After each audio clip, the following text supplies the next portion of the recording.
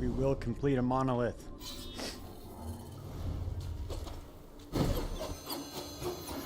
What's up, Photon? How you doing, man? You playing last Epoch or what? You on this? Dude, they got this is a banger of a release, man. They had like 150K right out the gate almost. Pretty sick. These guys earned it, man. They really cooked on this. This patch looks amazing.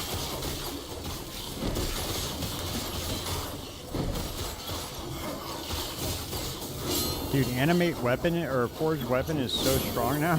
It's so crazy, dude. I've been in the monolith since like level 19.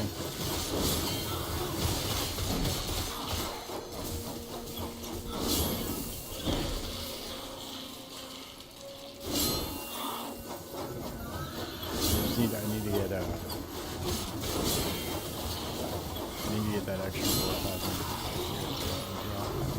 Yeah, dude, PoE 2 sucks. Unfortunately, dude, it really does. That game is such garbage. Like, I didn't realize it, dude, until I went back to the Freesia League for PoE 1. I didn't realize how dog shit that game was. It's just so slow, dude. Like, what are they doing, man? How did they think that was going to be a good idea, dude? They have a game. The game that built PoE 2 up is a straight just blaster game. You fucking get a godly character and you just erase entire maps in a minute. And yeah, I get it. They don't want to make that game like that, but to slow it down that much is a really drastic contrast. I don't know how they expected to get any other reaction, to be honest with you. It's like a little bit delusional that they think that they can just create some sort of middle ground, I guess. But it's like, why are you trying to cater to a different audience anyway? The first audience is the one that is the only reason why you're in the position you're in right now. Weird. Very weird design philosophy. There's just like no loot. The end game is just, they had 4 months to cook on the end game. Yeah, pretty much. And it's just Jonathan, dude. He just doesn't understand how people want to play the game. He obviously does not like PoE 1. I've heard him numerous times talk about how shitty the game's design is.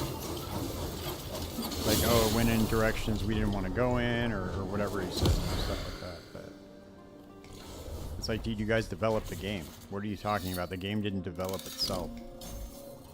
Very, very, very weird. It's very weird speech that he uses.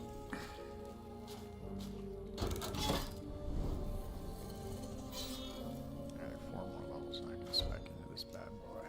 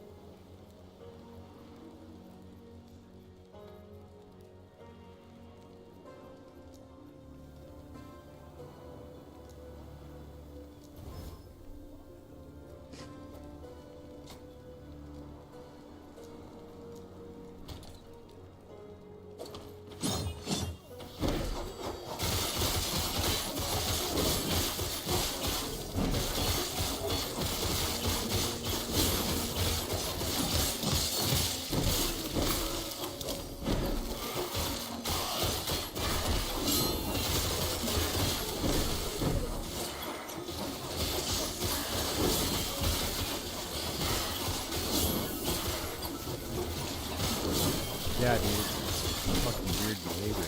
It's almost like these people hit the self-destruct button or something.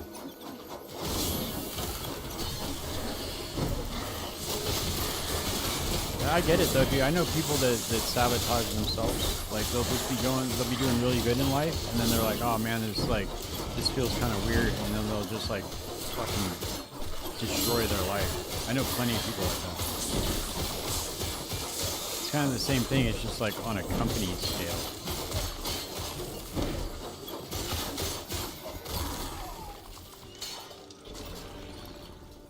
There we go, baby. Let's go. I got that increased stun chance now.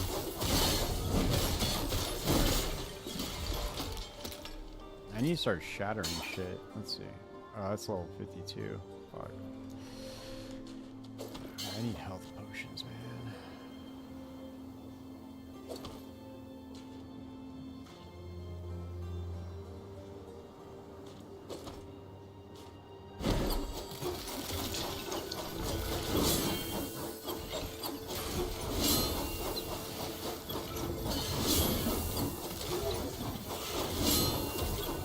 So every 3 seconds I'm producing this.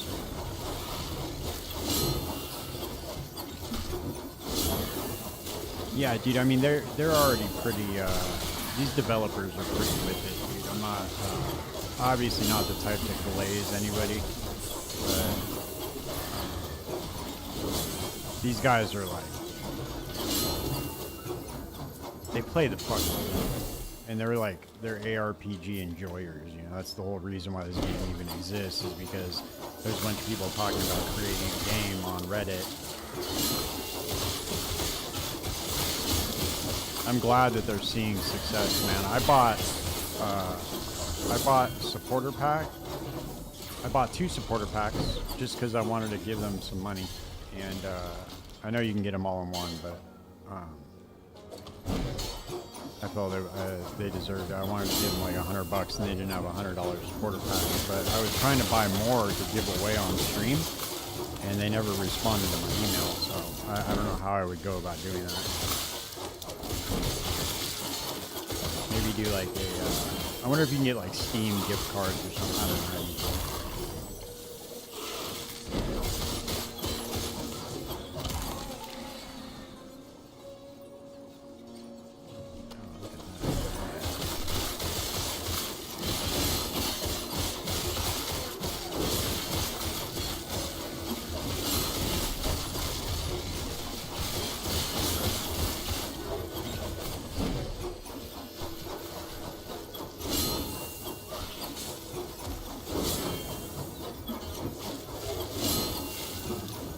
Dude, the new MTXs look dope too for the skills. This new Cyclone MTX is pretty cool.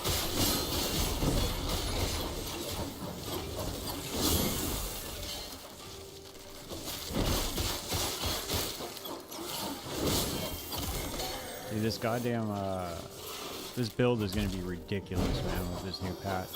I can't wait. Give the Ascendant a shot. What is the Ascendant? Oh, no, I know that. That's the one that guy Sladro plays, I think. He's another content creator. I think he plays that game a lot. I've heard him talk about it at least. I'll check it out. I don't really know what it is. I'll have to look at it. I still gotta play Monster Hunter too.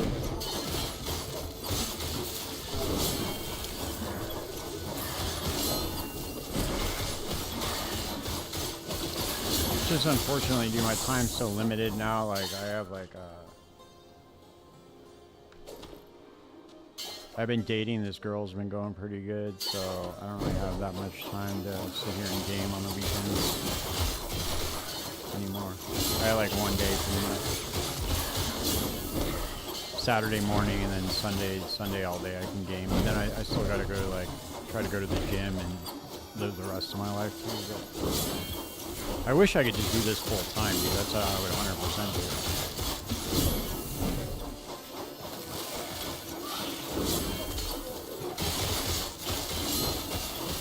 It just sucks because when you're a small channel, the algorithm just drowns you out. Like if there's like a big release, you have a bunch of people that have over 100K subscribers and they're making videos constantly for the same subject that you're making it for, the algorithm just drowns you out. Like, I've had videos that got up to like 18K so far in views, but no matter what I do, because I'm making the same content for the new releases just like everybody else, so I just get kind of screwed.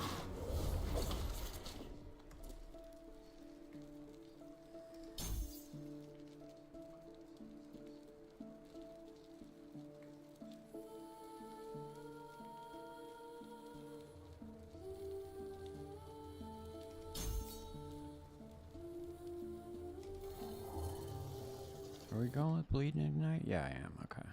It's funny. This is the first time I've ever done this. I made a build planner, and then I made a build planner, so I'm just following my own build guide now. It's kind of wild.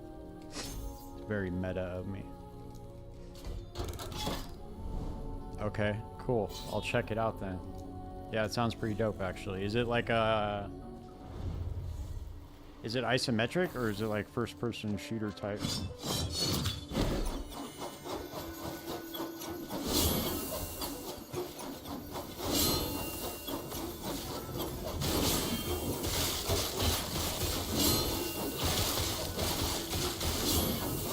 Okay, cool. Yeah, I'll check it out. It sounds pretty cool, actually. Yeah, I was trying to like finish up Grim Dawn, but dude, I get so fucking lost in that campaign. There's just like so many quests that just stack up, and I'm like, dude, I have no idea where the fuck I'm even going.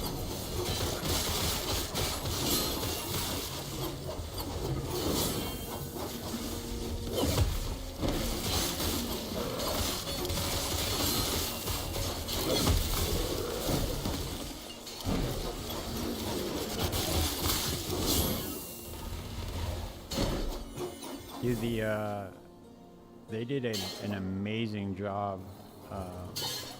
They did an amazing job with these, with the graphics in this game now. It looks really good. Let's see what we're doing here. Okay. I need to just set up my loop filter better. Okay, let's go for this, more frequency.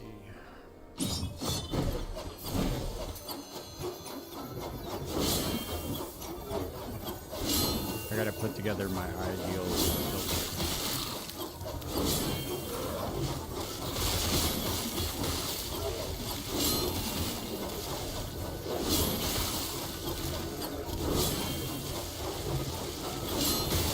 The problem with me is I play so many alts that it's difficult for me to set up a loop filter because I don't know what I'm gonna play, and so I don't want to like find a badass drop for a build that I might play in the future.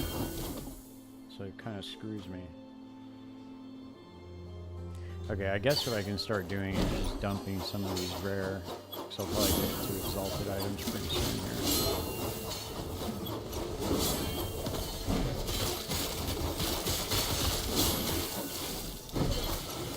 It's so nice, dude, now that the shards just go in your inventory automatically now. You don't have to, like, you don't have to transfer them.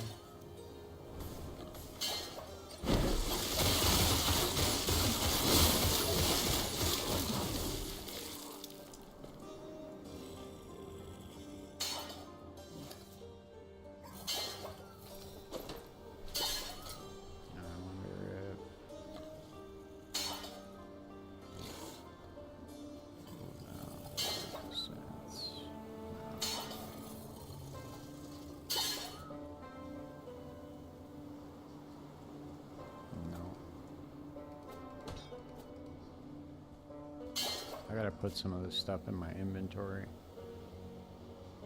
Or in my stash.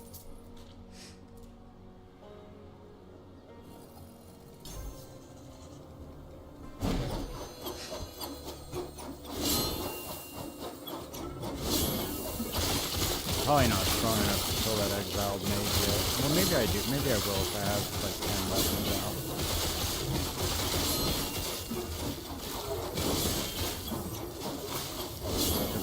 Starting, if I can get him down to like 1 second. 1 second drop. I'm already at 12. Oh shit, we have to manifest the armor too.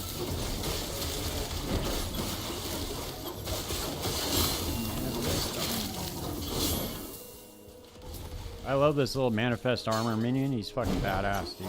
He does like whirlwinds and shit. You can get him like whirlwind with you. Pretty cool. He does a lot of damage. There we go, baby. Let's fucking go.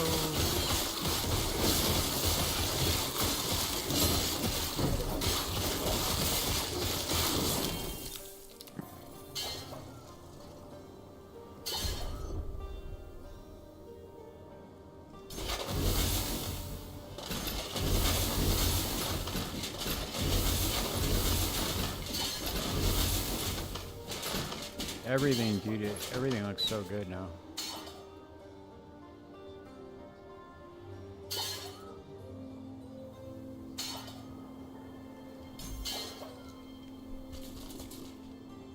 Do I still have a point? I do.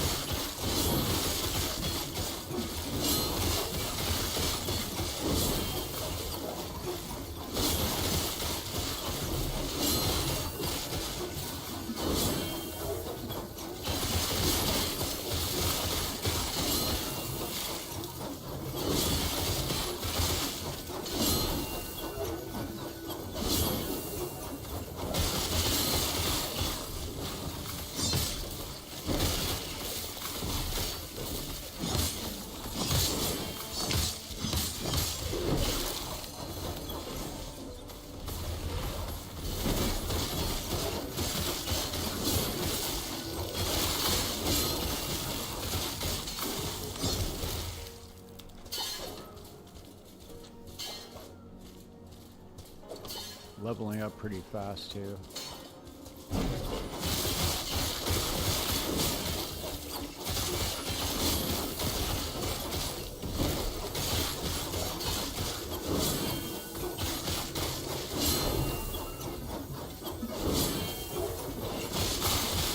What I'm going to do is I'm going to get to level like 50 or 60. I'm going to get my character put together a little bit good, a little bit better, and then I'm going to go finish the campaign real quick.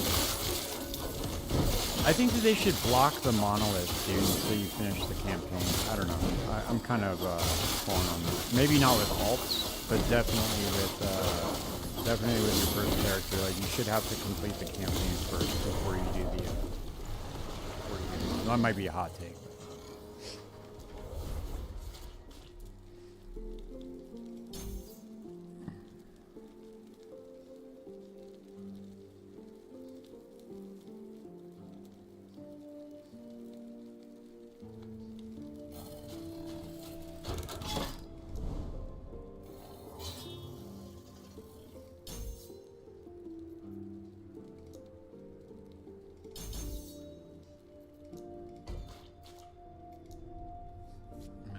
Symbols of hope too.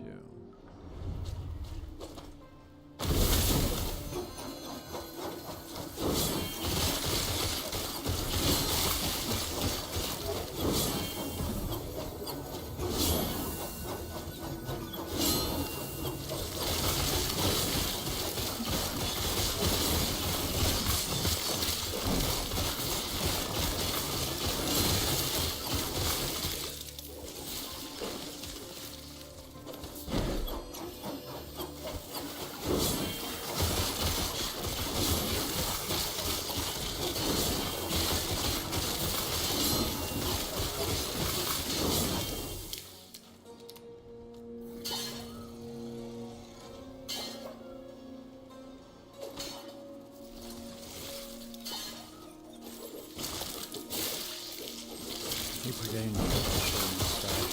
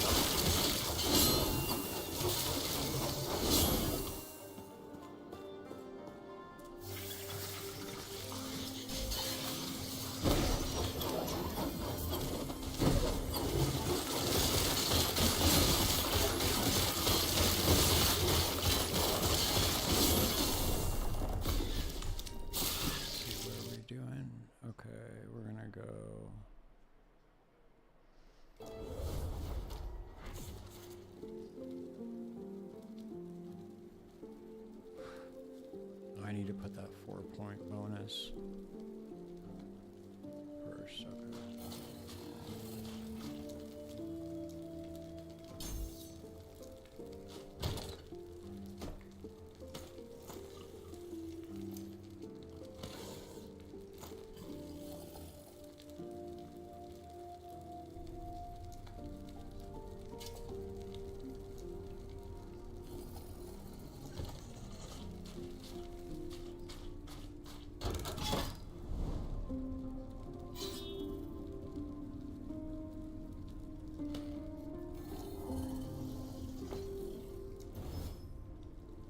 I can get Phantom Grip. Let's see if I can get a Phantom Grip.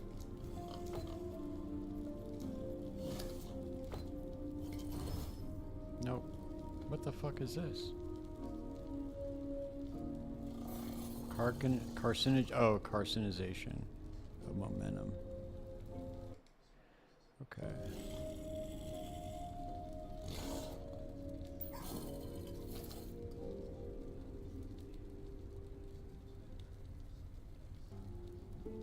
Let's see, does it have the area tag on it?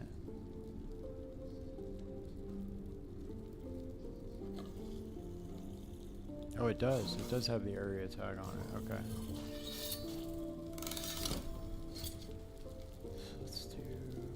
Can't use those.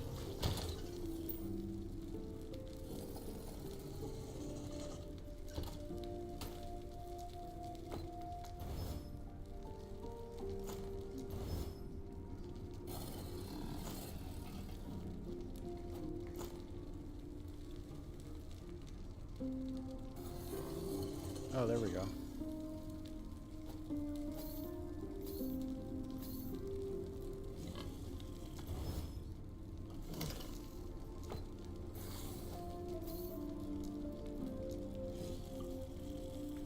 What can we put on here? Let's just do flat health.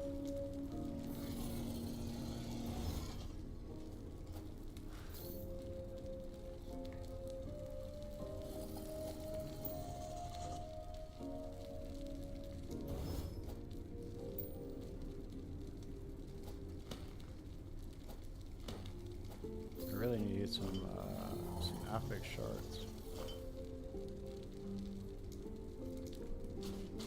I'll start completing these monoliths now soon.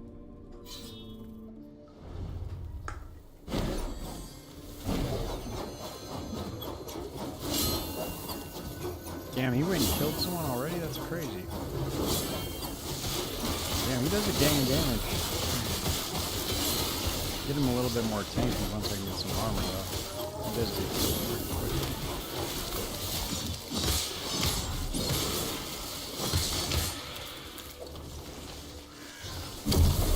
There we go, double warpath, baby, let's go.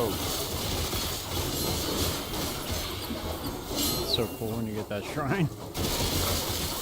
Dual warpath.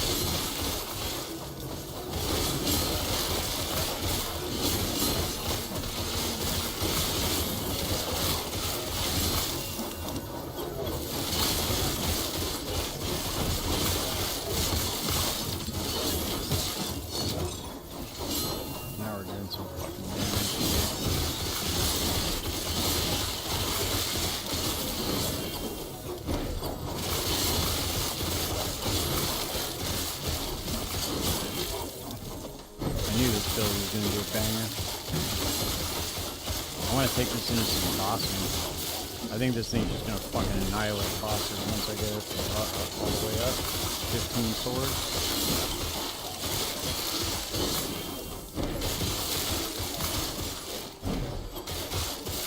$15 swords and like a solid manifest armor, and I'll be good.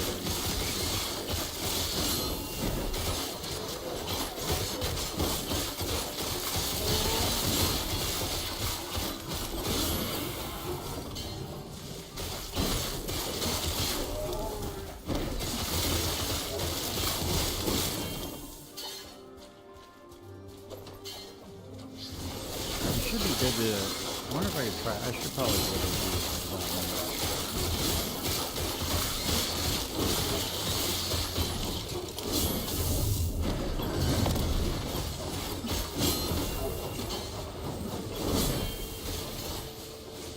that. That motherfucker's dead.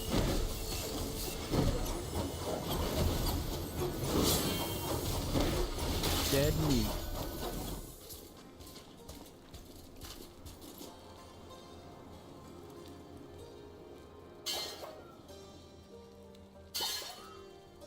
Damn, dude, these weird experimental apples.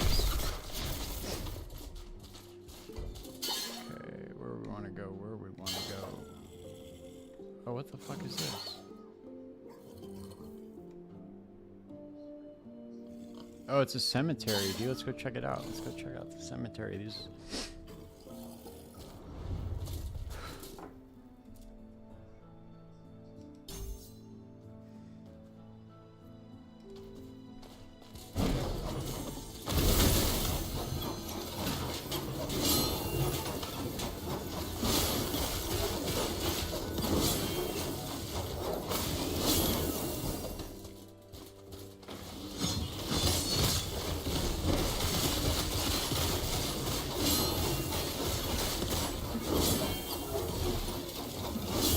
I need to get my boy some health over there. He's not doing too well. He gets killed pretty fast.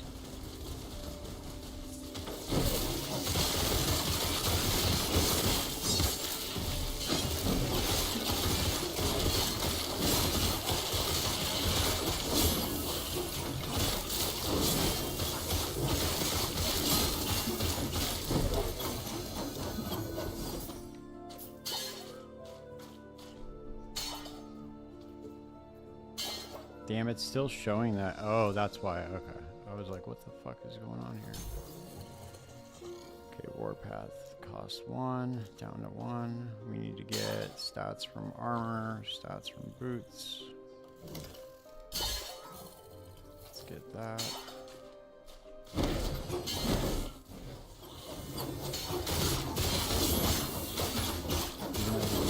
Pretty much dog shit right now. Let's get these guys invested first.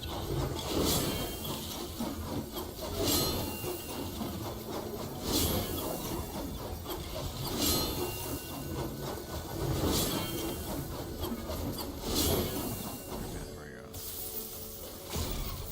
Damn, he went right into that shit. Look at that.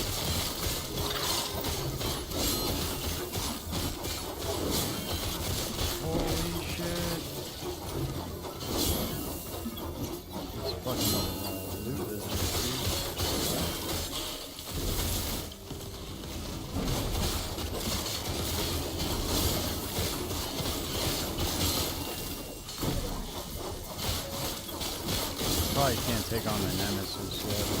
Not even on the way.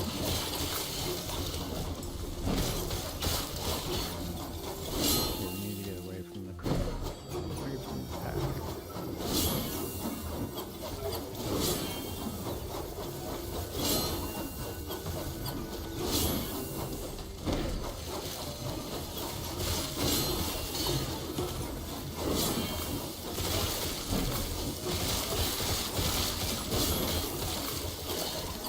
These things do a bunch of fucking damage.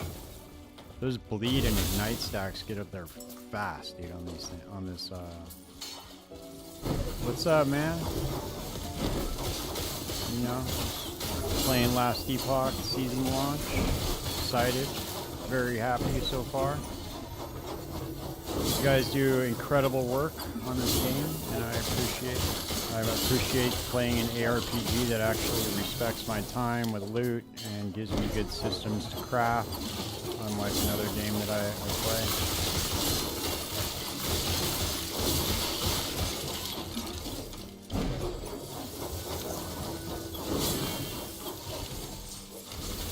One thing you'll never hear an 11th hour game developers say is, oh, why didn't you go to town and check the vendors? Or you're not disenchanting your gear?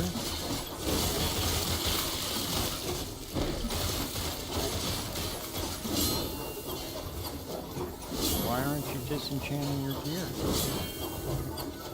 I guess I'll have to play and not disenchant it just to see how other people are playing the game. What an insane thing to say. I don't understand that. How the fuck do you go from Path of Exile 1 to Or you have to go to town every time your inventory gets full just to disenchant shit.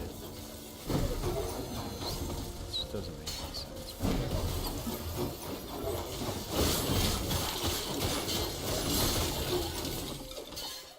Let's see what this Nemesis has got for us.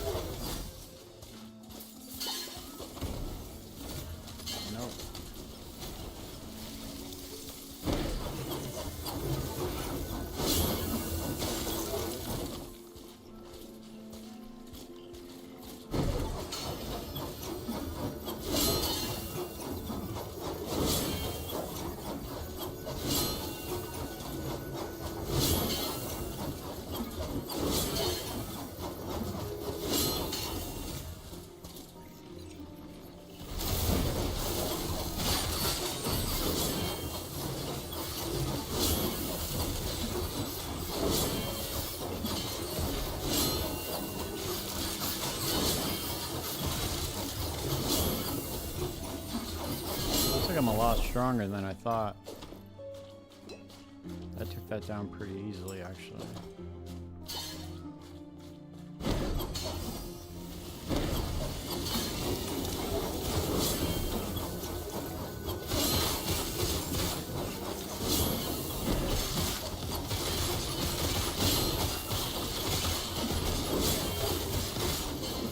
Spin the wind, baby.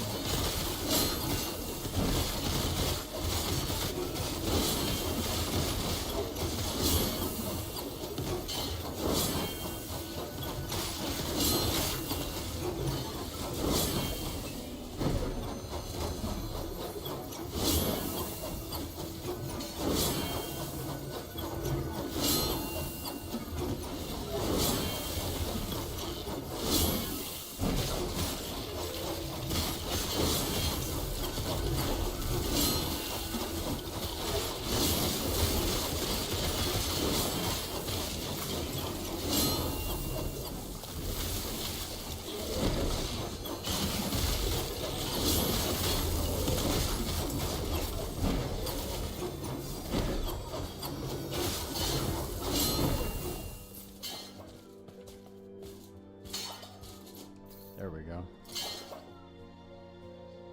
use it yet.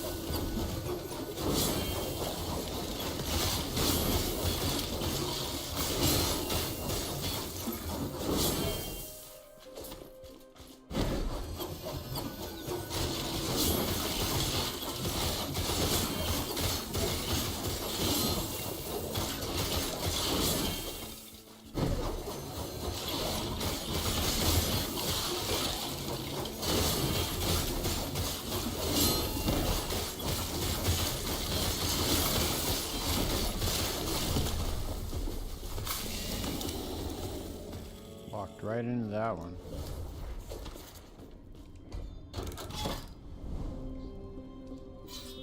I want to check out this cemetery. Damn, he's already level 80, whoever that is, fucking killing the race game.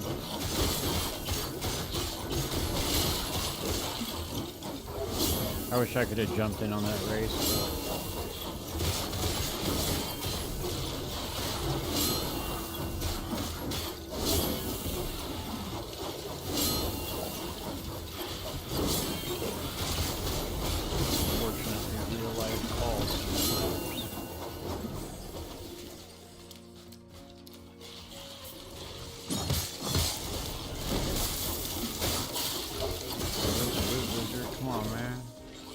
be one of huh?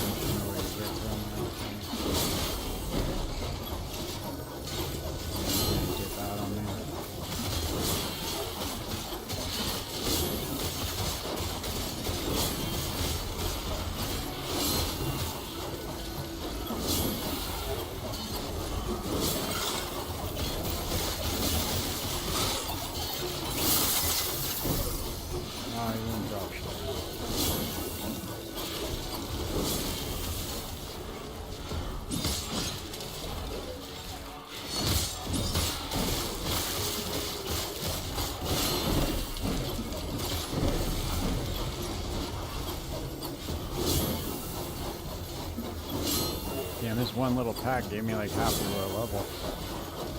Crazy.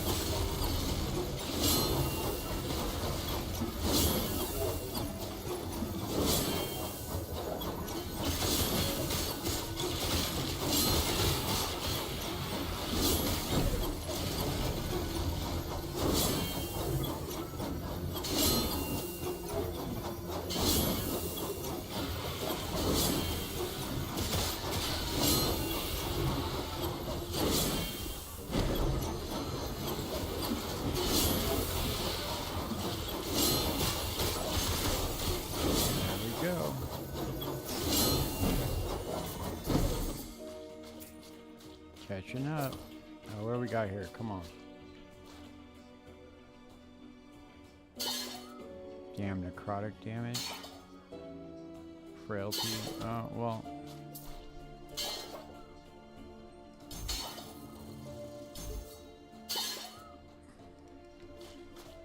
Nice. Okay, we got the extra warpath one. There we go. That's all we needed. Get 0 mana cost.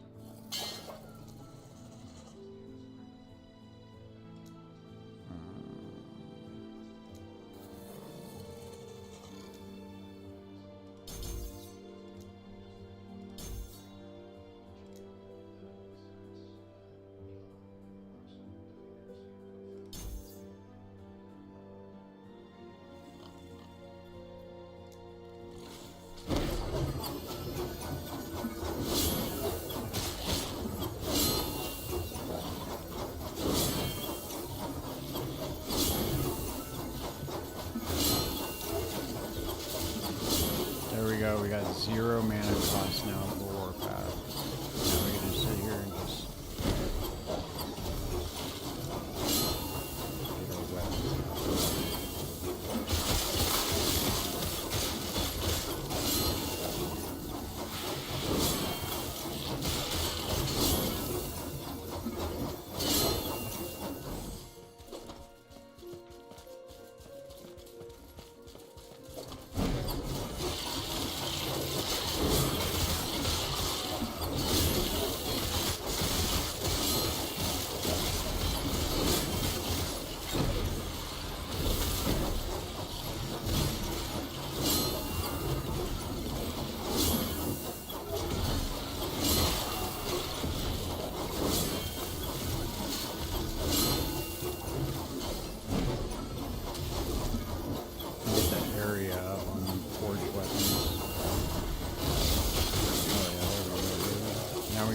cemetery and see what's up.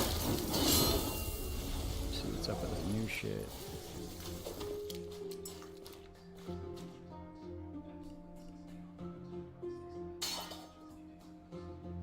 Damn, it keeps trying to give me, let's see. These ones are interesting.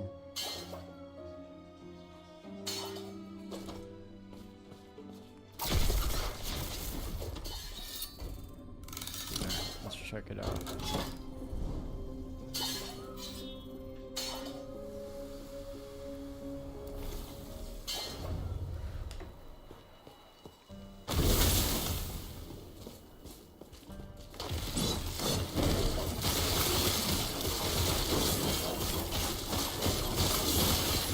He does do a fuck ton of damage, that's for sure. I just need to get him some better gear.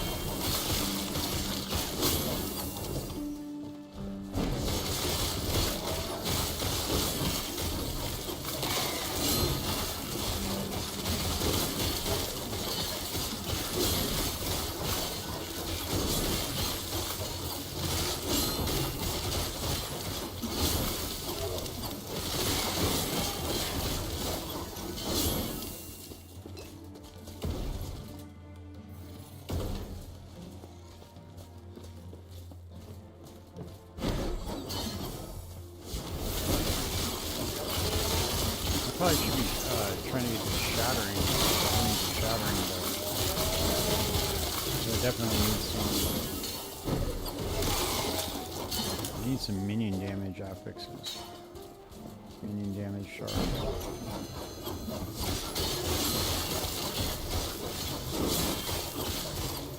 Oh damn! So the cemetery is actually okay. So there's like an area that leads up to it. I wish the pets picked up gold. That would be a really good quality of life change.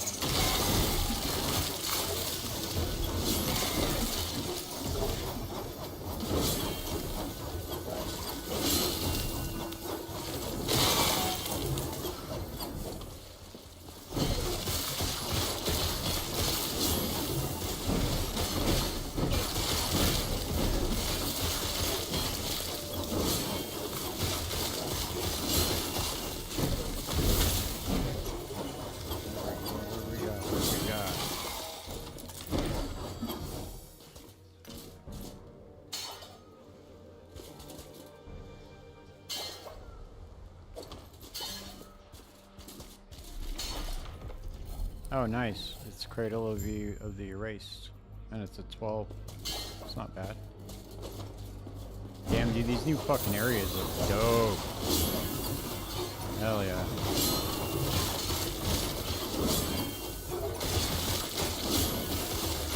That's clean as fuck.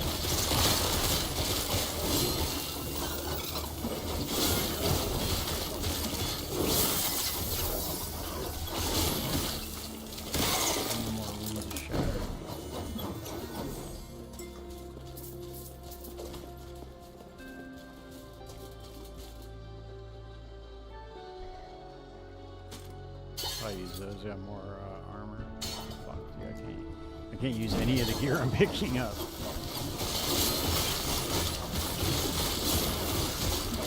That's that early monolith life.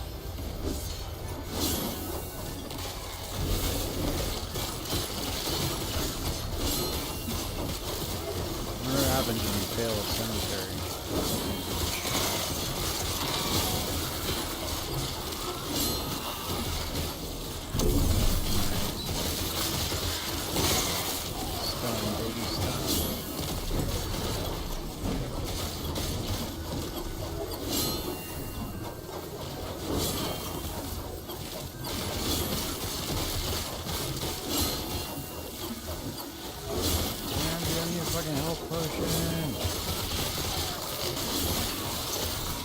Ah, I almost made it good.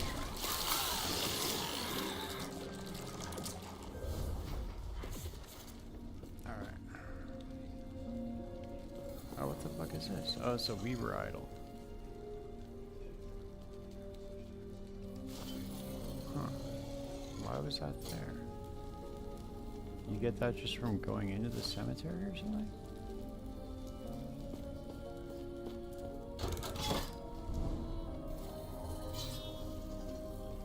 Can we try it again? Oh, we can keep running these.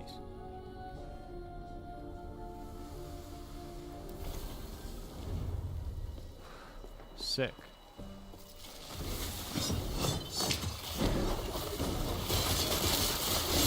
Damn, that fool got laced right out the gate.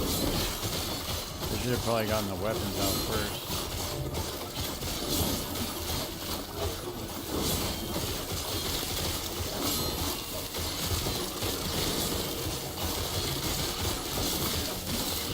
Now we're good. Now we're good.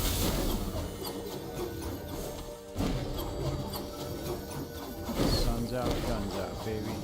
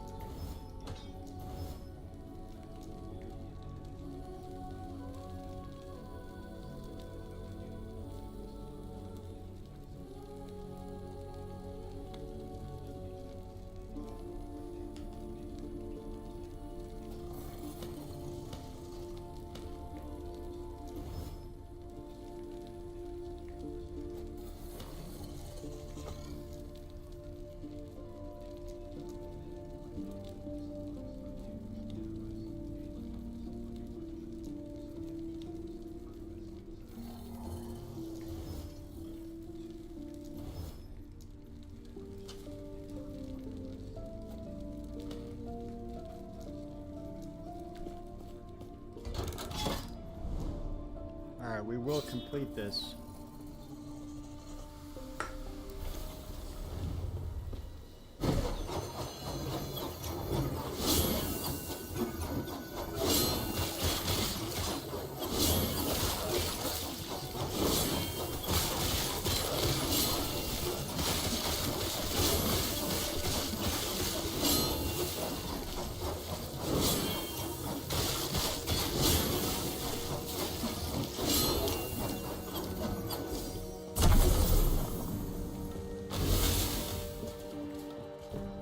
need to get a better chest piece so this dude stops dying so fast.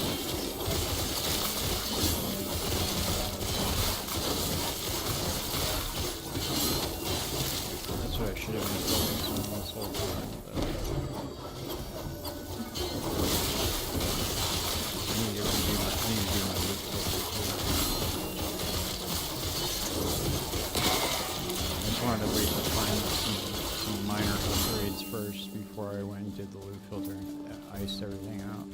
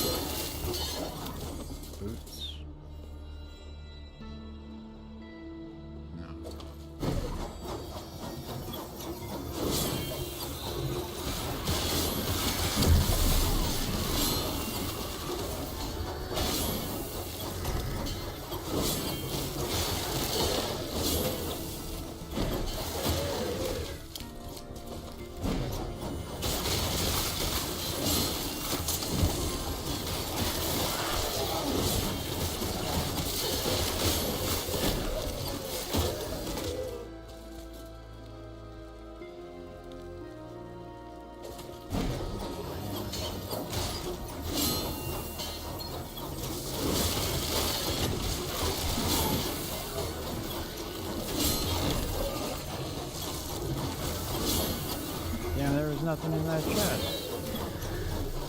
Now, did they sneak a Path of Exile 2 strongbox in here?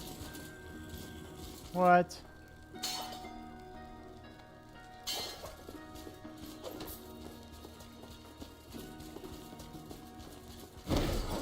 Yeah, this orb mon. I don't know. Hang on a second. Orb money? He's probably using Devouring Orb, I'm assuming. But whatever that is, just reach level 81, which is absolutely fucking nuts. Super fast.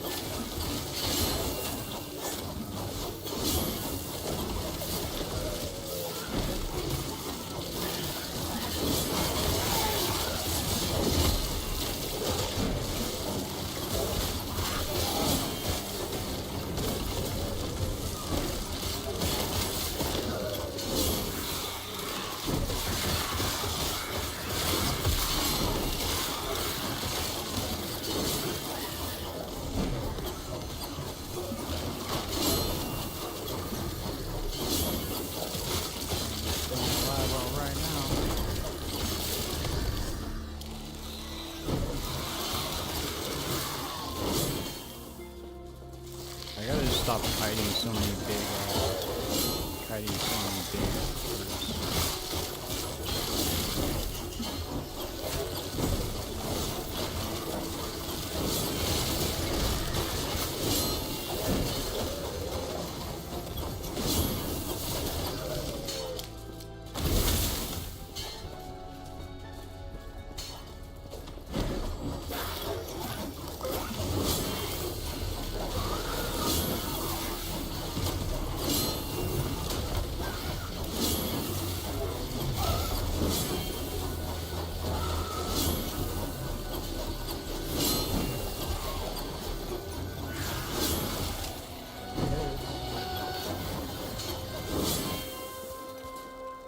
Cemetery of Reweaving. Okay. Oh, look at that. And we got a little bit of an upgrade on our boots. What do we got here? What is this? This is for the idols, right? Look at all that quality of life. You got a stash right there. Oh, here's the Weaver tree. Sick. Alright.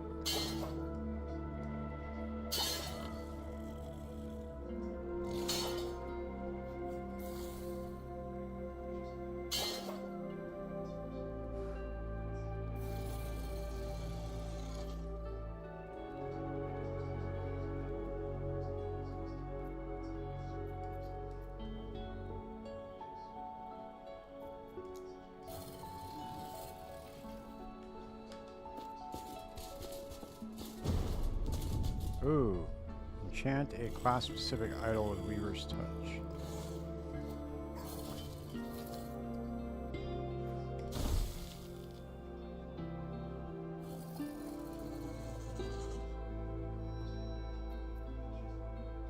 Oh, okay, so you need Memory Amber to enchant them. Okay.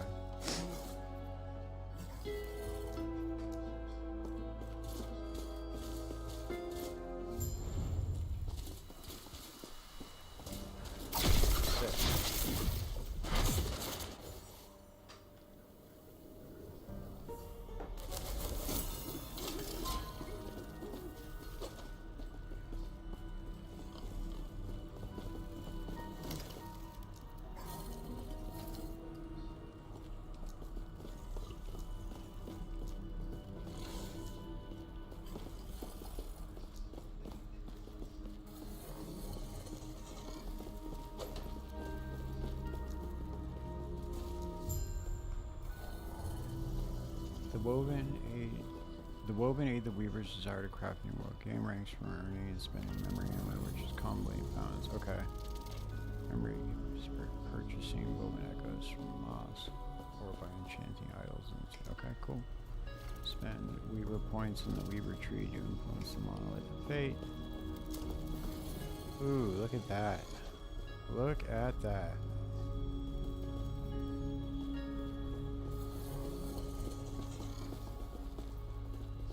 Okay, where do we want to go? Your echo rewards have a chance to be doubled on completion. Place an item to imprint the slot to make champions and now drop piles of them. Okay, we need to get one of those for sure. Place woven echo to imprint in the slot to have a chance to spawn your echo web when a new echo is generated. Okay.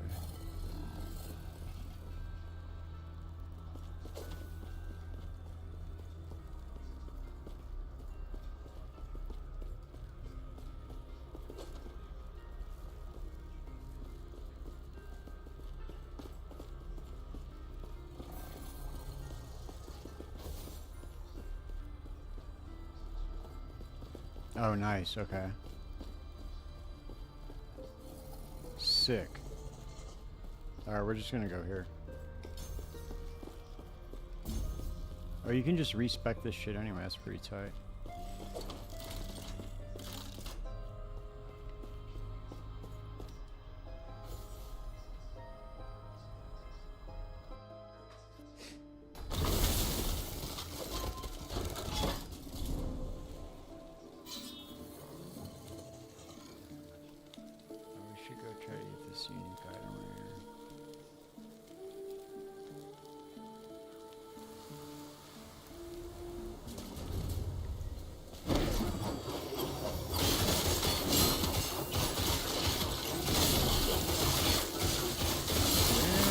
Motherfucker doing some damage.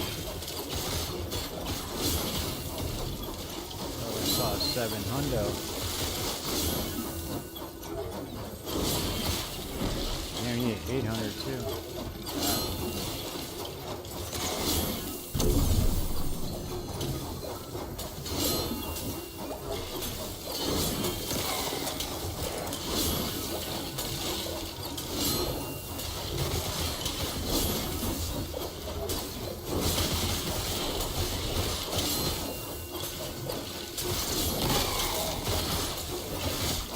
Finally get 12 souls now.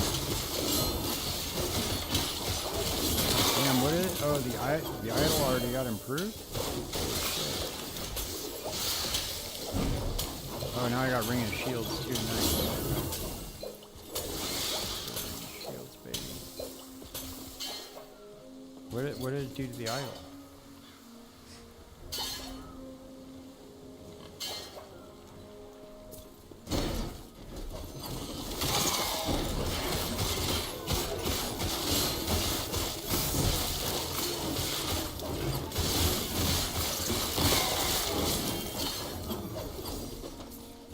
Protect me, Ring of Shields.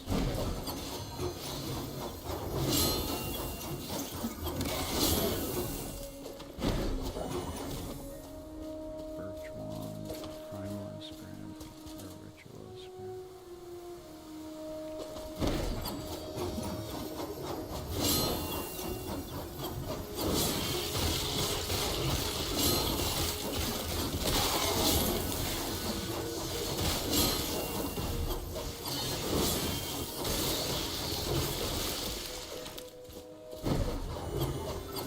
Damn, it's another cemetery in here? Fuck.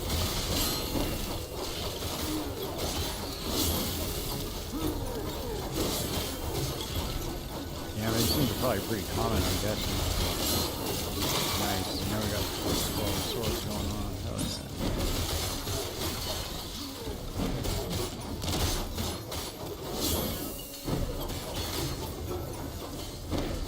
Come on, lace that motherfucker, dude.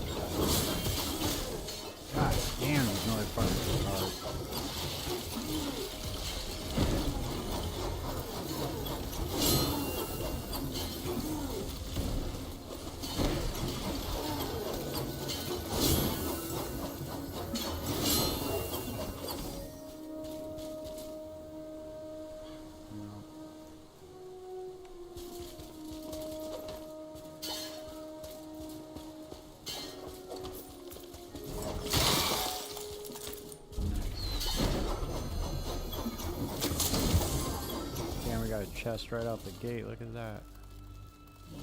Increased mana regeneration. Let's see actually, what do we got here? Anything? Nope. Nope.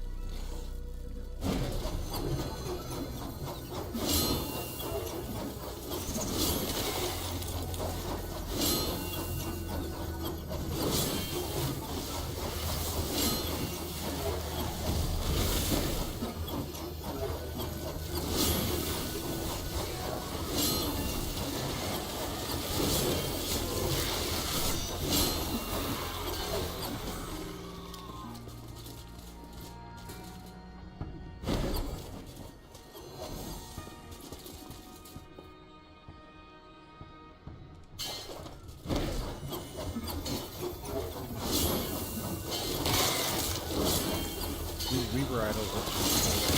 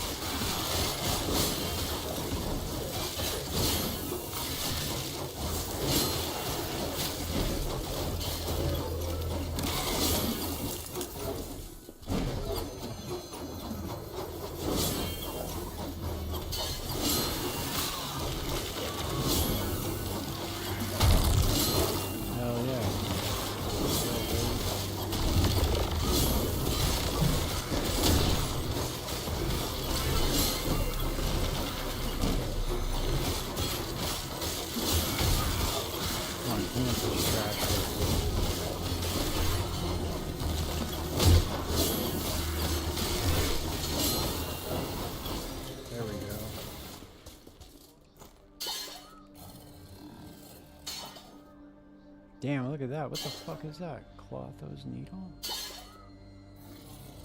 Block chance is converted to parry chance while not wielding a shield. 20 per meter from the target to 5 meters. It's range with fire, random puncture. Oh wow, that looks kind of cool.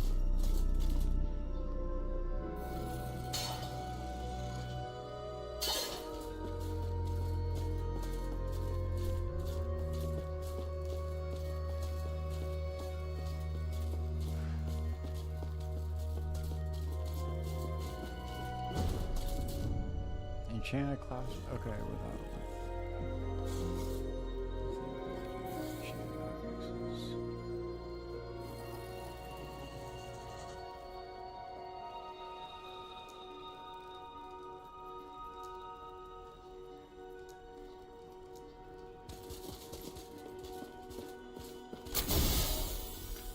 Nice. Okay.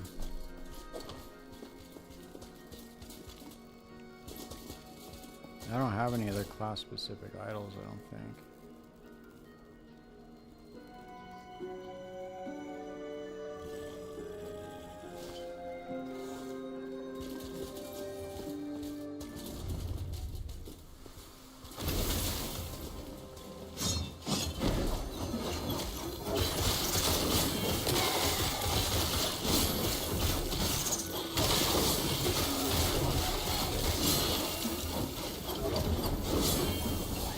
What's up? Thanks for the follow, man. Appreciate it.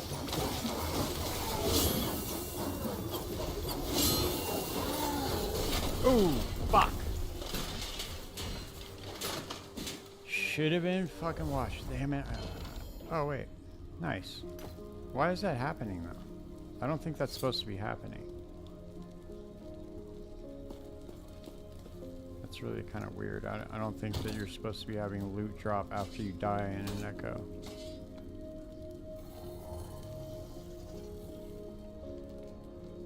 Alright, let's try to get a phantom grip. Come on, phantom grip.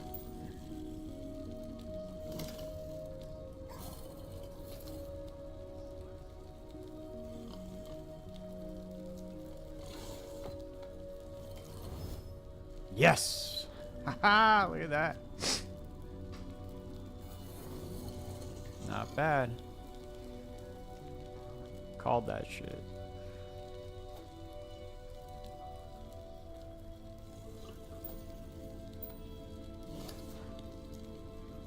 Could have been a 2-banger, but hey, we'll take it. I will take it. Let's go for that attack speed. And now let's go for, yes, cap that.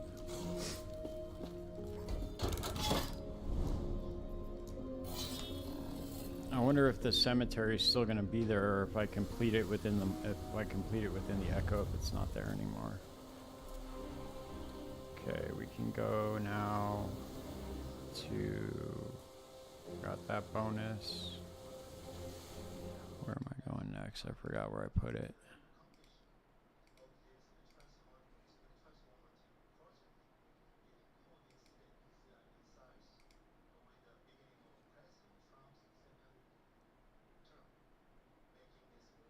Okay, so I can just cap these now.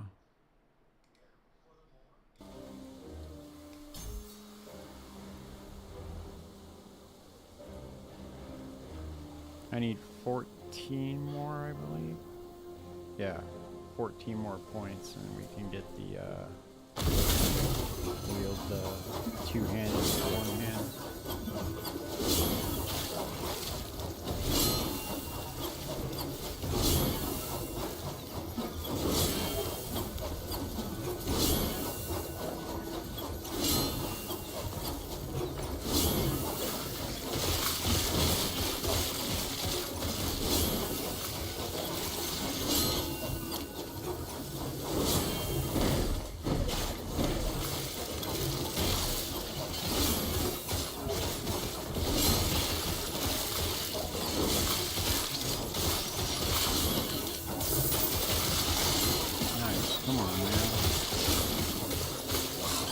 Drop me something good, motherfucker. Alright, I got some boots. Let's see what, oh, look at that. Nice.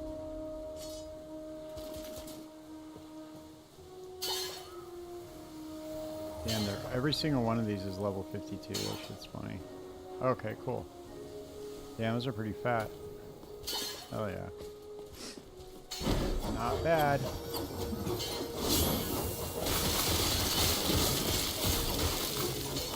Fucking sword army.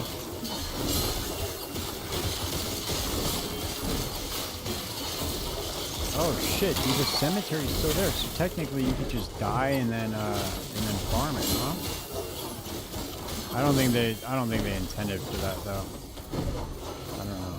That might be abusing it a little bit.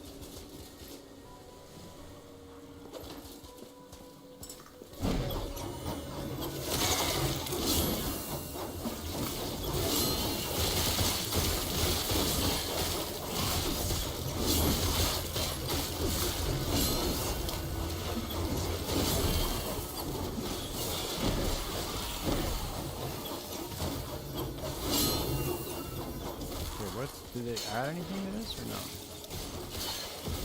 Nice, okay.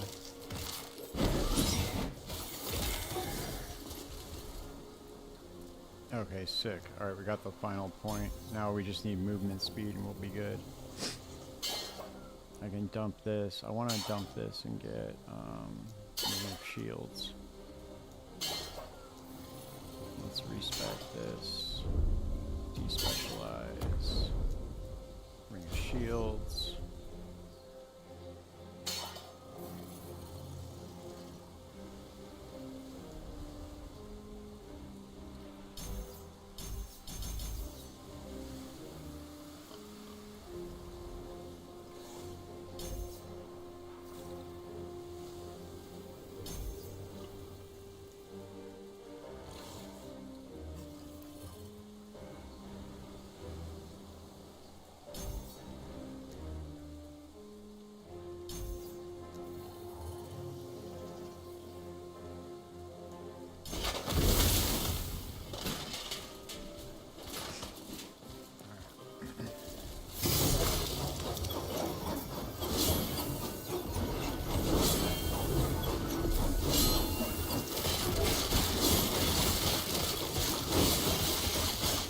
I have a feeling that this character is going to be insanely tanky when I'm done with it.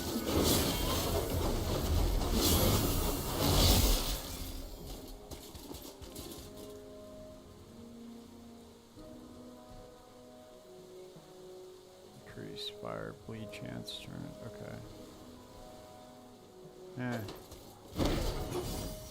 I don't know too many, oh wait, what the fuck is going on here? Why is it giving me, oh. I was like, damn, why is it giving me a notification?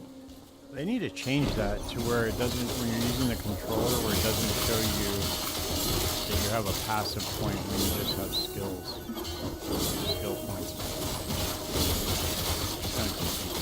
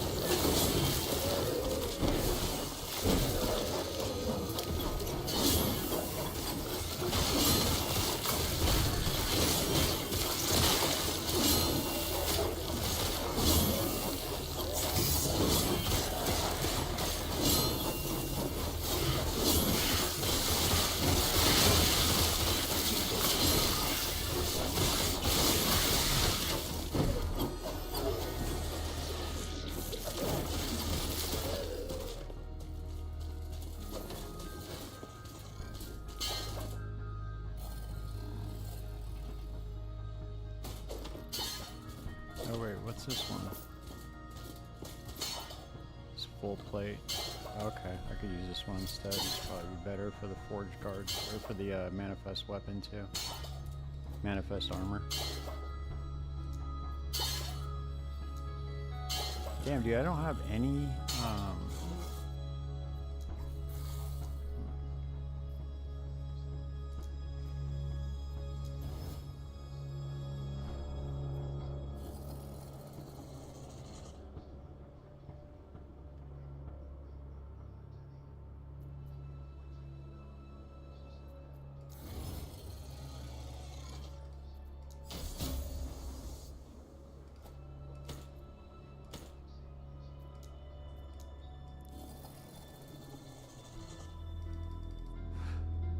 damn, that sucks. A little buggy on that, huh?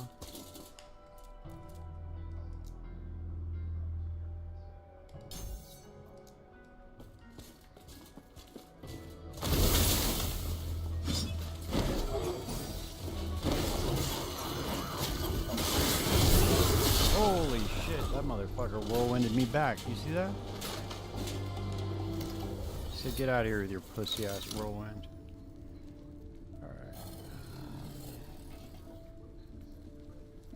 I need to buy some of these, start getting these shattering runes, dude, because I know they're expensive.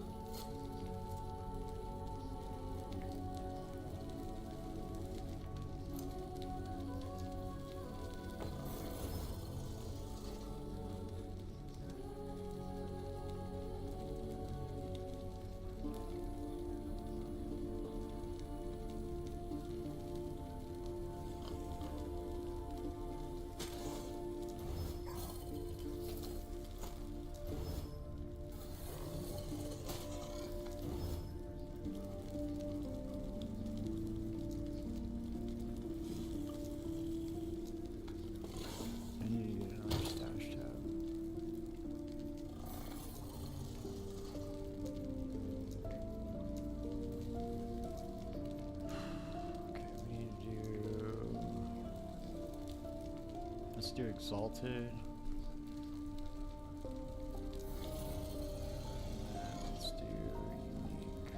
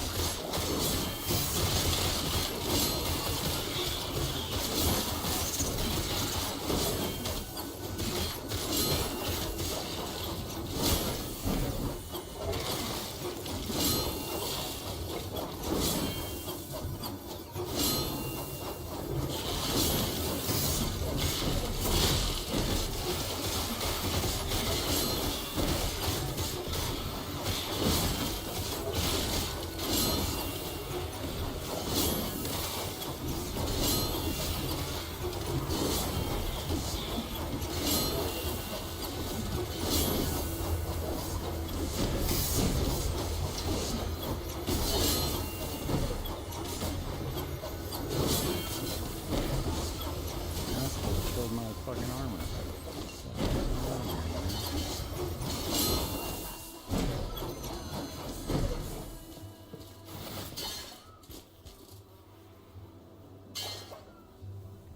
I'm waiting to see if we can find some good gloves with like some minion stats on it.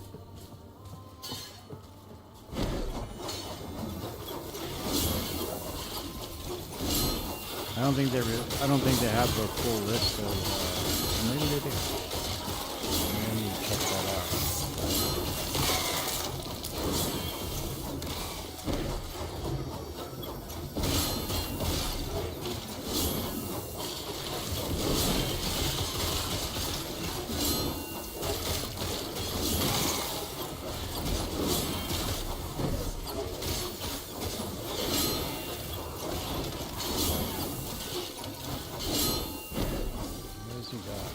Oh, okay, finally. Alright, let's see what we got here. 152 armor, trash, 94, okay.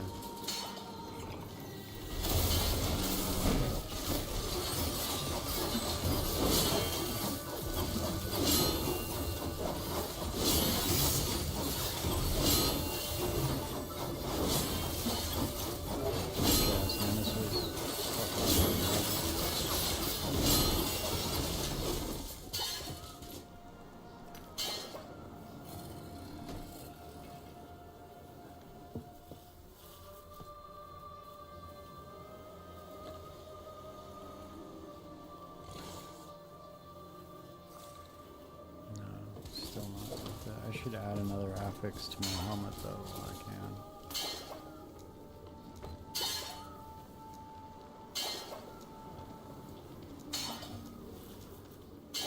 God damn.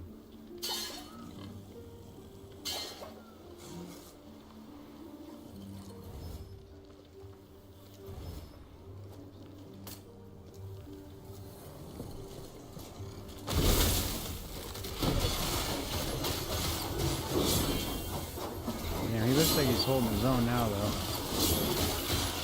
He's definitely, he went into that pack by himself and he didn't get clipped immediately. So that armor definitely helped him.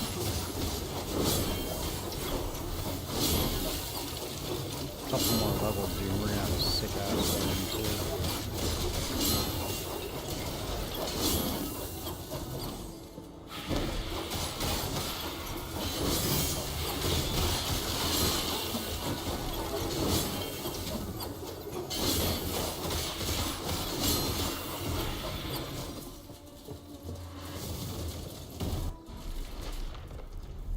Sick.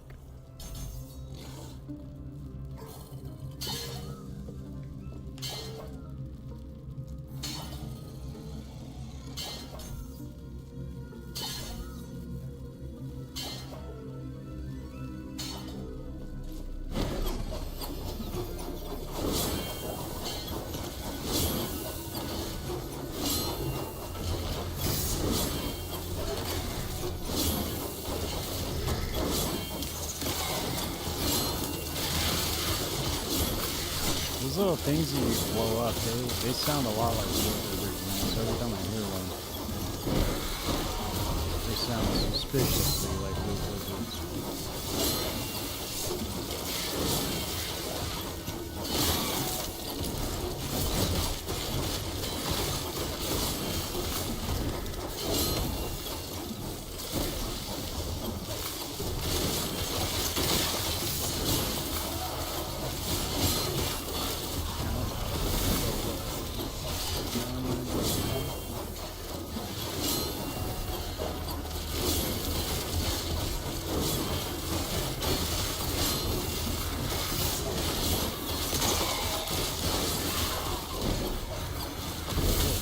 My fucking manifest armor is getting straight wrecked.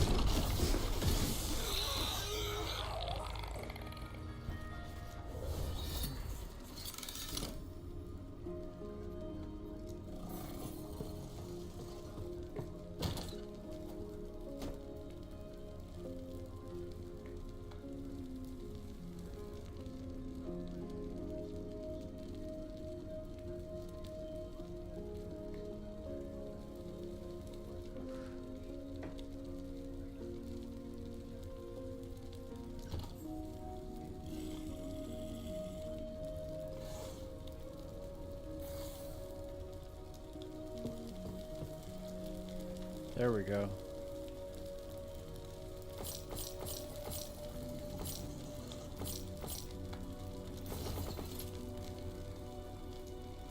Start getting some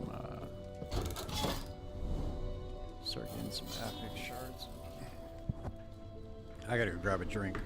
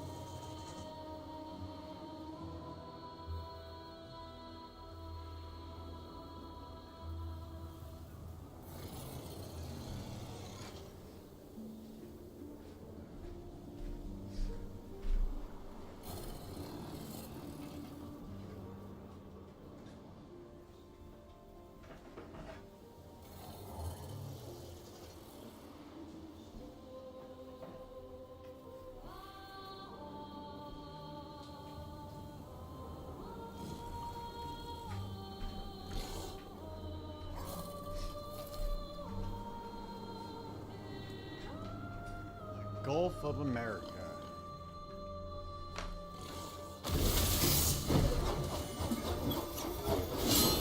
Damn, they're really gonna let the Menendez brothers out of prison? That's crazy. Those dudes killed their fucking parents, man.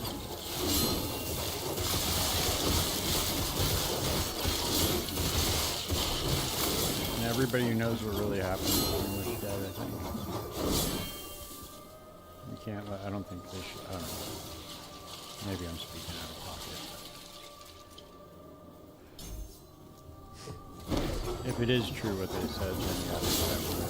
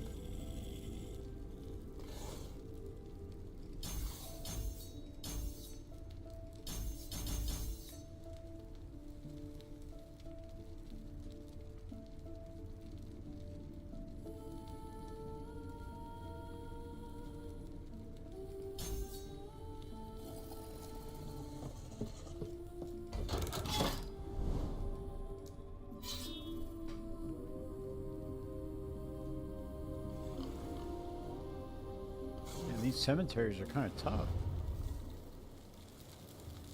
It's cool though. We needed more content like that in this game for sure.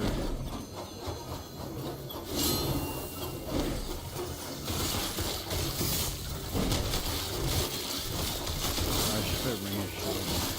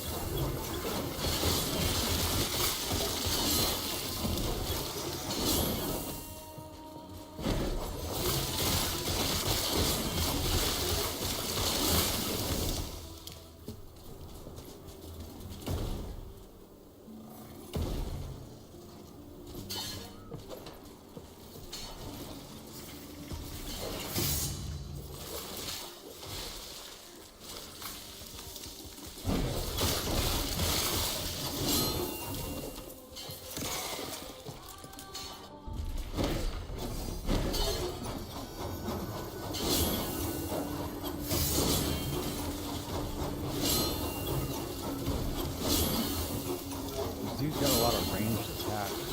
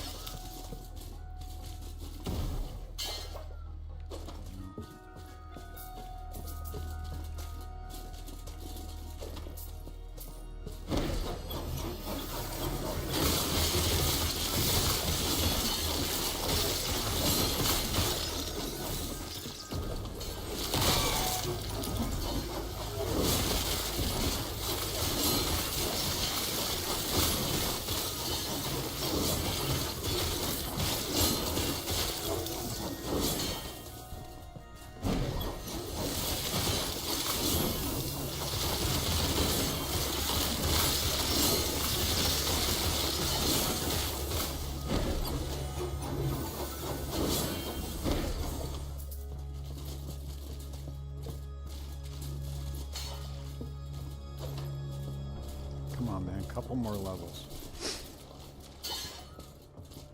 Couple more levels and we'll be in business.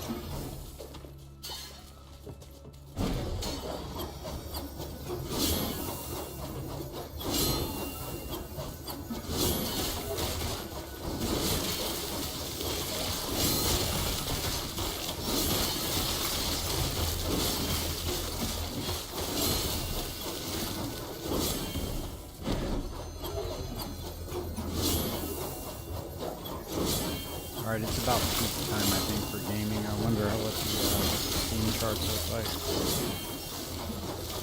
This motherfucker better not roll when you rush to get in the room again.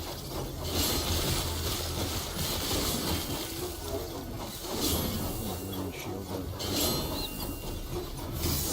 up.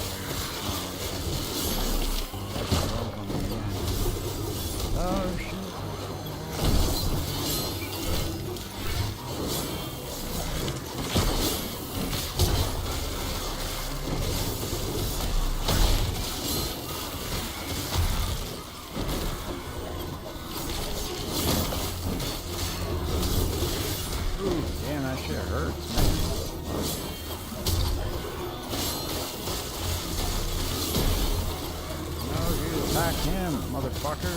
What the fuck?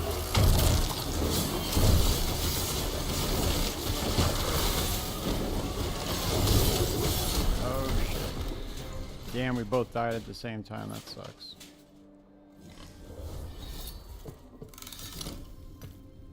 I don't think that that's supposed to be happening, where you're getting your loot when you die out of the, outside of the Echo. I don't think that's supposed to be happening, but maybe somebody should bring that to their attention. Or maybe it is supposed to be happening, who knows?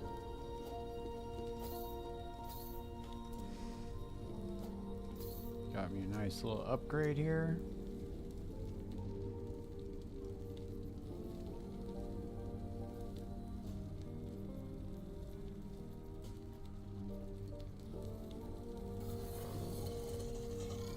For minion health.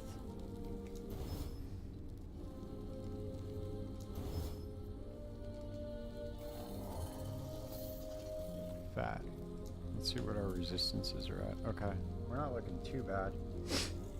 None of them are at 0, so that's good.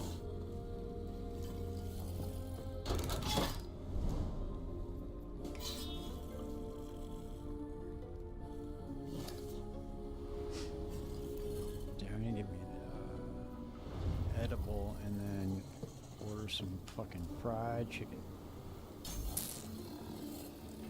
That's what I want. Okay, 10 more points. We will be in there like somewhere, baby.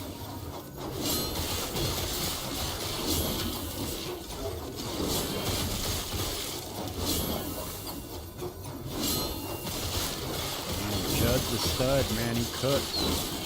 He knows what's up. This game's fun, dude. I don't understand. Like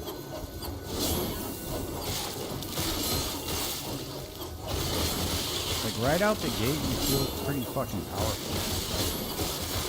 Like, they're not stingy with the power fantasy in this game, which is pretty fucking cool. I like that. 'Cause it's not like over the top where you're like obliterating like screens in 1 second or anything like that, but you know, you feel good. Feel powerful, your build can get really tanky, and you can target farm the items that you want. And you can craft the items. And yeah, there's a loot filter, but you know what? Like, it's really simple to put together. You don't need to download anything from like a program or anything like that. Go to another website. A lot of pros versus Pathfinder.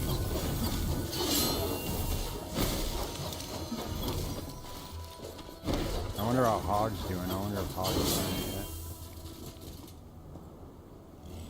Alright, let's check out the, I want to check out the Steam charts real quick.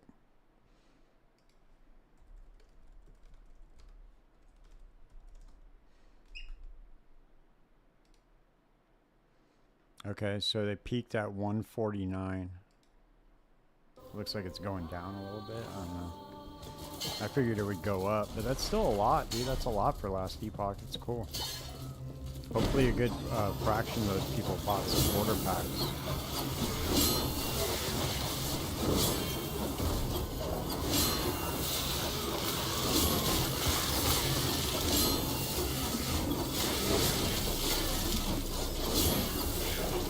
And plus, the weekend's coming up, so I'm sure that it'll pop on the weekend too. Oh, there's another loot lizard. Get that motherfucker, dude. Look at that loot lizard. Come on.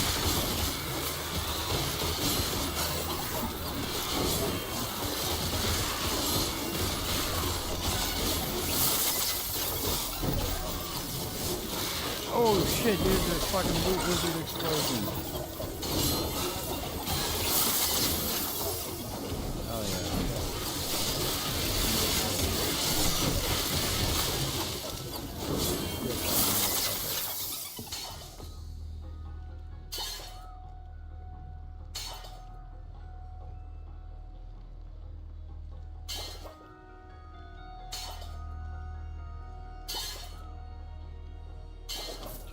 We need to find more Sentinel idols. Let's go, come on. Symbols of hope activation duration. With fire skills. Growing critical. Animate. Holy cleave.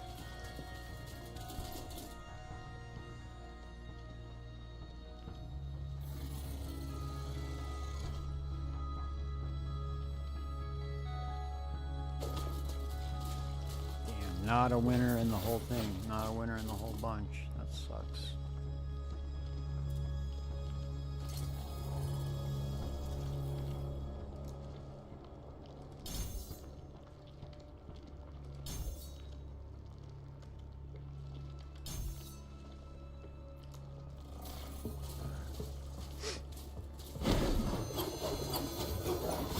I like the new MTXs for the skills. That's dope.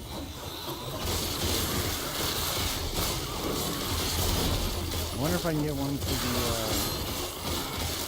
get one for forged weapons.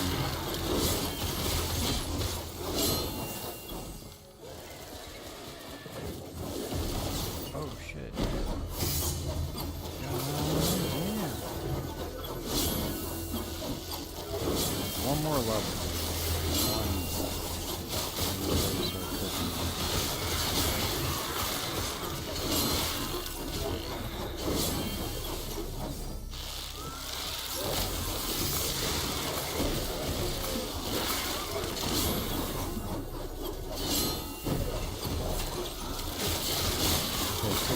Does not change. Okay, so the layout's exactly the same in every single one of these. That's what it looks like, at least.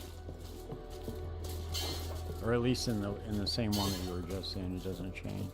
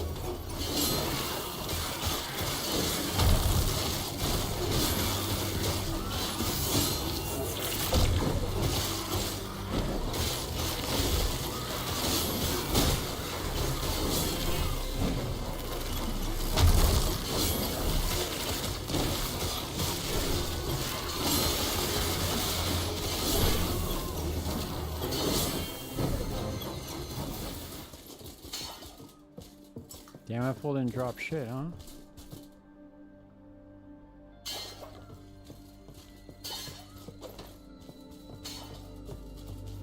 Too bad none of those idols worked out. That would have been fucking dope.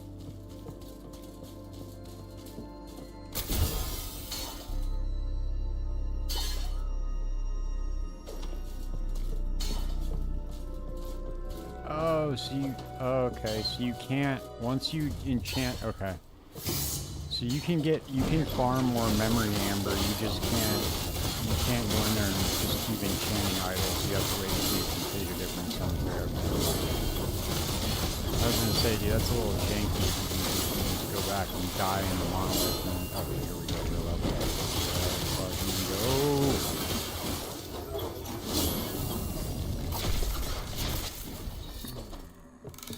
go. Ooh, sketchy. Alright, where are we at? We're doing the stun chance. Okay, that one's 10 health on kill. This is increased stun chance and increase. Okay, so let's go with this and let's slap a root chaos one on there. Chaos. Upgrade. Come on, give me something good. Fuck me, man. There we go. Hell yeah. Let's go.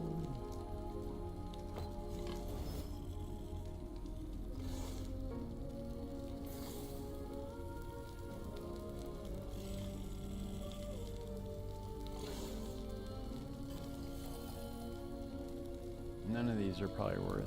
Oh, what's this Weaver's Gift? Okay. That looks pretty cool. These new weapons are pretty dope looking. These new Weaver ones. They look pretty cool. Level 50 and level 68 though. That's pretty high up there, man. I want to use that, so hopefully they have some good use cases to them. Let's buy, or let's sell off the rest of this shit, dude, because we're not even gonna use this.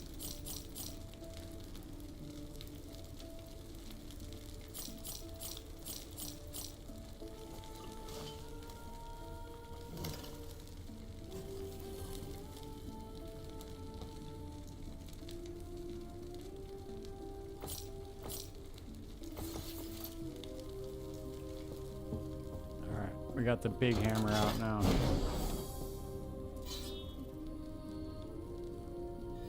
Where are we going? Do I want to go with armor shred chance? Yeah, fuck it. We'll go armor shred. We'll go minion armor and then smelters might. Or maybe we'll go, let's see. What did I put on the build guide? I know I had already crafted this out. Okay. So flawless defender, walls of Slarum, and then shield crafter.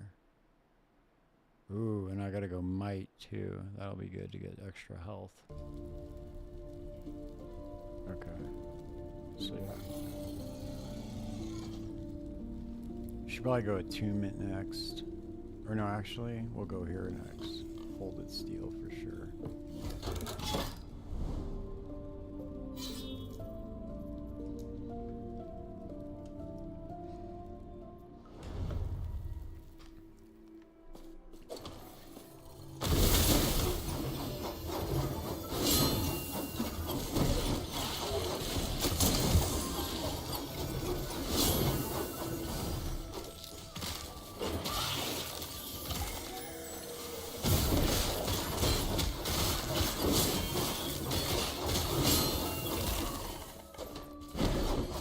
Yeah, Manifest Armor is doing a pretty good job.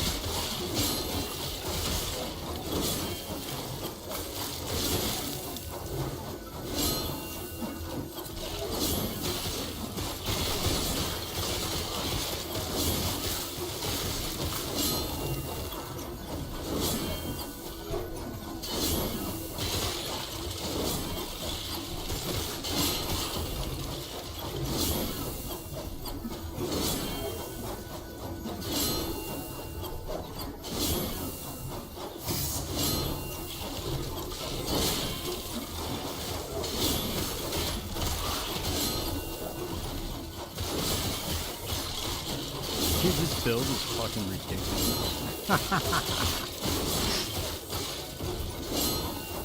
Yeah, baby.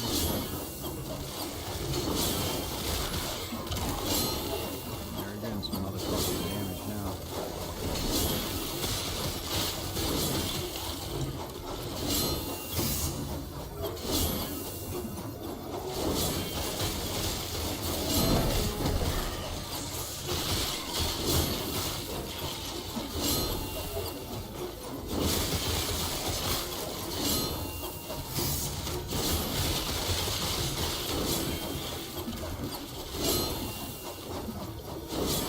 And I could slap like, I could probably get like 50% more movement speed too.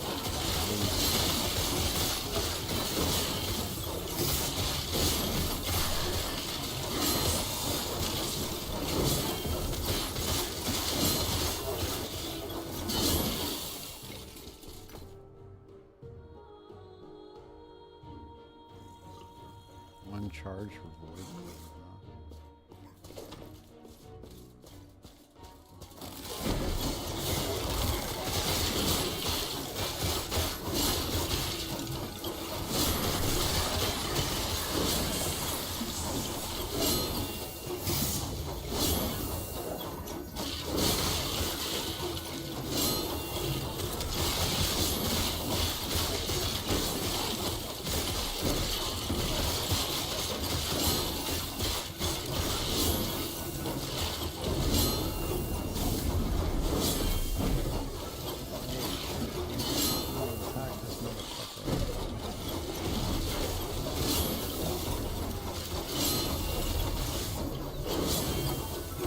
close to being able to put that shield on.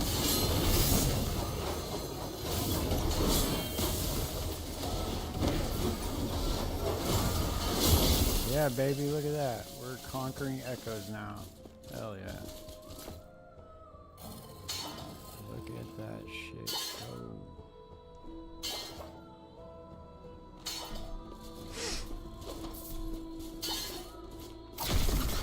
No problem, man. Nothing major.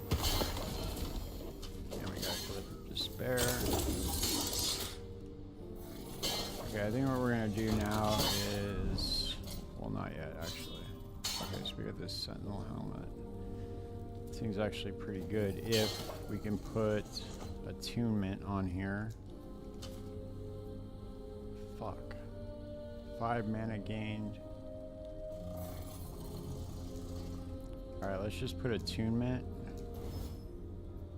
Let's try to chaos this one into something good. Health. Okay, we'll take that. We will take that.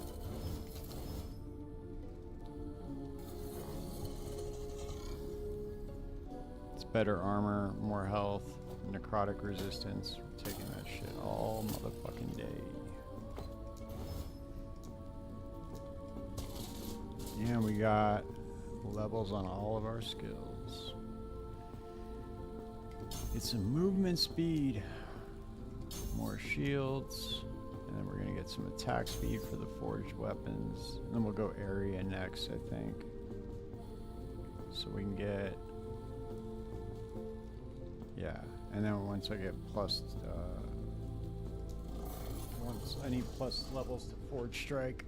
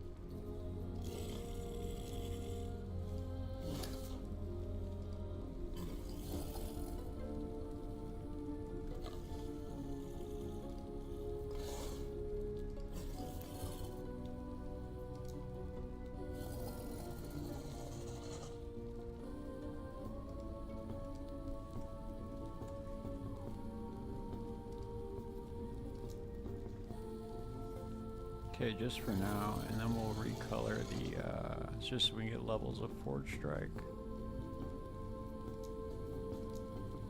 Recolor, emphasize, let's put red. Emphasize. Level up.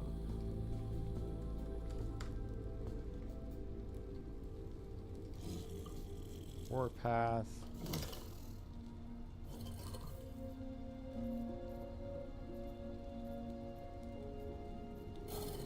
Forge Strike. I'm definitely gonna want to use Healing Hands, Ring of Shields. What else do I want to try out? Probably Hammer.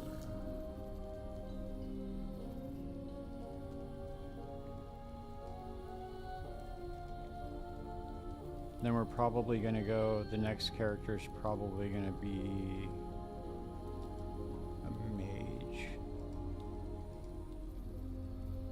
and we'll figure all that out later.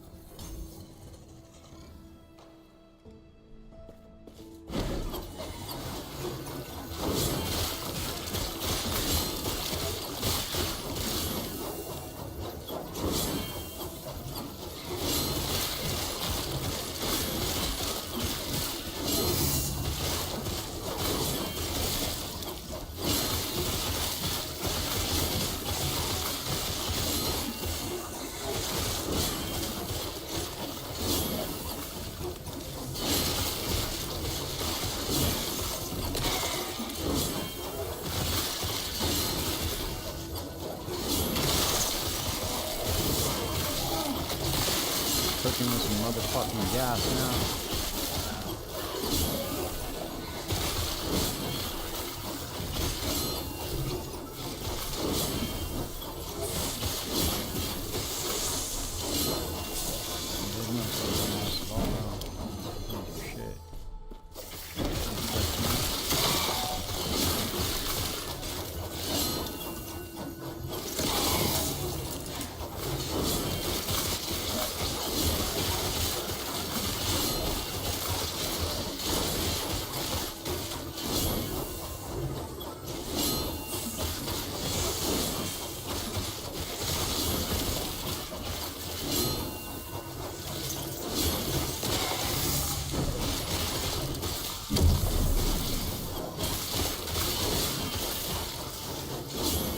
Damn, are there cemeteries in every single Echo? Is that what it is?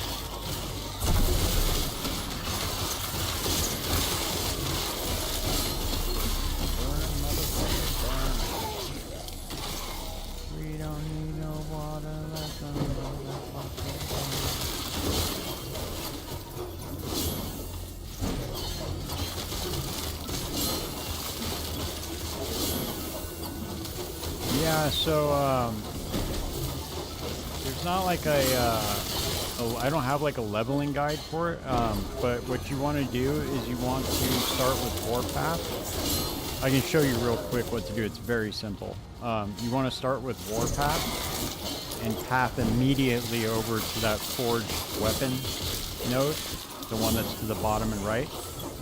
And while you're doing that, use Rive, the skill called Rive, and take their forged weapon node.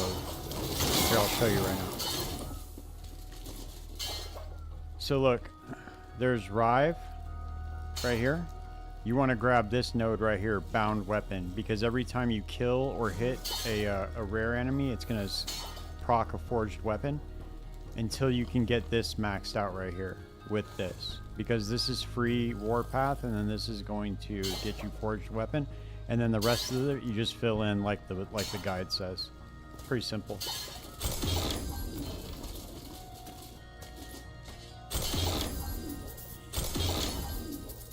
Let me know if you have any other questions about it. I'll put together an actual guide for it. I just put together the build planner because I didn't know what was going to change. But once I get it up, probably by tomorrow, I'll have like a full build guide out for it, and I'll post a video on it. For sure. Yeah, this is a great build, man. It's a lot of fun. It just mops everything up. I've been in Monolith since like level 19, so it's pretty cool.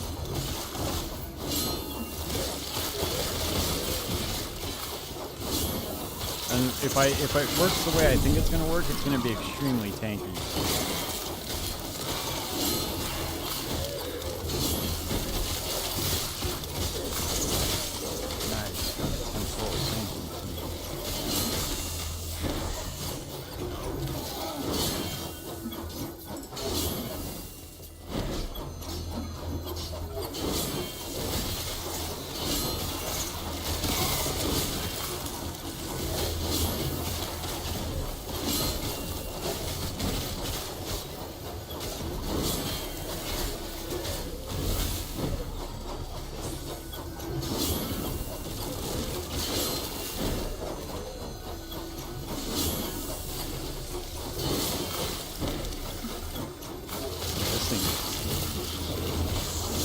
Right. Yeah, now I got you. Yeah, I like this. This one's very, very easy to level up, this character. With the manifest weapon, it actually just runs through the campaign. Because once you get a few weapons, It's like having like multiple characters, if that makes sense. So like every single one of your weapons is just another one of you just doing damage. So you have like 5, 6, 7 times the damage.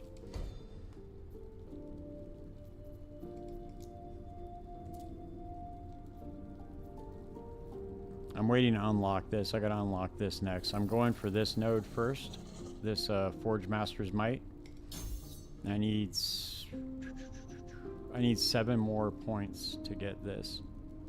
As soon as I get this, then I'll pop over here and get Symbols of Hope, and that'll give me a ton more defense. Oh, nice. I got another Weaver point too. Okay.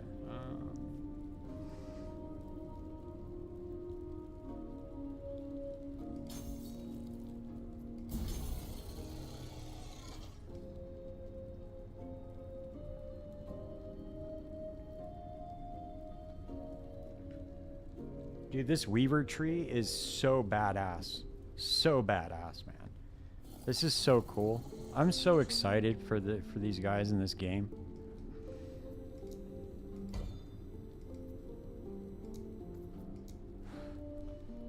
It's such a great game, and they got like a team of people that know what they're doing. Because all these guys play video games. Dude. They play ARPGs, so they're not gonna give you a bunch of bullshit.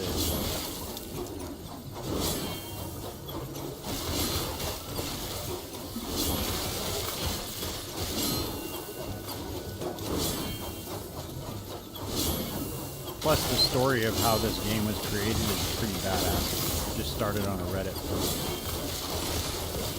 Very cool.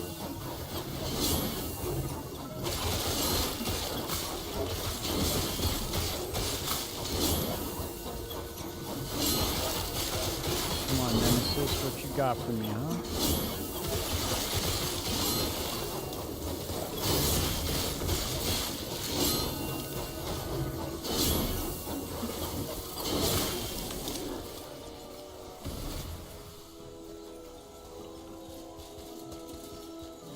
Nothing, huh? Banish. Get more shields. Okay, cool. We got all the shields.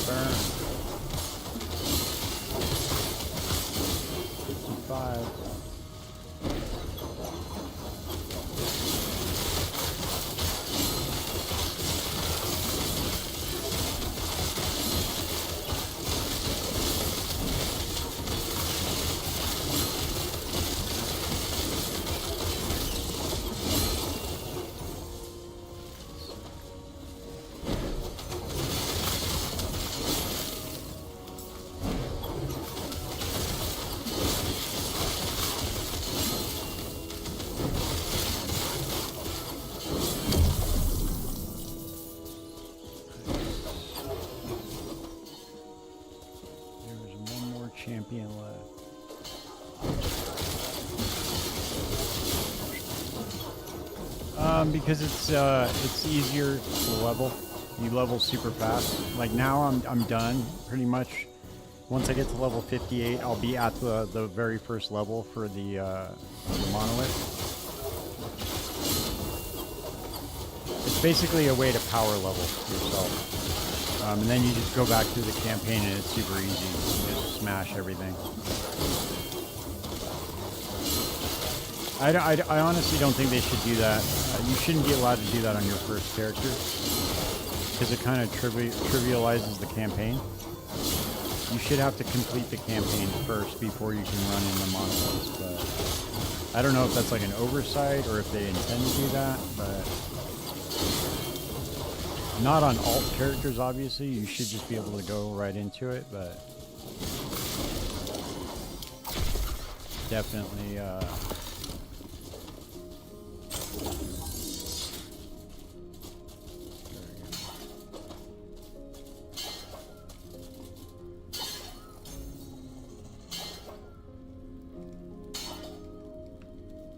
yeah, I'm pretty much at the point now where I'm not going to be getting very much power leveling out of this anymore, so these boots. Shatter these motherfuckers. That's what we're putting in here. Clear. Nice, dude. Tier 4 on both. Here we go. Attunement. Yeah, we want attunement. Oh shit, I need to be 58 for stuff? That's crazy. Where's that belt? There we go, increase fizz. These new weapons look really cool, dude.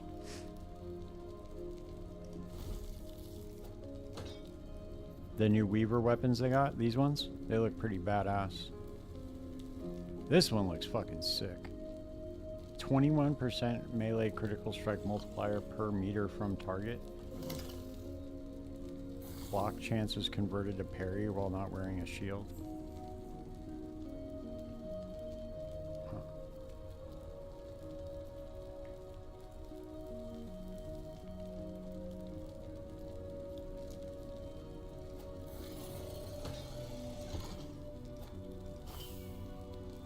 Oh, there's another Reaver weapon right there.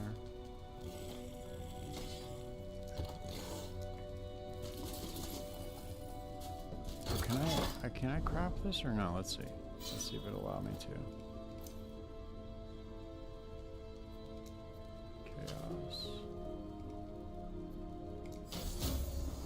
There we go. Let's go hope.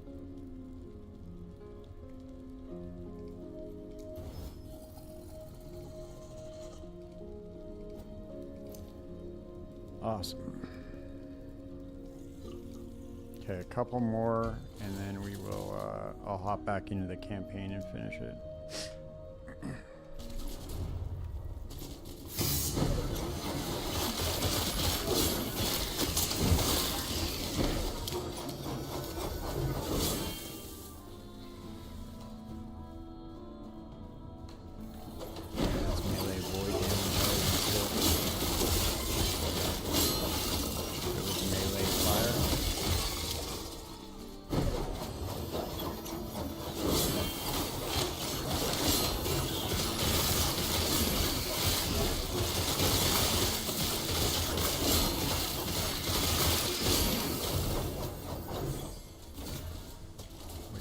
What you got?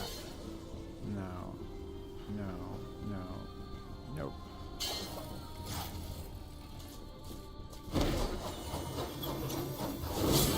I'm waiting for the Phantom Grip to show up in there, man. That's what I really need.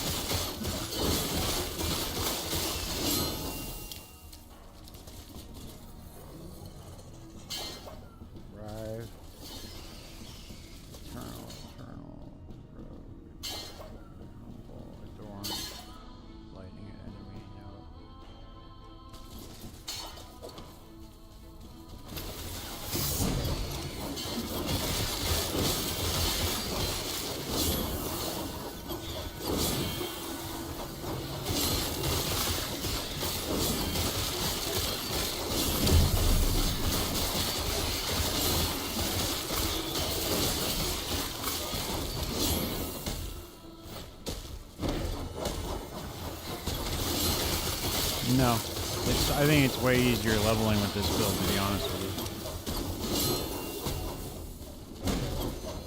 you. Maybe I'm just biased because it's my build, but no, I think that this build just trivializes everything in the campaign. It's insanely easy to level with this.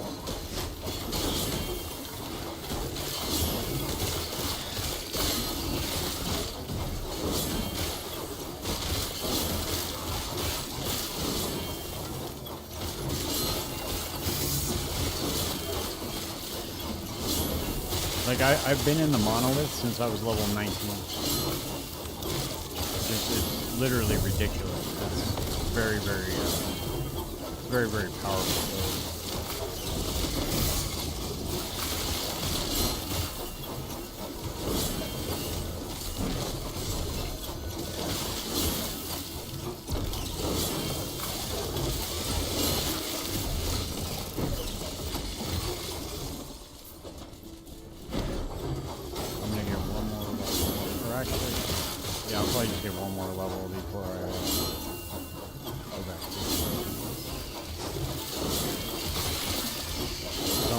All my idle slots now, and then I gotta get over to the merchant skills so I can start buying shit.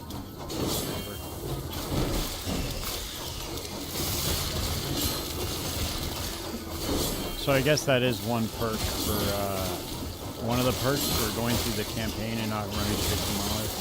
Level 26, so if I switch now, my main build. No, at level 26, you should, let me think. Do you have any points in a warpath yet, or no?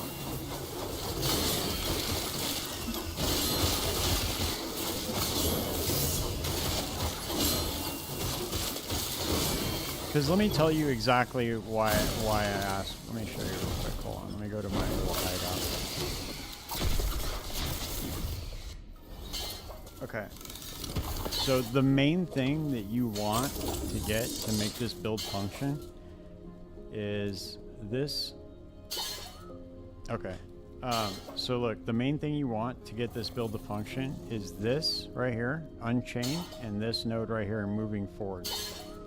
Until you have that, you want to warpath until you run out of mana, and then use Rive to create your forged weapons. And then you want Forge Strike once you get to level 30, when you can get your third node. I think it's 30 or 35. Then you get Forge Strike, and this is where you get all your forged weapon stats at.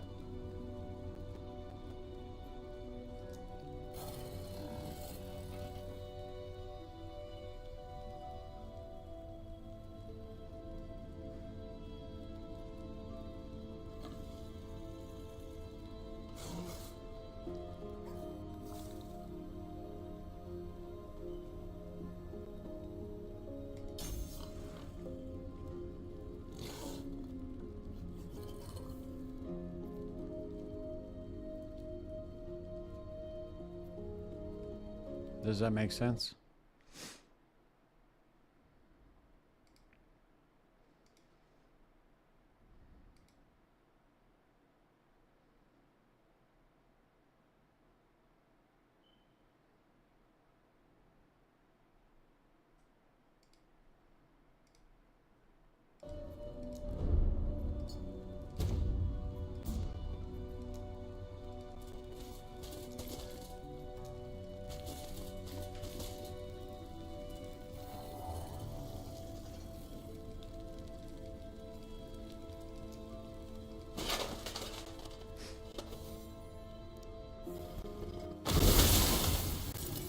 Now we have keys. Do we got a key tab in here? That's so sick.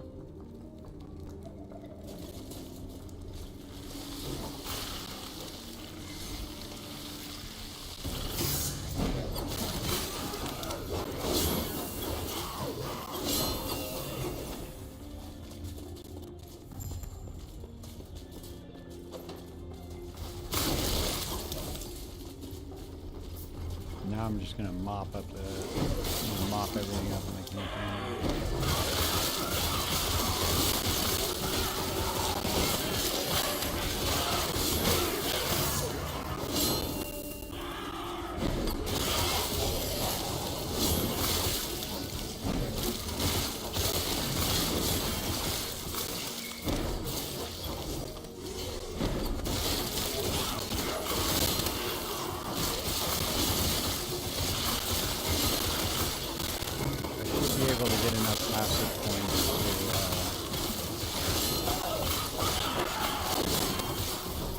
get Forge the two-handed weapon in one hand.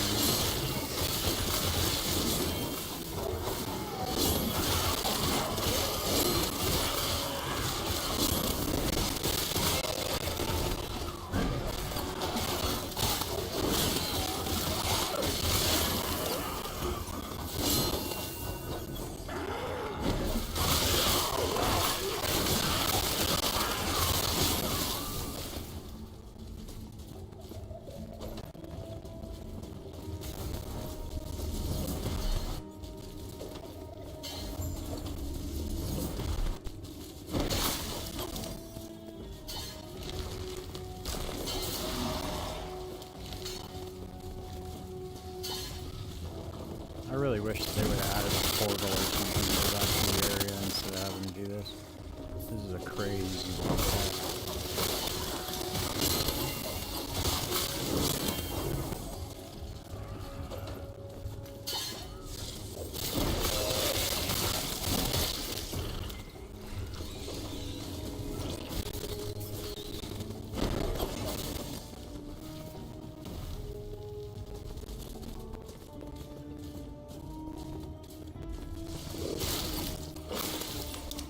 Manifest Armor, dude, is like, it's literally one of the best minions in the game. One of the strongest, I feel like. It's pretty badass. You get a really good weapon, dude, that thing does a ton of damage.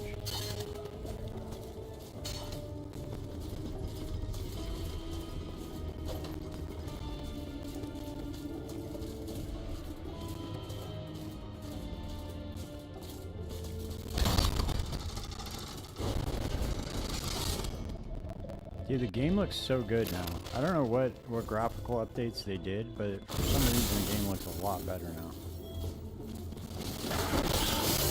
And the combat feels a little bit different too.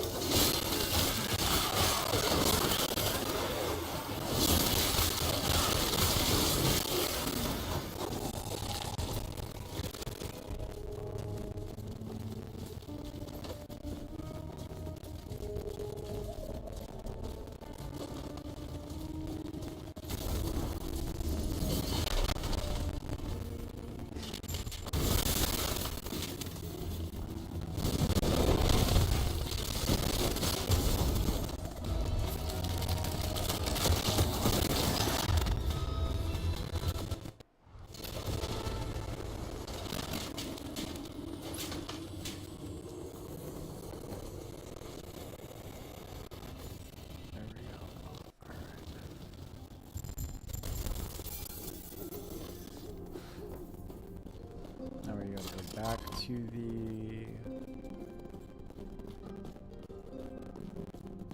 taskbar. Complete the cemetery erase.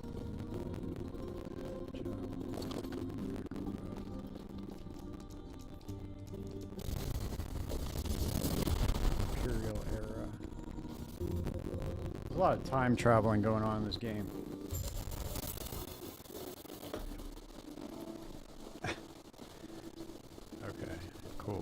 We're I want to say not halfway, maybe halfway through.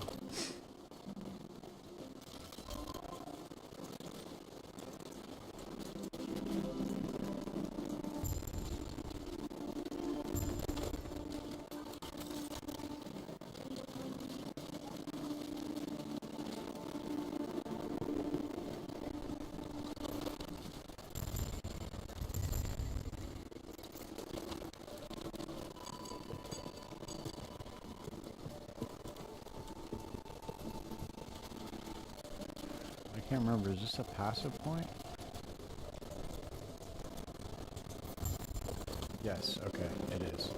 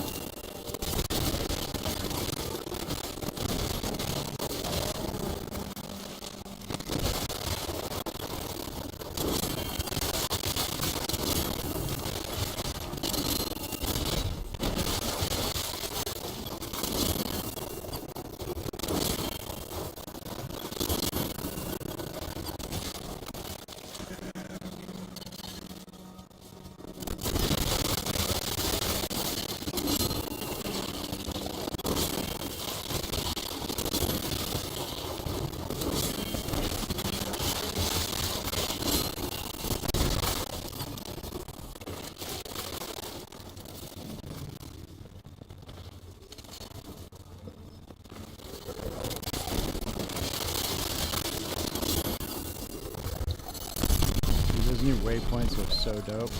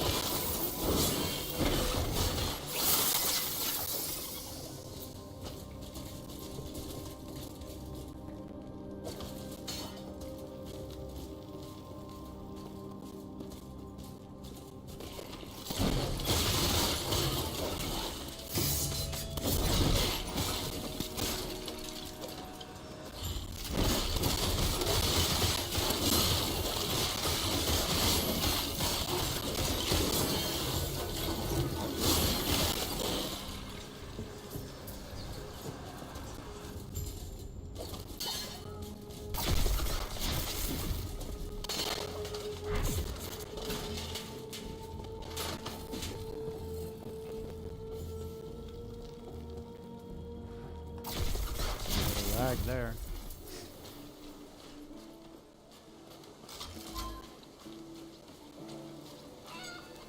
I'm surprised that that one didn't just give me the completion. It's weird though. I don't remember this one making me go back like that. But there we go. We got one more pass. 4 more to go. Well, technically, I guess 5 more to go. 5 more passes, and we'll be able to equip that shield. Oh shit, I can just go to the waypoint. What the fuck am I doing?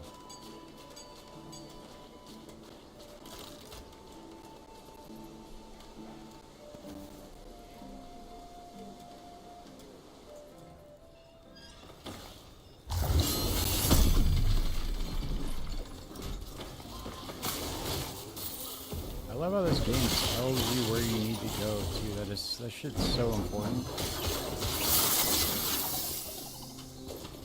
I hate having to guess where I have to go. There's no indicator on the map telling me anything.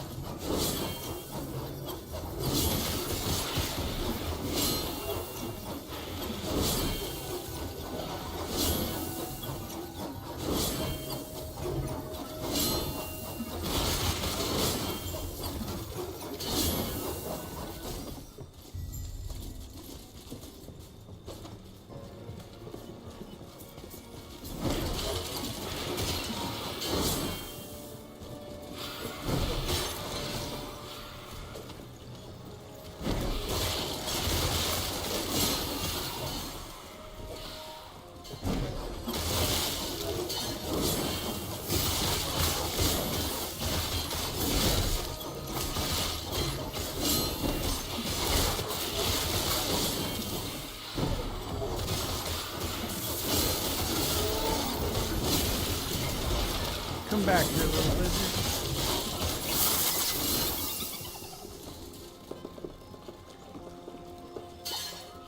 Damn. I'm not getting any luck on these idols, huh?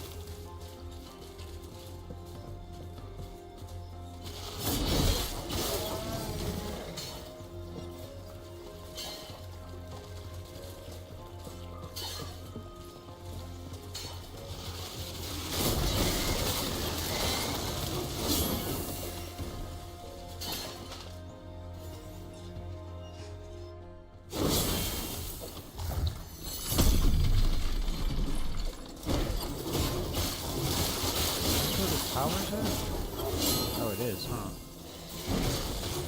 Oh, I can't go in the tower? Wait, what the fuck? Am I thinking of a different area? Oh, no, it doesn't unlock right away, I don't think. Maybe I am thinking of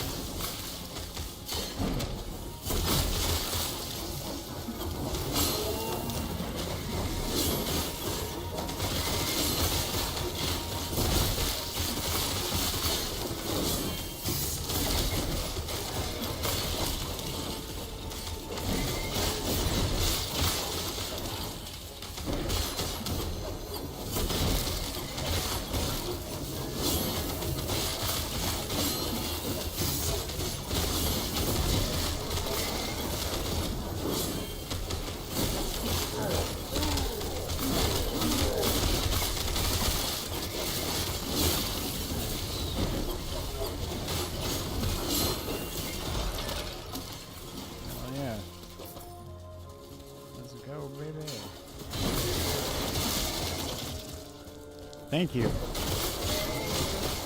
Thank you, I appreciate that. Yeah, I was trying to cook something up. Cause I'm not really like I'm not a big theory crafter, you know, but I wanted to put something together. So this is what I came up with. Since they did the buffs to it, it's seems to be working pretty well. Hopefully it scales well into corruption. Hopefully you get some high corruption. I'm sure we will. I'm sure you can scale this, because once you got like 15 swords at the very top end of it, you're going to be doing a ton of damage. Pop some area of effect on there. Get some good clear speed with it. Spin to win, baby.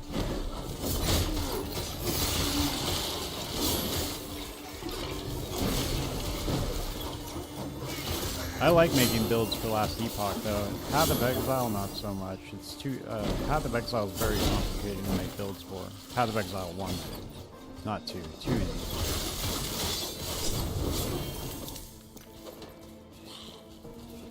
Plus, all the builds that you could possibly think of have already been done, pretty much. Not so much of this game. There's a lot of nuance of this game.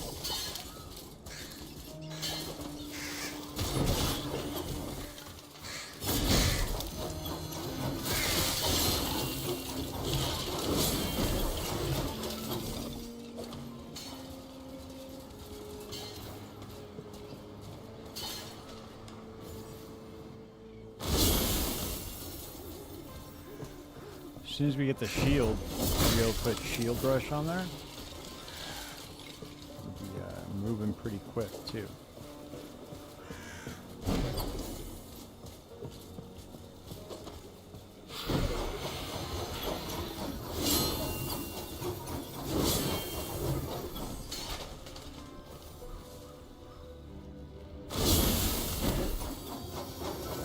Yeah, eventually, once you get everything maxed out, you get every 1.5 seconds you'll proc a forged weapon, so you only have to spin for like 10 seconds to your next.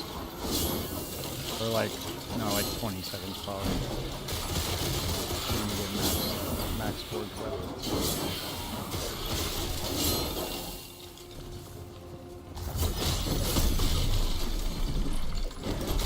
Not just 1.5 seconds.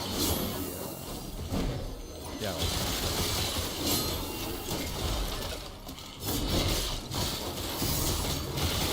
At least 10 seconds you'll be doing some serious damage, and then the rest is just steady.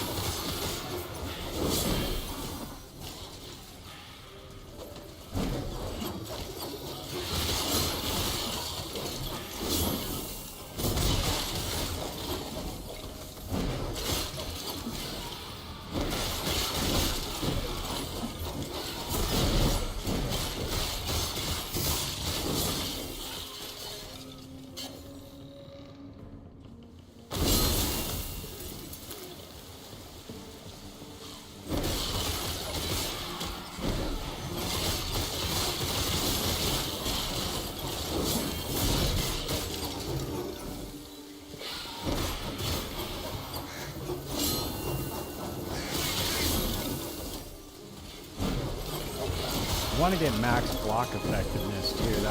That would be the next thing I try to do with this build. At the very top end of it, I want to try to max out block effectiveness. You get that with crit avoidance, man, it'd be hard to kill you.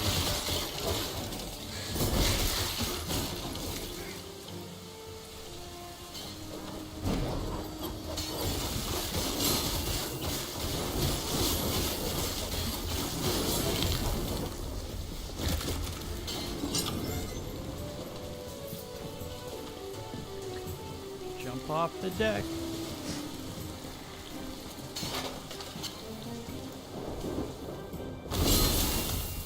There you go. Oh, we got 2 idle slots open now. And Ulrich, what are you sitting on the beach for? Do you get your ass up?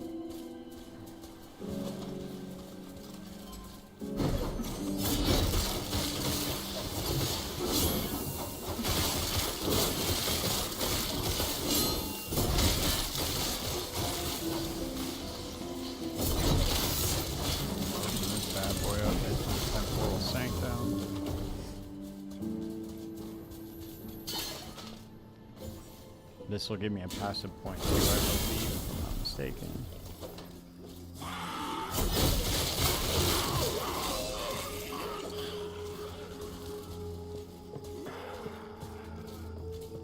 Damn Ulrich, just sitting on the beach not doing shit in his life. Ooh, what is it? What is it? What level of what? Oh, level of Symbols of Hope.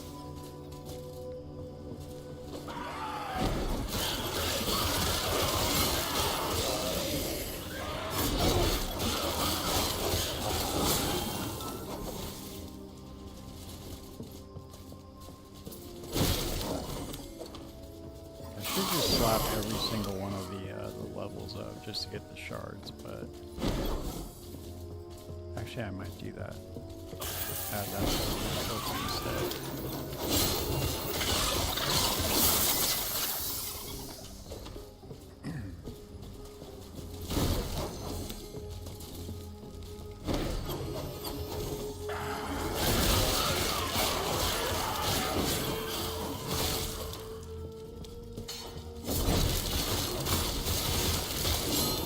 The good thing about it is once you go Merchant's Guild, if you need the shards, you just buy the items with the main shadow. A lot of times people just lift it for free.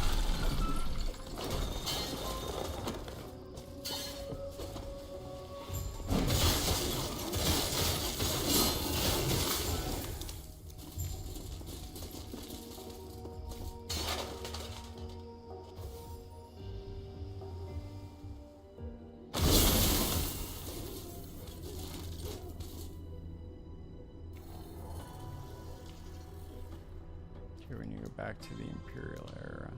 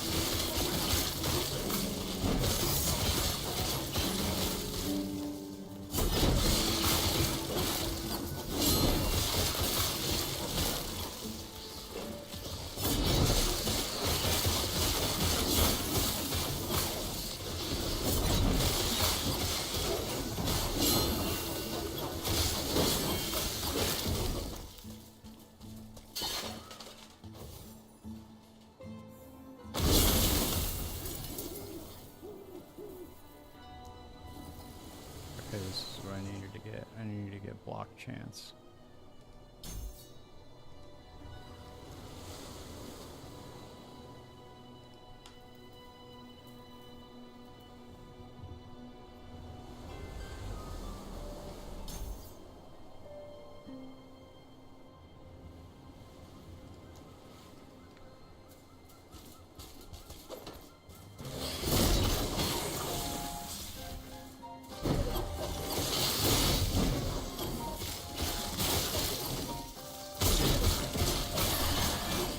I need to find that little, what's that little secret door right up here?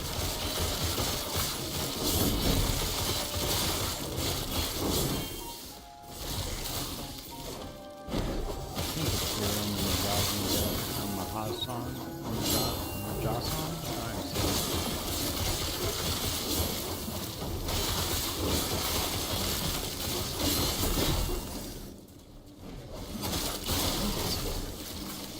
Could be wrong.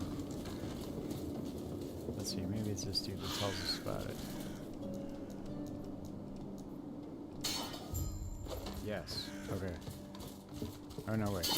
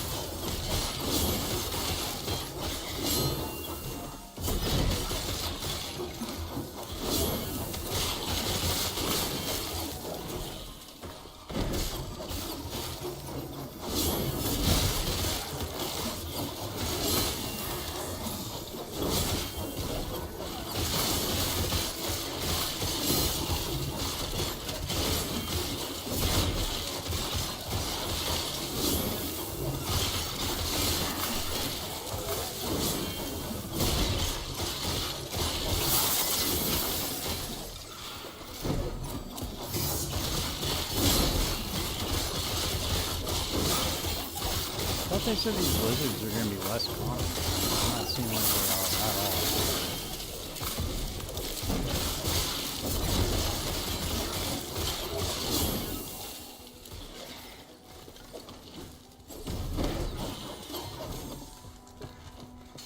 What do we have to do? Okay, we have to...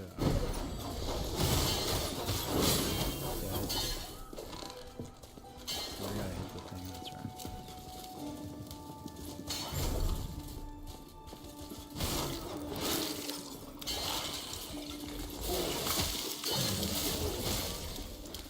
Damn, that was crazy as fuck. We'll just drop 2 uniques like that, randomly.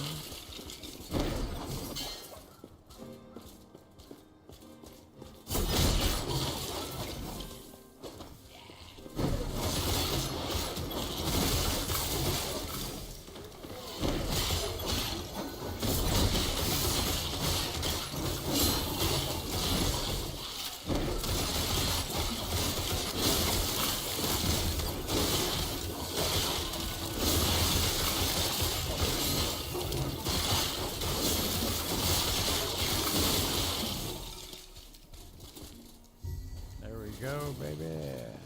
Passive.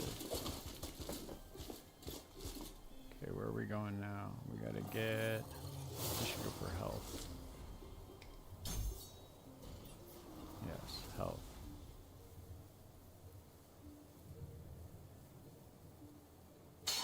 Three more points. 3 more passive points.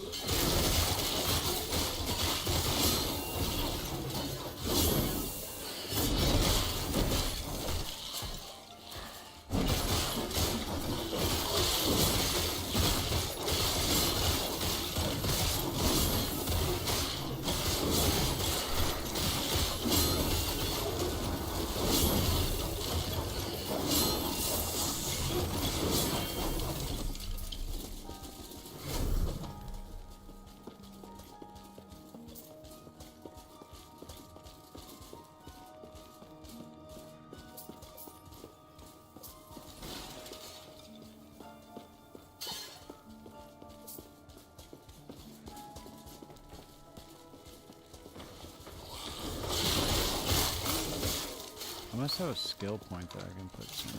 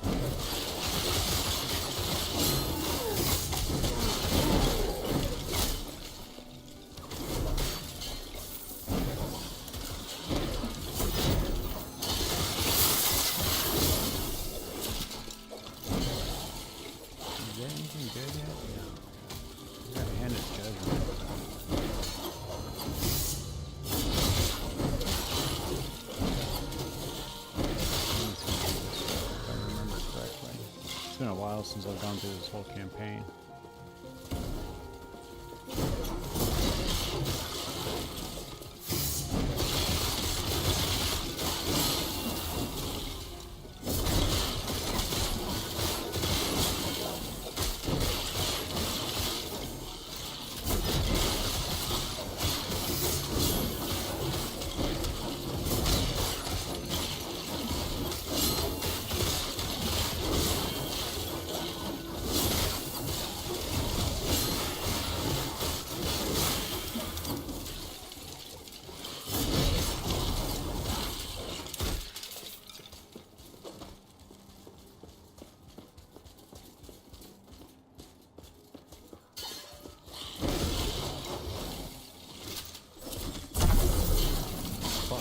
Can't believe I did that. I didn't even talk to him. Wow. Oh wow, look at that.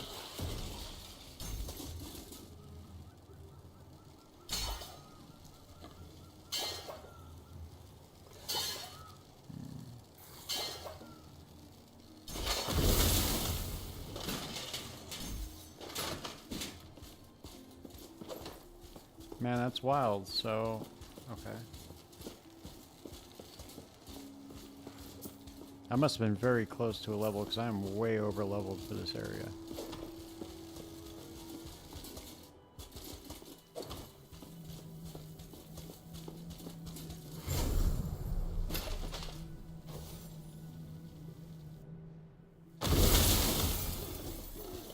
Majelka.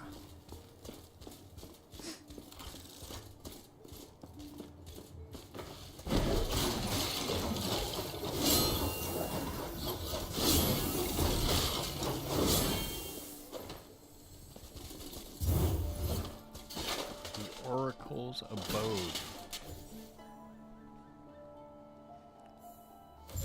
Let's see, I know there's a skill point waiting for me here.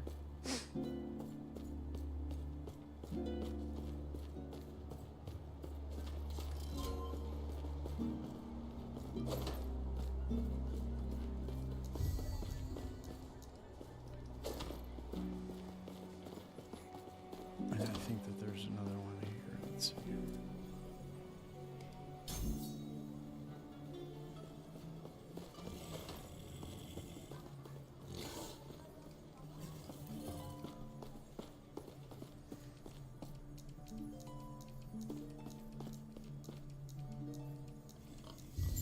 Nice.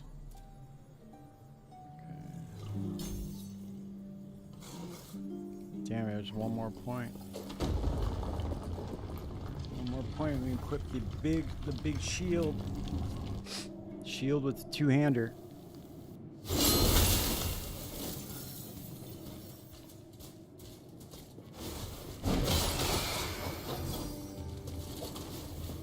I don't know, dude, the game just looks so much crisper.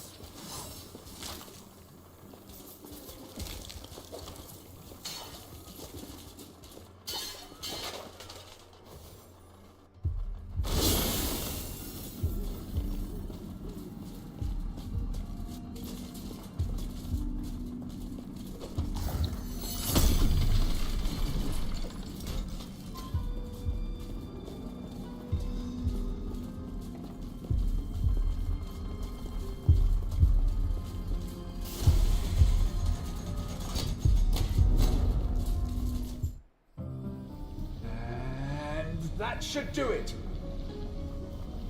This waypoint's harder than I anticipated. But no worries. All good now.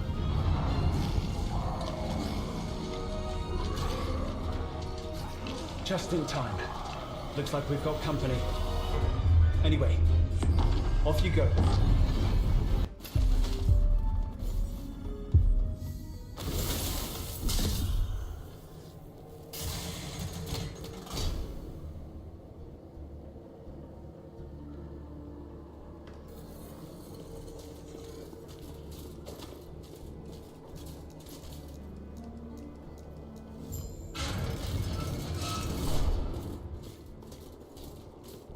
Act 6.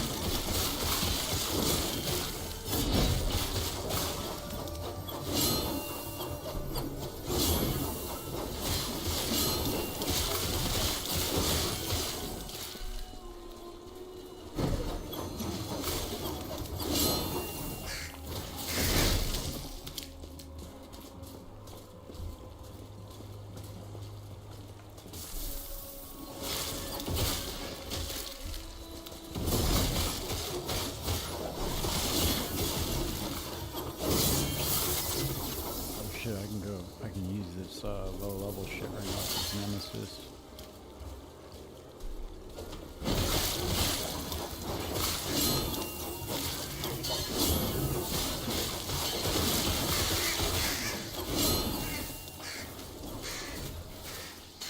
Oh, there's Lyraka's claws too. That's one of the ones I need for my falconer build.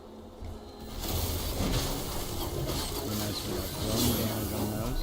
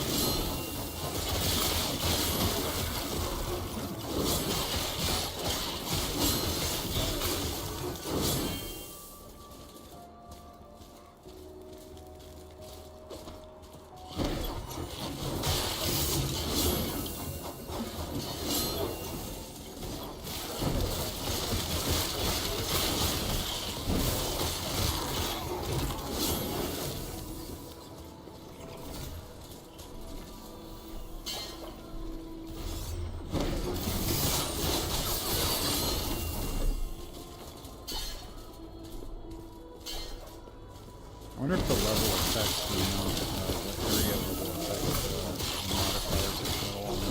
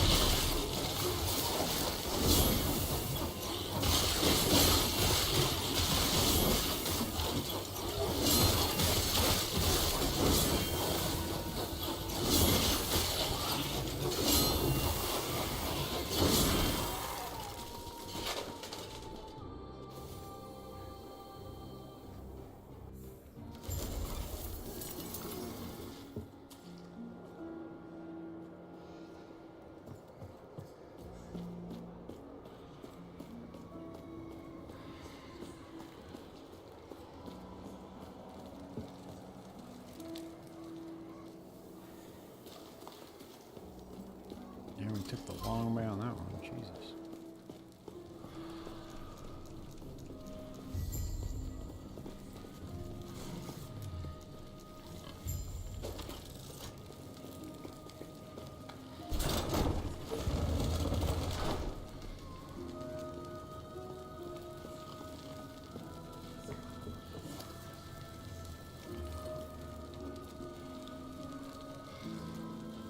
Oh, this one gives a passive point too. Fuck, okay. So, find the fallen Osprix. Yes, okay.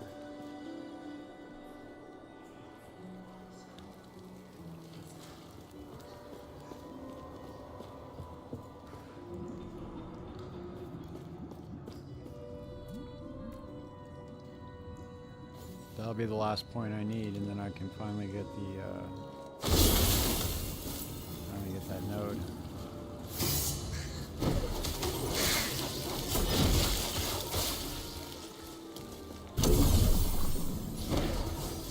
Damn, with plus 20 attunement. Oh, there's another fucking menace. Let's see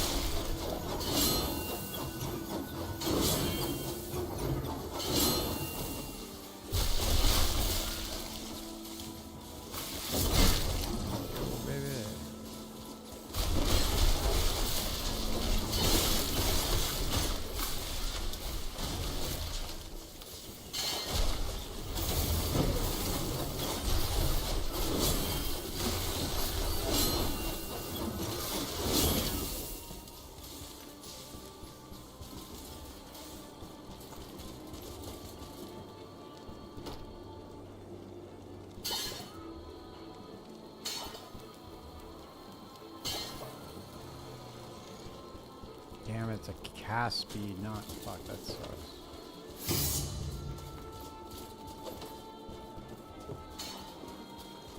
I was really hoping I would have been like throwing it past you.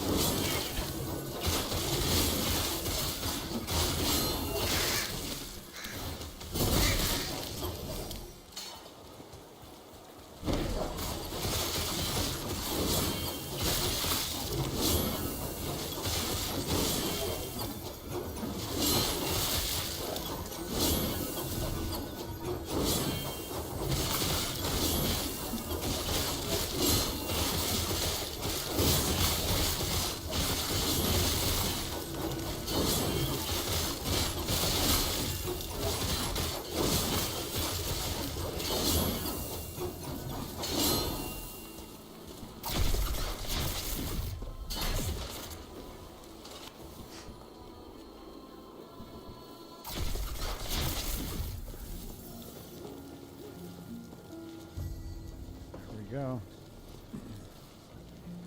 Okay, so we have one more in the health.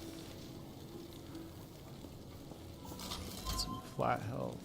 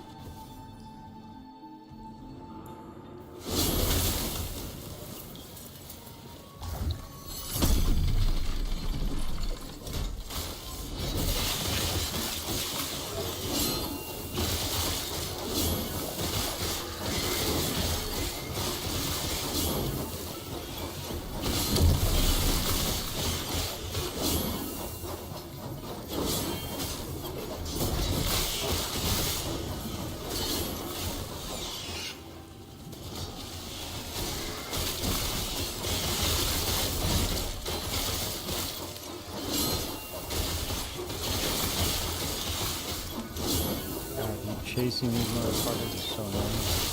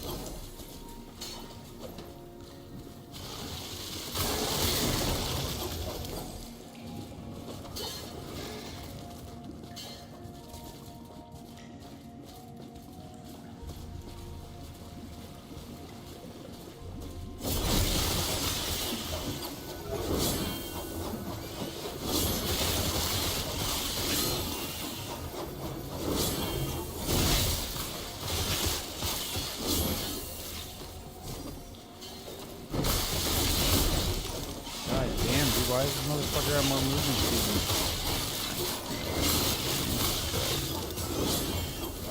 There we go.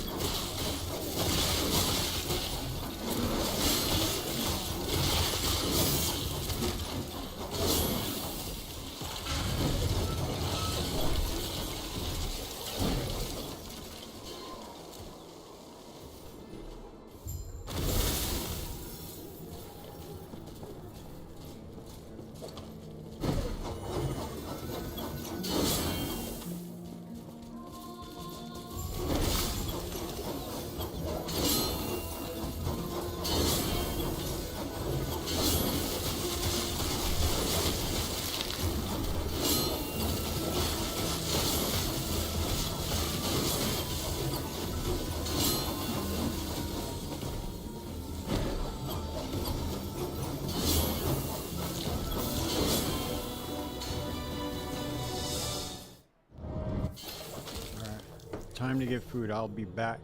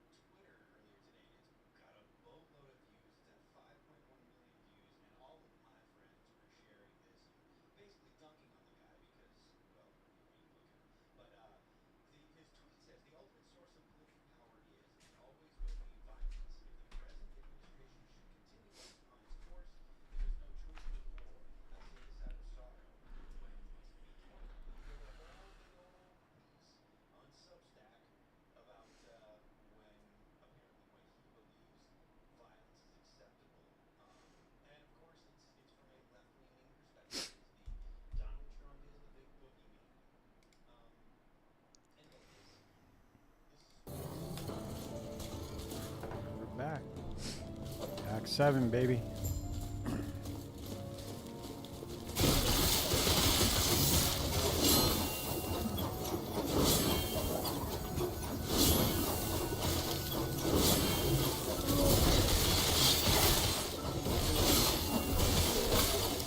What is it? Oh, devouring orb.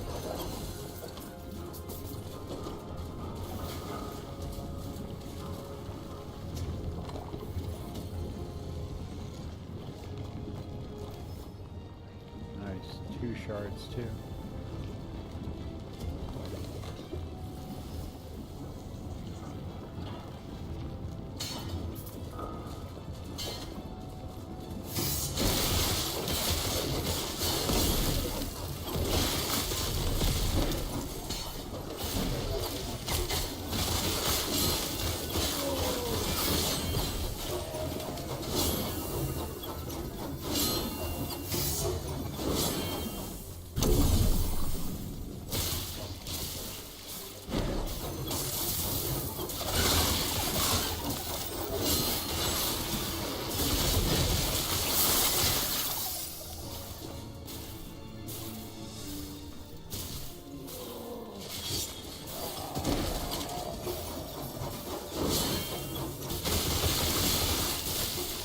What ended up happening with this one? Okay.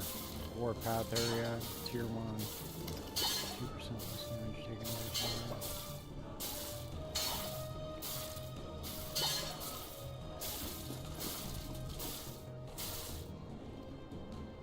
There we go.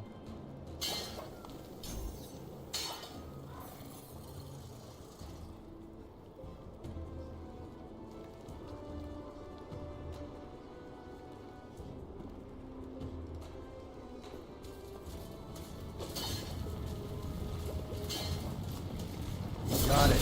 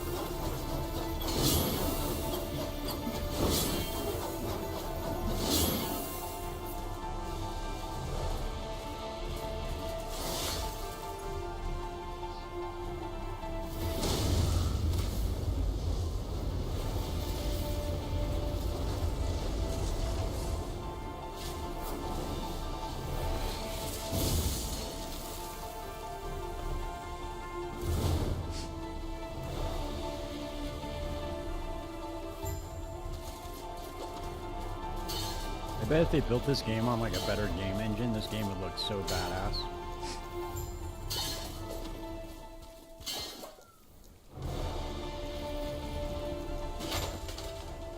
It still looks pretty good though.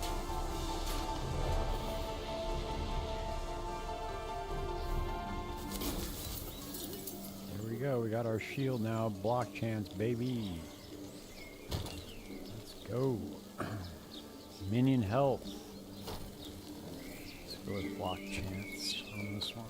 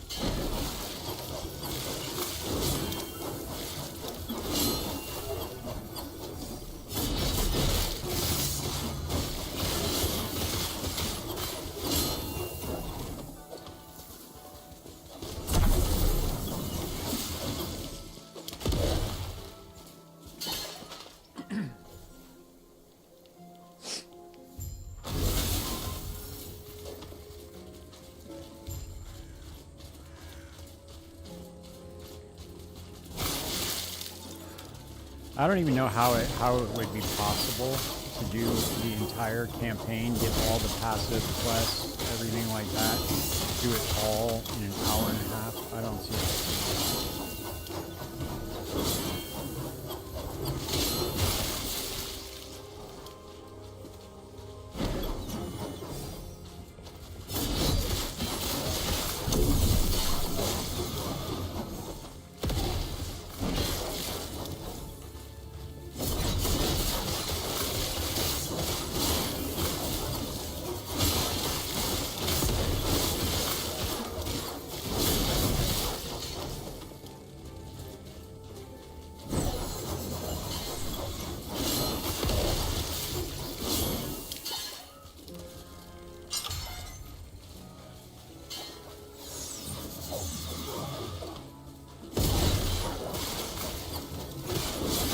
I wonder if they fixed this quest.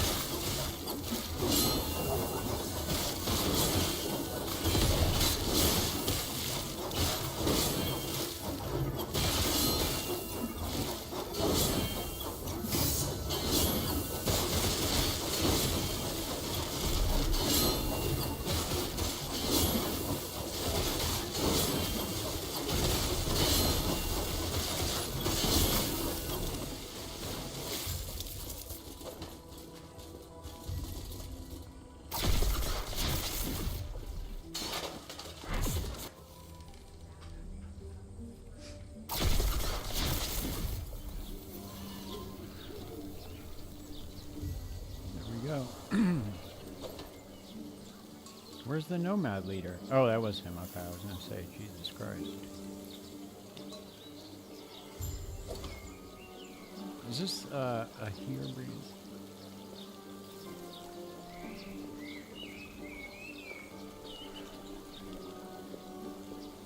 Is this even a necessary quest? I wonder. No, it's not. Jesus Christ, why would I even do that? Why would I even go through any of that, dude? Look how much...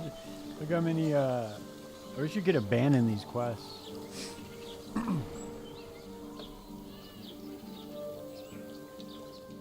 think I'm gonna do all that for 600 gold. You're fucking smoking crack. Acquire an Eber liver. Acquire Wingari bile. Acquire Eber liver. Acquire bitter wing fang. Acquire... Dude, fuck out of here, dude. I don't do any of that shit. Wait, let me get my loot. I gotta get my loot filtered. Let's see. Recolor. Confirm. Emphasize. Rarity.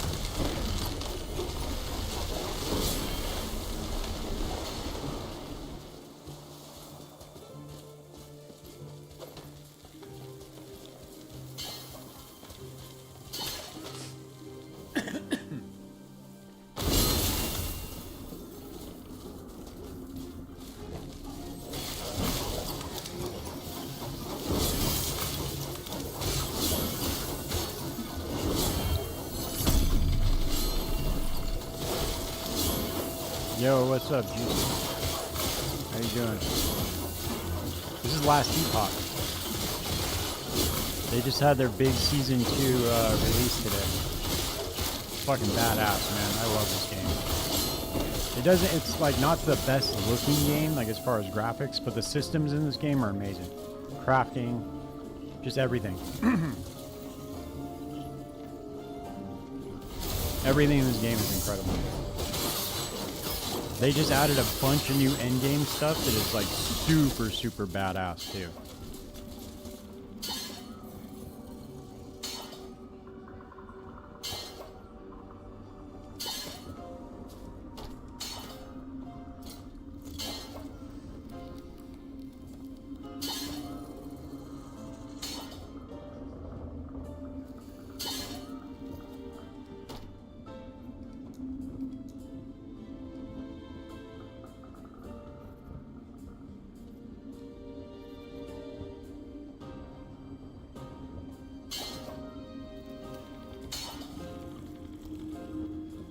Yeah, Daryl, this game is fucking badass. Love this shit. Saw people talk about it in PoE Global. Similar mechanics to PoE. Yeah, very, very similar to PoE. Just the only difference is like the skill system's a little bit different. Like this is you don't use gems for skills. You actually have a skill tree, but every single skill for your class has its own tree. And so you can like change the skill pretty much however you see fit.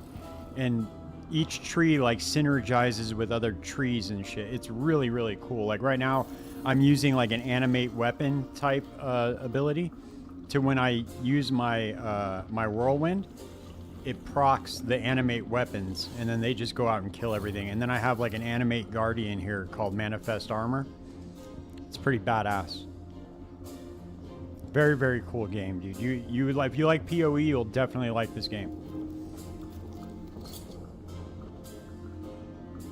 And then check this out. I was just about to craft something. So you pick up, as you go along, you pick up shards and glyphs and runes. And you use those to craft the items. So like, you pick up these shards and then you can add whatever affix you want to the item as long as there's an open slot and as long as it has forging potential. See, this one has 55 forging potential. It's very high.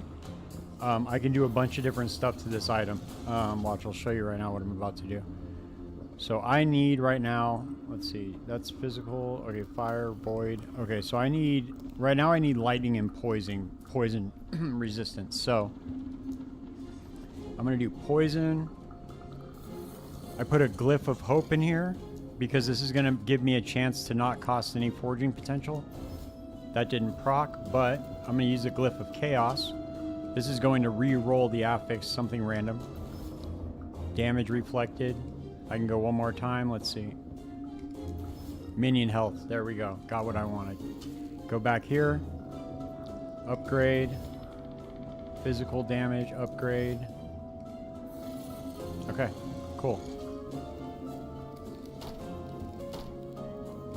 Then you can shatter items and you get the affix shards back that were on the item.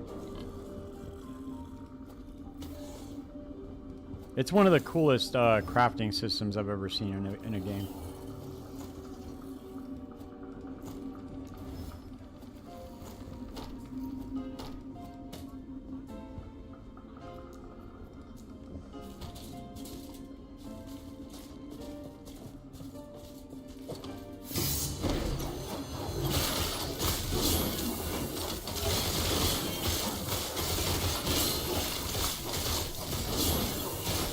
I can't wait to see what numbers these guys hit on the weekend, man.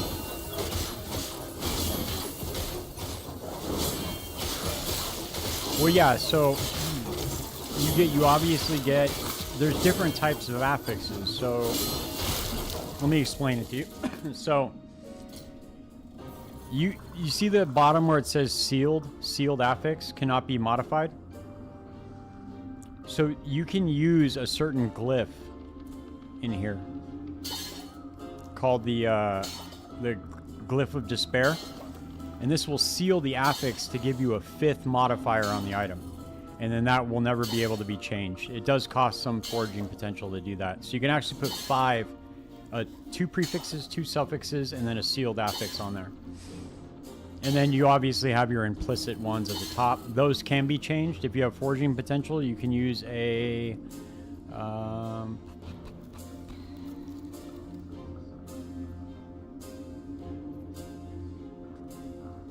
oh, right here, the Rune of Shaping. It re-rolls the implicits on the items, so you can get a higher block chance or whatever.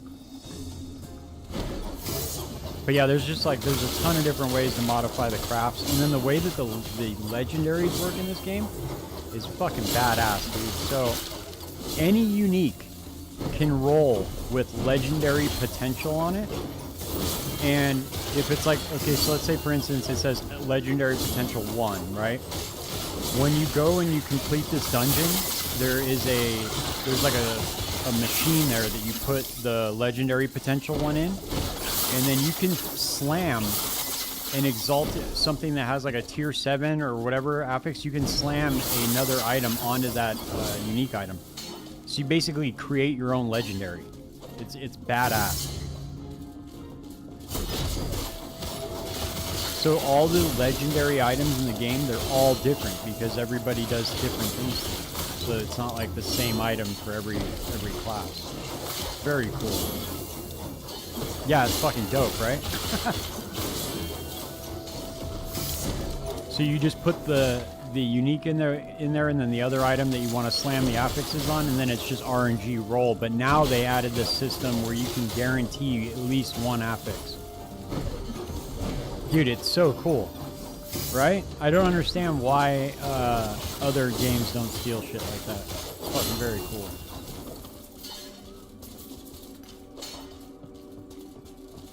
And then they have another thing. This is very cool too. I've never seen this either. So they just added this. Excuse me. So for the set items that drop, you can shatter the set items, get the affix shards from the set items, and you can slam the set bonuses onto other items. So you get a modifier from the set as well as the set bonuses, and you can just turn any of these items into a set item. Very fucking cool, dude. That is one of the I was really surprised when I saw that, dude. I was like, wow. Because it's like it's just like the same thing as doing the legendaries, just on the inverse, you know? Pretty cool.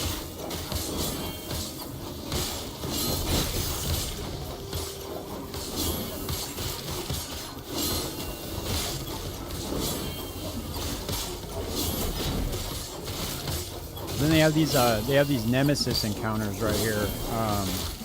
I'm very over leveled, by the way. The game is not this easy. I'm just very over leveled for this area, just so you know. That's why I'm just kind of mowing through shit. I went through an end game area to level up faster. So they have these nemesis encounters. So you hit this, and any of these items in here, you can empower the nemesis, and it's going to add legendary affixes on there. So I empower this. The next time I run into a nemesis, it'll add affixes onto the item, and it'll make them a higher. Or you could just banish it. Like that didn't have any items that I wanted on there. Oh no, this is not hardcore, man. Sorry, I misunderstood what you said. I'm just in just the regular traditional league.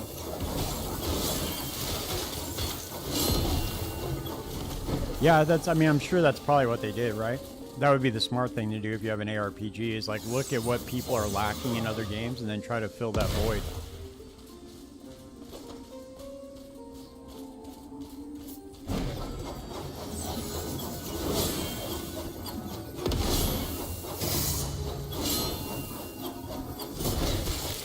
But the new endgame system, dude, is fucking dope. They added like a PoE Atlas skill tree for the endgame map system. So cool. Yeah, dude, you should try it out for sure. It's very cool.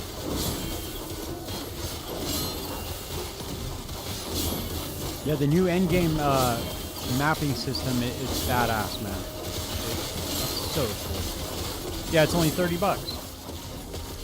35 bucks. I tried to email them. I was gonna buy some copies of the game like in bulk so that I could like give away the game on stream. Like kind of help me, and I was just gonna pay for them. I wasn't asking for them for free or anything. But then they never responded.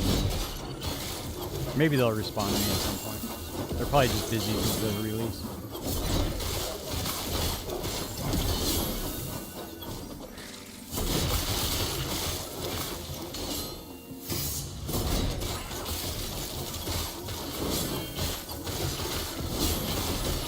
Yeah, it's fucking cool, dude. This game for $30 is wild. They could easily sell this for like $20 more.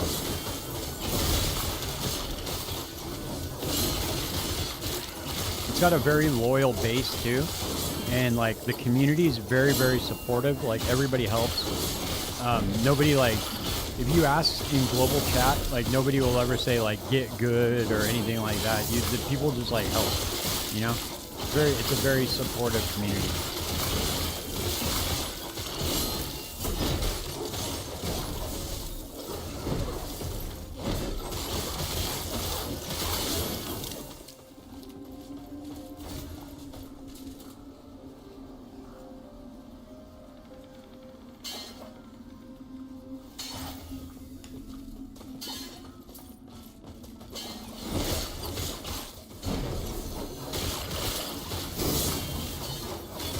Yeah, dude, to be honest with you, I haven't seen too much in global chat. I've had it up pretty much the whole time. I haven't really seen too much people, like, you know, mentioning anything, I don't think. Well, maybe.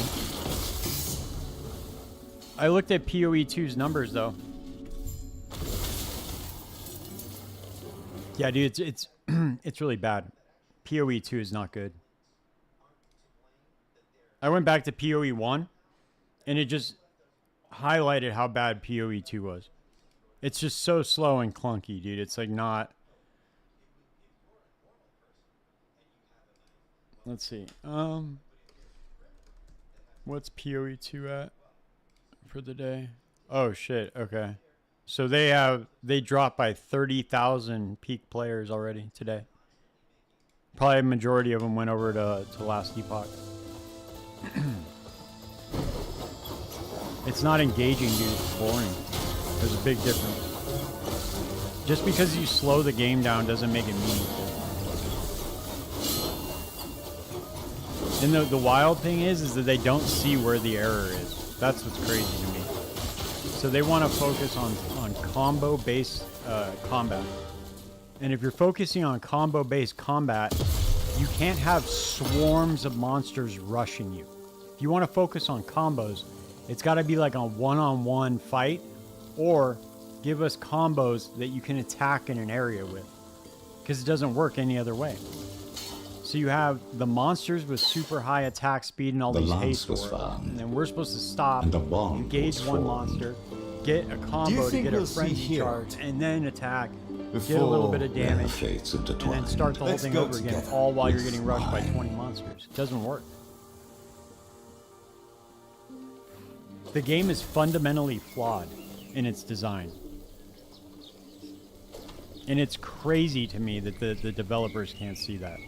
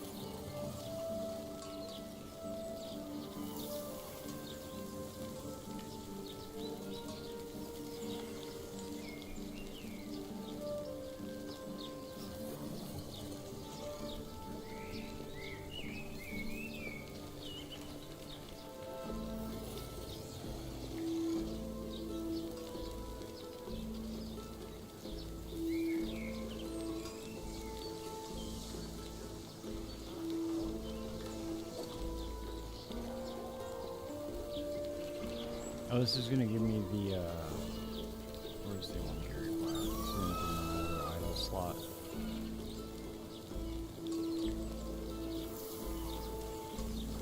Right, yeah. So that was my whole point in that video. Was that two conflicting design philosophies. Which is really, really it's bad. It's bad for the future of the game.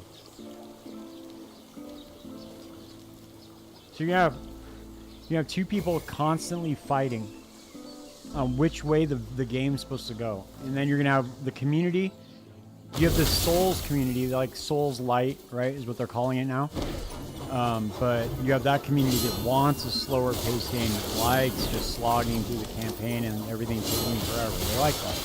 Then you have the PoE1 community, which is what that game is built on. And they obviously like very fast gameplay. They want to feel like gods and just run over maps. And there's no middle ground, by the way. And you have those two. You can't please those two people. Or those two groups of people. You just can't. It's impossible. You either have to go one way or the other. And it sucks because one way you go, that's going to mean the game's not for some people.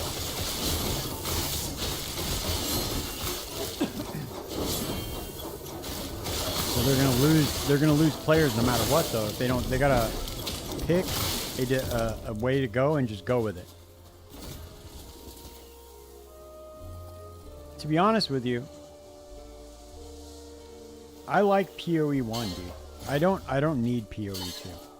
I really don't. Obviously, it would be nice to have like an update to PoE1, but I can go without it, dude. I like PoE1.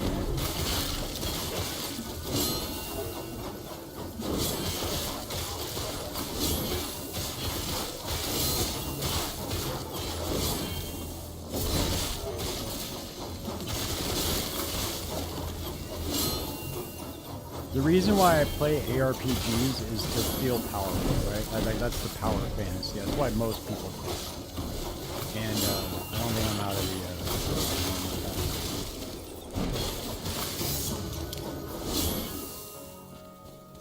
And they do like PoE.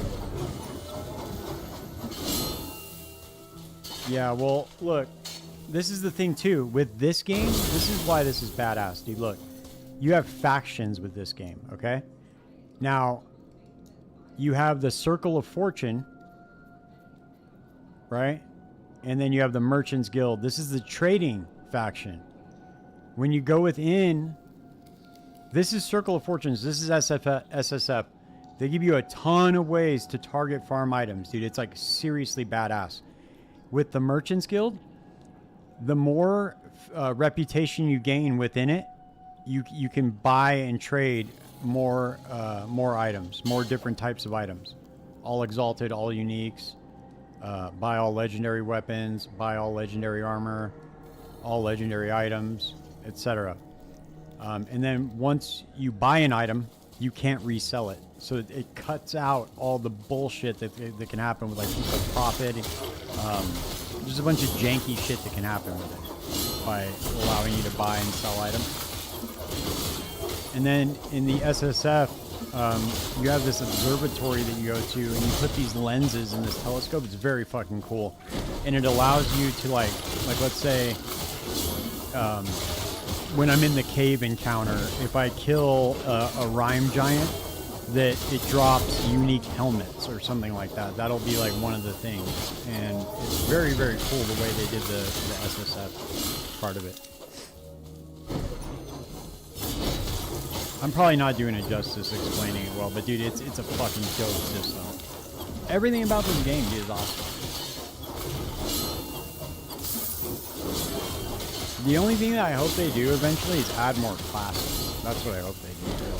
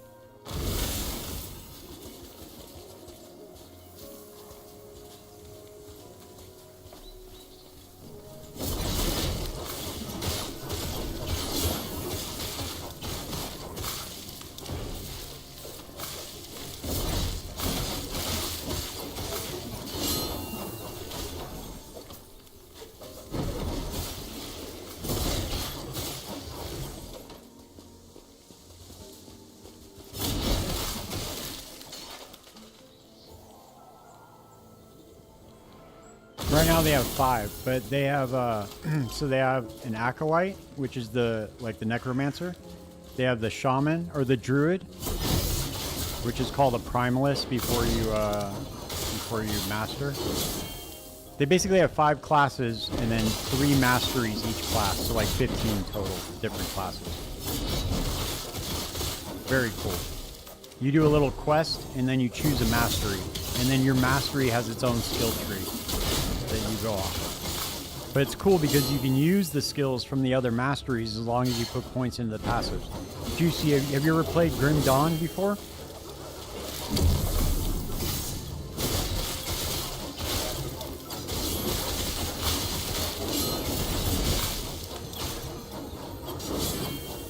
Yeah, I was hoping Druid would come, but... Okay, so the way that the passive tree works in Grim Dawn is very similar to this, but since you haven't played it, it's not going to make much sense. But look, so I put these points into my... This is the main tree that you start with. This is my mastery. And then these are the other 2, right? But you see this chain right here? I can put points into the other trees up to here, so I can get these 2 skills right here. Or these 3 right here before the chain. I just can't get the last one. So you can like, it offers a lot of different like build diversity, dude. It's very fucking cool the way they did this system.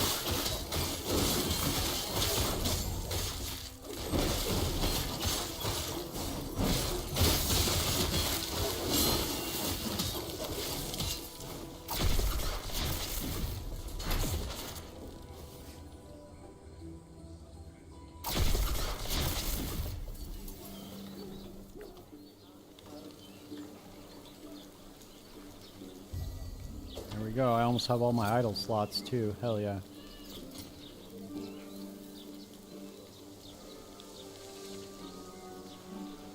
Alright, I gotta go back to Hero.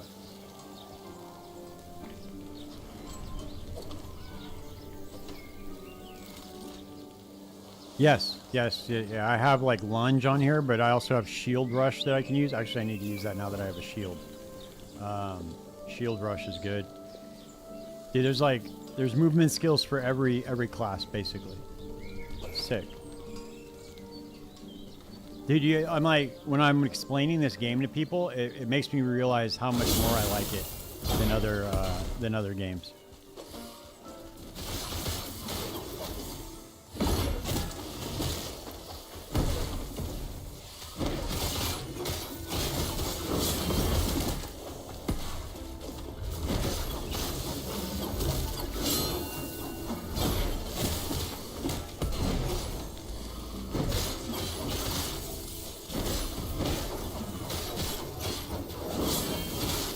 Yeah, I don't know. I like this game a lot.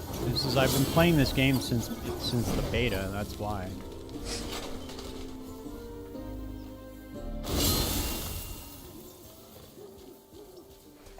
So the release was like a big deal, but then it kind of like we were expecting. I think everybody was expecting more updates more frequently, and they just didn't come.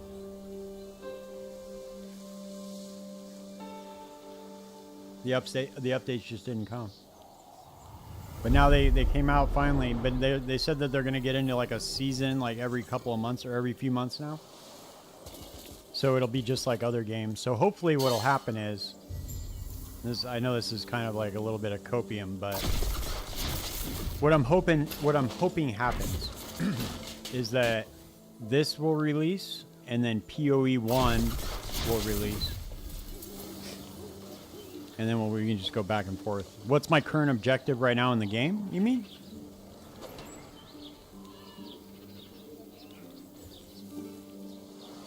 Right now I'm going to finish the campaign. That's my current objective, is just get through the campaign real quick. Cuz like I said, I went to the end game area so I can power level real fast. Cuz you can do that in this game if your build can handle it. So you can just go, you don't really have to do... The campaign gives you a bunch of extra skill points, and so it gives you idle slots and skill points. So there is motivation to do the campaign. You definitely want to. But if you really want to, you can go into the endgame area and just play there. pretty much right as soon as you can survive it.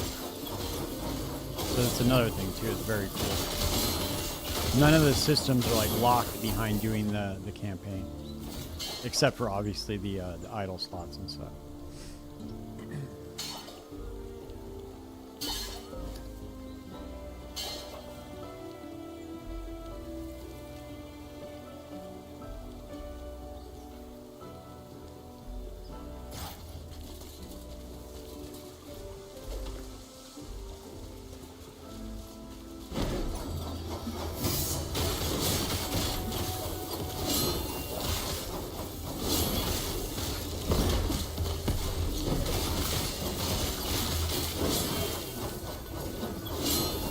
Yeah, you don't have to do that in this game.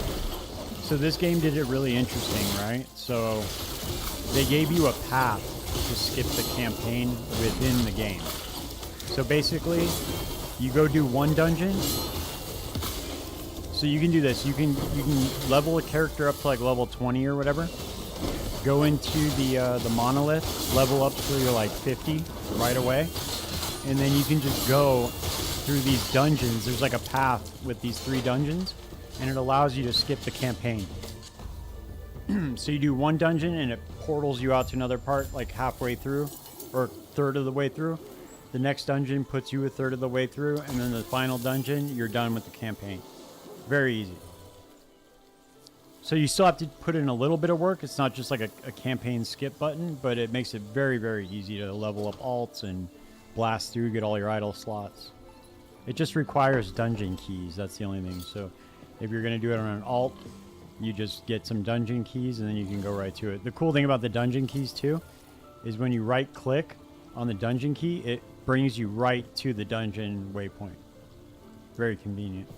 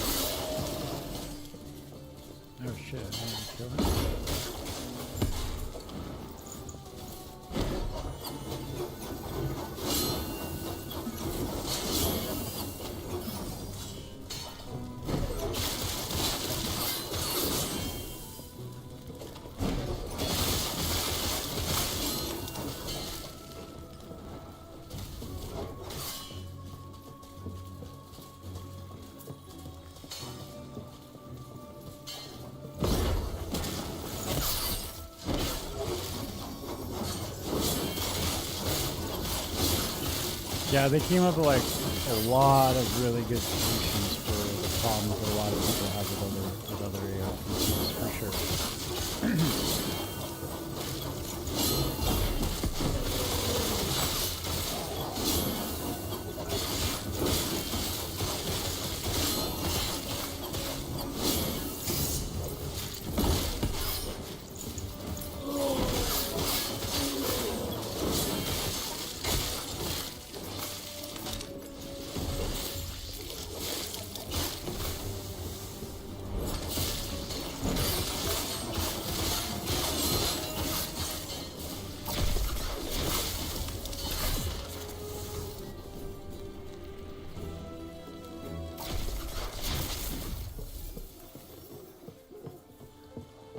And the cool thing too that I really like about this game also, there's a long list, but you can share MTX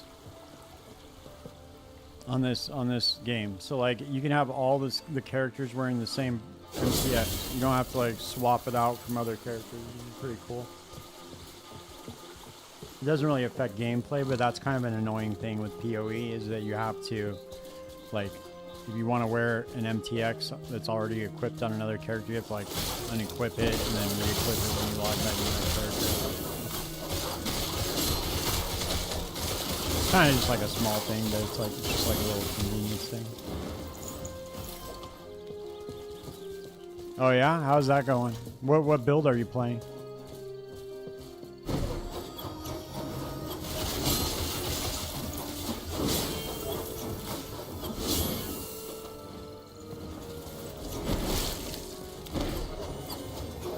Yeah, for sure. What build are you playing in PoE 1?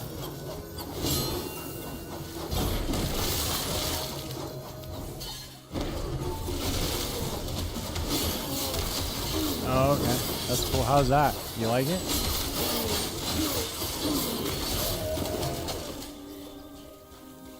Yeah, lightning strike's popular, right? I made a flicker strike wild speaker in Freesia, and it sucks because the sword that I need to craft, I ran out of essences of contempt, and there's no more essences in the currency exchange. There's no way to buy them, so I can't craft my sword anymore. Oh, okay. Yeah, that makes sense. Poison is like one of the worst dots, huh? In PoE. At least that's what I was told.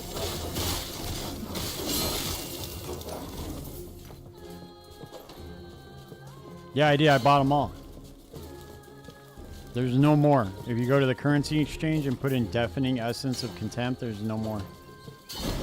Oh, okay. Oh, yeah. Chaos damage, right? Yeah.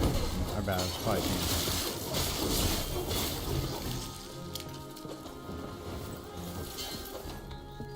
But yeah, if you look at the currency exchange, there's no more contempt essences. I bought every single one of them. I spent like 10 divine on contempt essences and still didn't hit the fucking crap. Because what I'm trying to do is I'm trying to get an anarchic spirit blade, and I need to get tier 1 physical damage or tier 1 fizz damage plus accuracy, because those are two separate mods. And then what I want to do is I want to fracture the tier 1 fizz onto the blade, and then that way I can roll double tier 1 fizz on the spirit blade. That's really the move. But unfortunately, no, there's no more hope for that build. I have an anarchic spirit blade. It's like whatever. It's like 200% fizz damage, but it sucks. It doesn't really do much damage.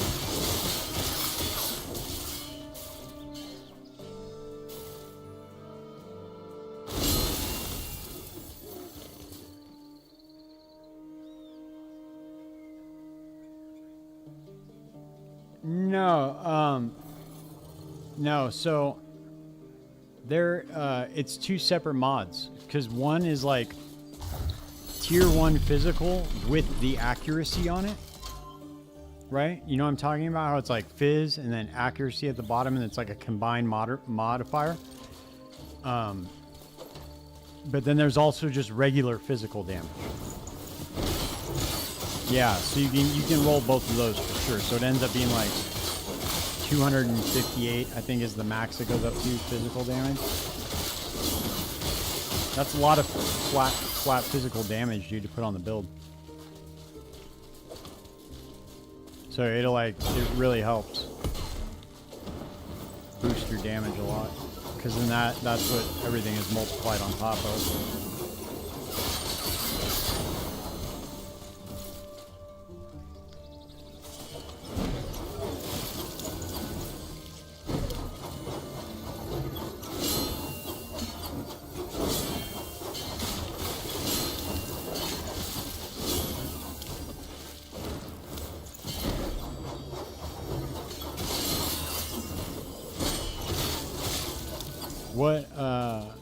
What class are you, or what is mastery or ascendancy are you playing it on? Are you doing free share or are you doing settlers? Blind profit, okay. Yeah, I've seen a lot of those blind profits. Okay, cool.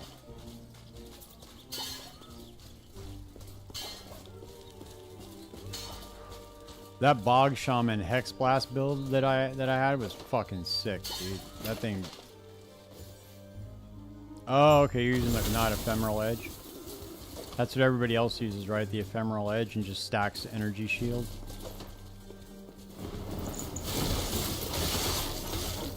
That's the move, right? Like you can basically use ephemeral edge with like a lot of different skills, huh?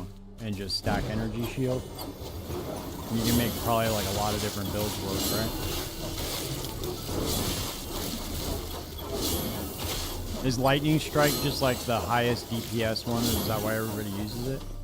Obviously, right? I mean, that's kind of a dumb question, but I was thinking, well, the reason why I asked that is because I was thinking of what other skills are like similar that you could use. Does it have to be a lightning-based build or a lightning-based skill to use ephemeral edge, or can you use other ones and just convert the damage?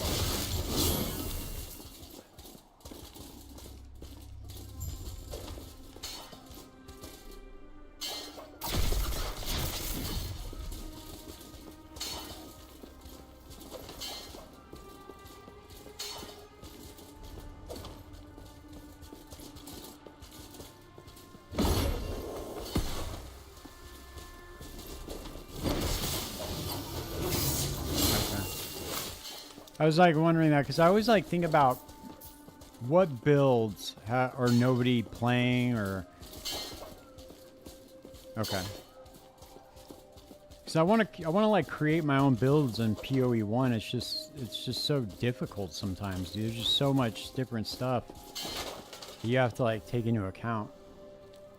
And I have about 26 or 2,700 hours in the game. And I'm pretty well versed in certain things, especially with crafting. It's just not build theory crafting. I'm not very good at it. I tried to make a cast on channel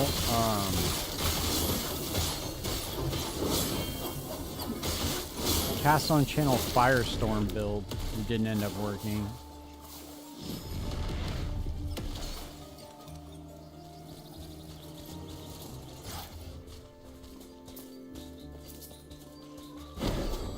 Well, I think what they do is this is why what I wanted to do.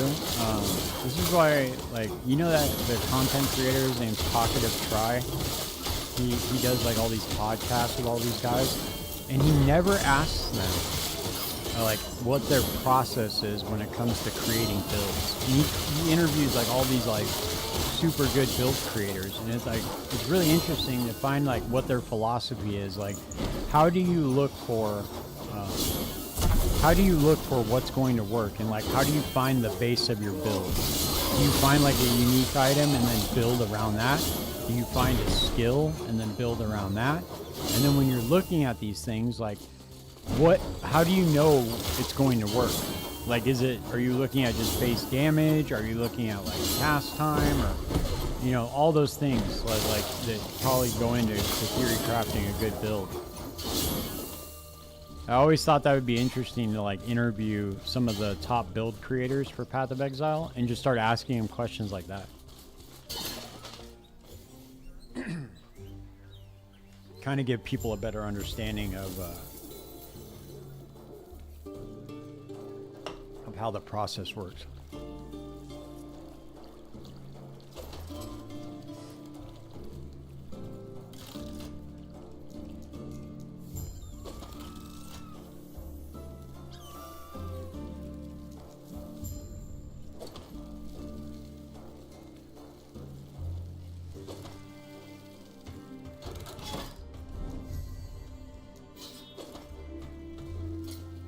Cool, I got all my idle slots.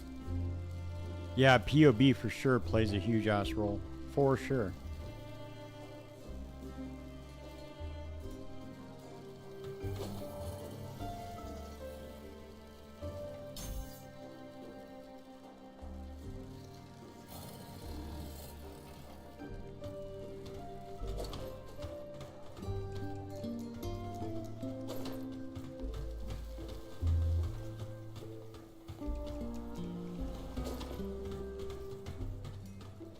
I think it's more just like a knowledge of The traveler sets sail, eager to make it like to a the knowledge Isles. of what items are in the game. You know, it's like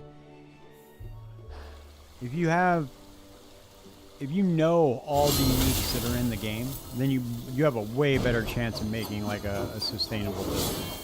Because then you know, like, oh, okay, I need to solve for X, Y, and Z, so I know that this item like does this, and that's the main roadblock that I run into. Is like I don't know all the uniques. I know some of them, like probably a good amount of them, but when I search in POB, like I have to. Yeah.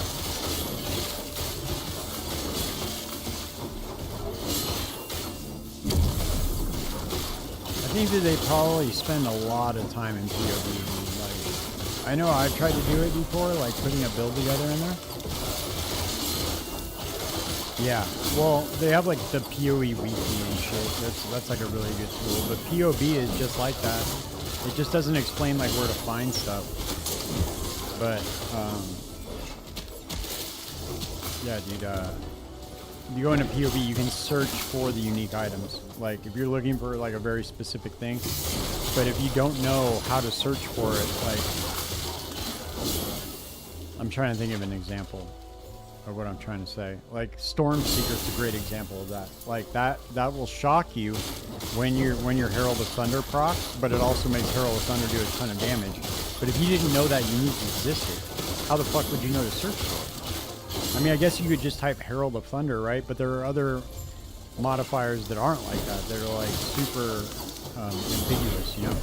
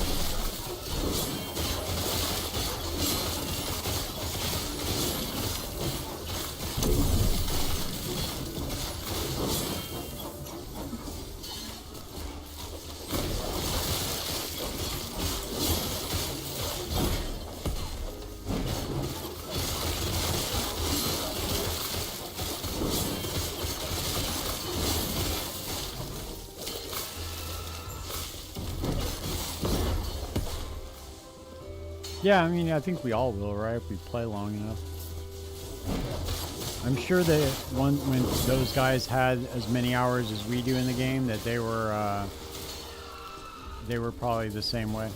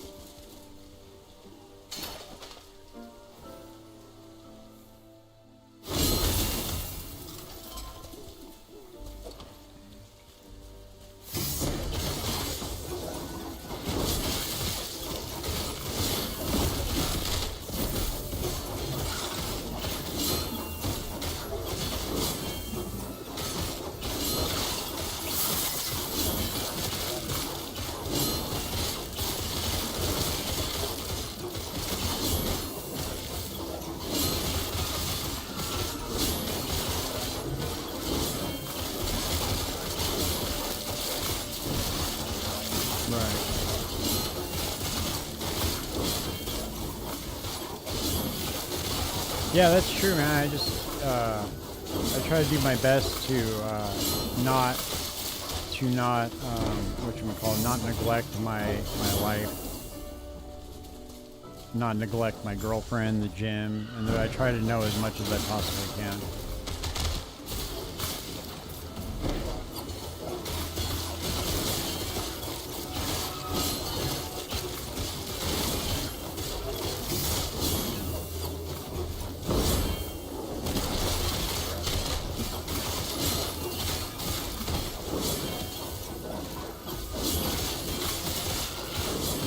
Yeah, so that's the thing too, is like sometimes I'll look at a POB. This is how I know I'm getting a lot better with the game, is I'll look at a POB now and I can see exactly what they're doing in the POB. I could be like, okay, so this is what they're trying to solve for here. This is where they're getting this. This is where they're getting their ailment immunity, X, Y, and Z, armor evasion, spell suppression, etc.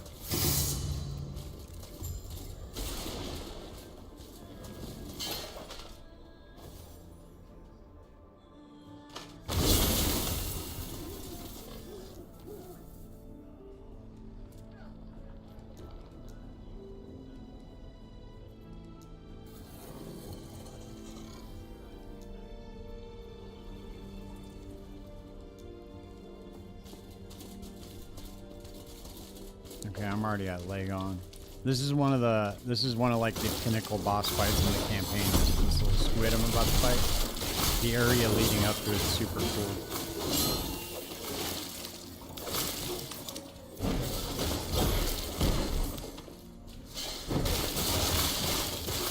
Yeah, it's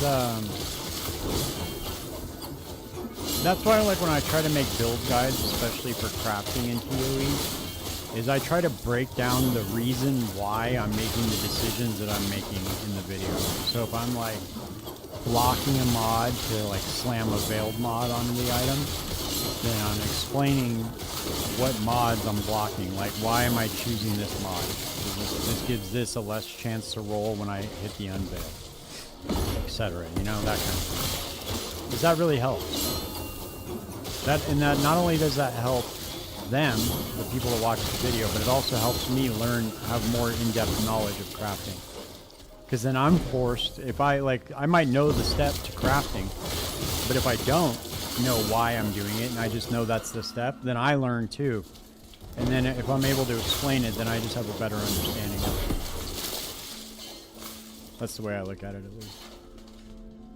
That's one of the reasons why I started making videos in the first place. So I could try to because there's a lot of videos, especially in Path of Exile, where the content creator, they talk right over their audience. They don't know that there's a bunch of people that have never played the game that are watching, and they whoa, this is wild. What the fuck is this?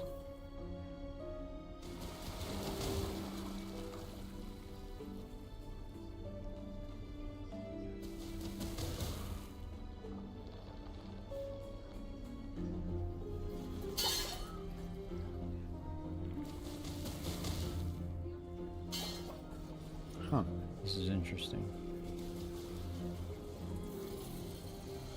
Oh, it's an offhand catalyst.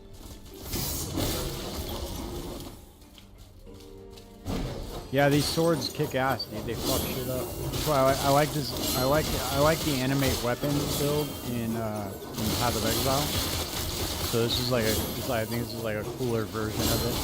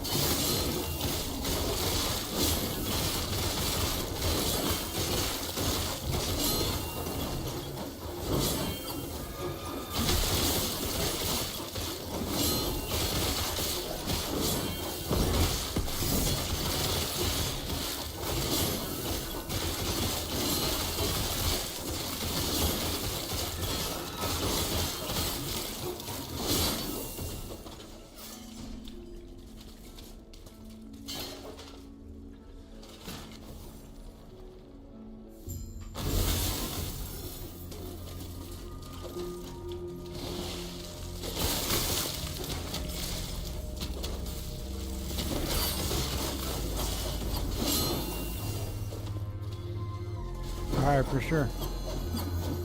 Take it easy. This is like a 5-hour stream so far. I might only go for a little bit longer, but if I'm here, I'll be here. If not, thanks for stopping by.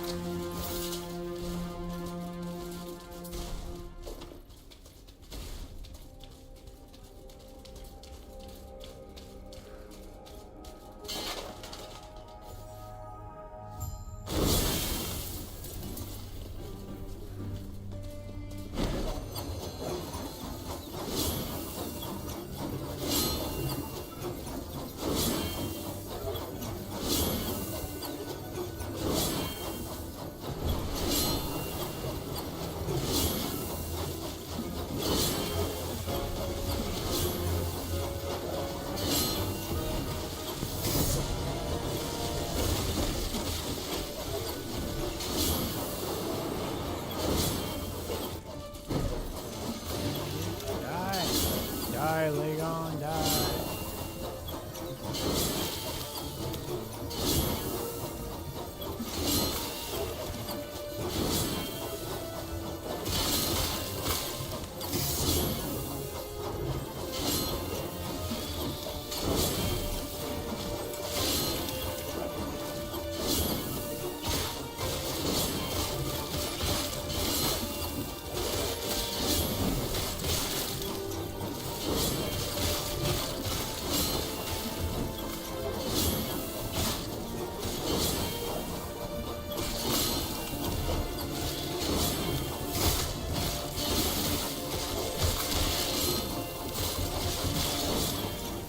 Yeah, I'm at one of the bosses of the campaign. He can be kind of hard, but I just hang out on the stairs and kind of let my minions do the damage. You just have to watch out for his little AoE thing he does, like this thing right here. That thing will hurt. But I killed him fairly quickly because I'm still pretty over leveled. This is actually a pretty hard fight, normally. It's got like 2 big stages to it.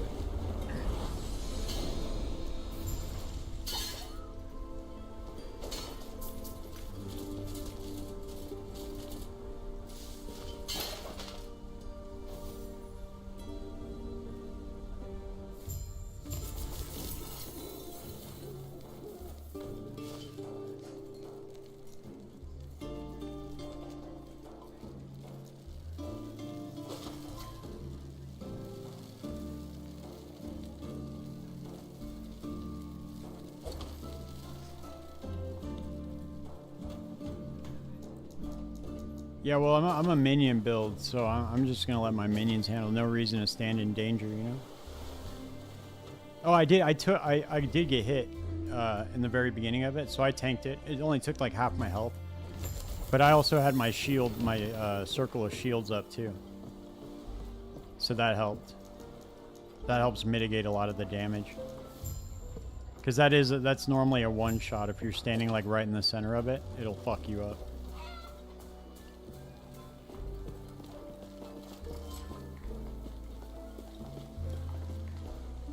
I almost have, let me see here.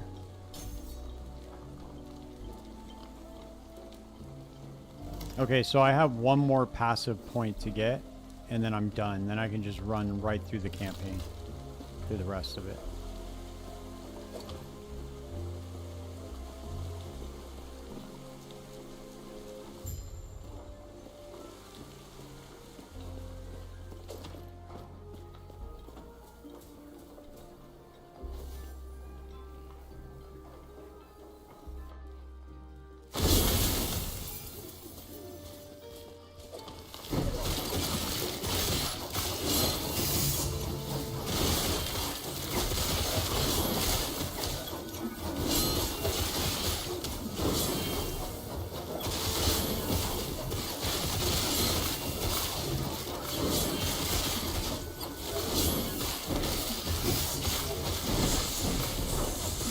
No, there's no flasks. I mean, there's obviously like a health. You have your health flasks down here. Right here. But there's just health. No mana stuff. And there's no like movement flash. Very, very simple.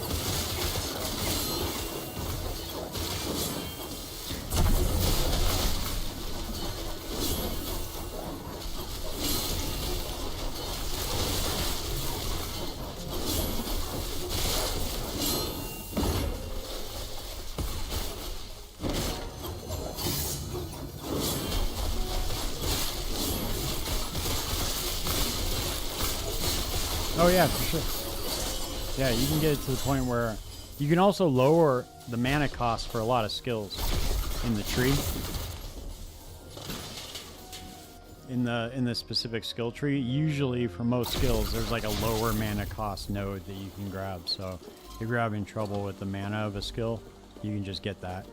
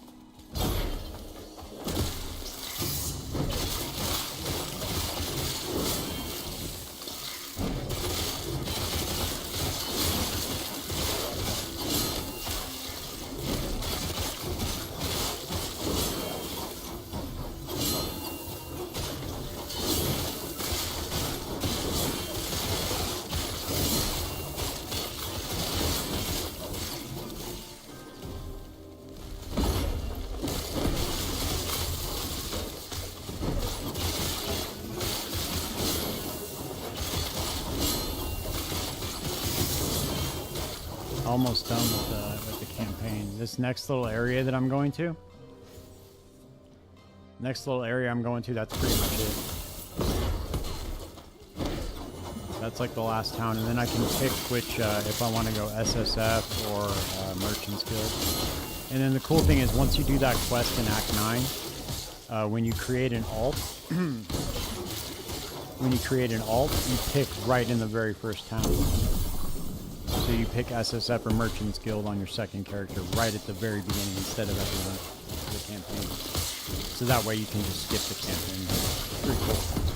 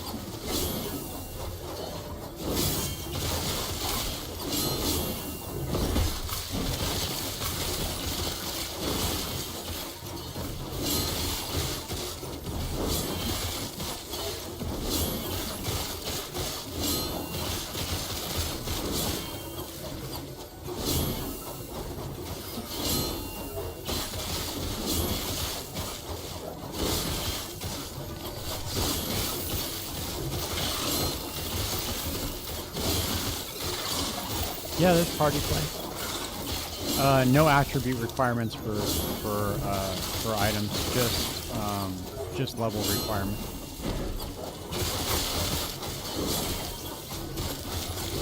But yeah, there's party play for sure. It's not bad either. It's pretty cool. Okay, so I'm at the upper district. Let me see here. There is desert treasure. Oh yeah, this is the last passive point right here.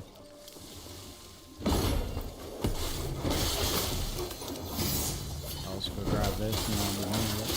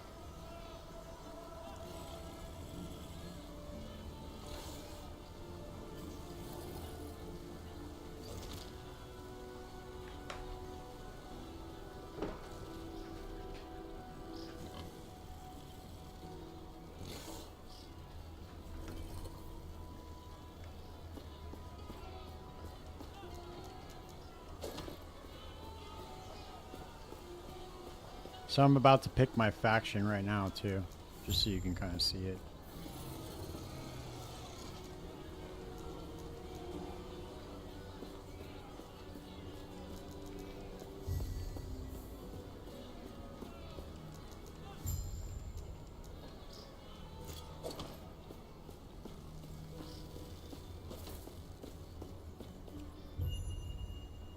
Oh, you can cool, you can trade dungeon keys for portal charms now. That's sick.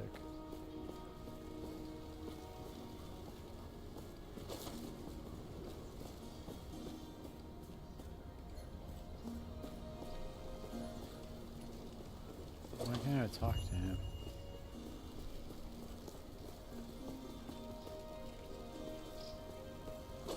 Okay, that's weird.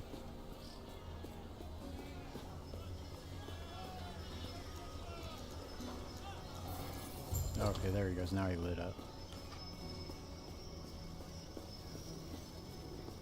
Damn. That sucks.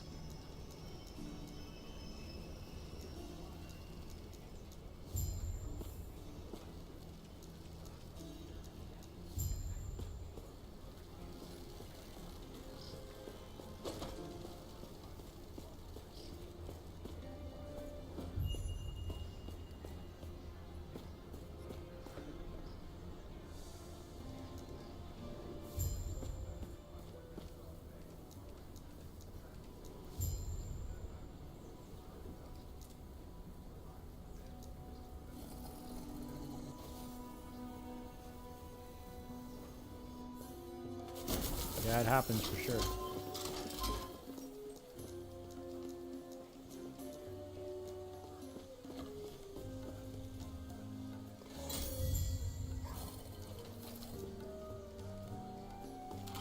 So this is the Merchants Guild right here. You can shop for all of these different types of items. You go here, and all the items are listed.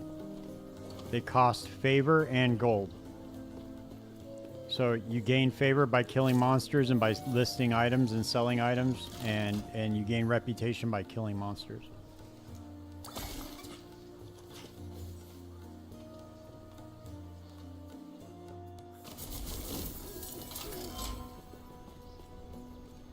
Where's this final?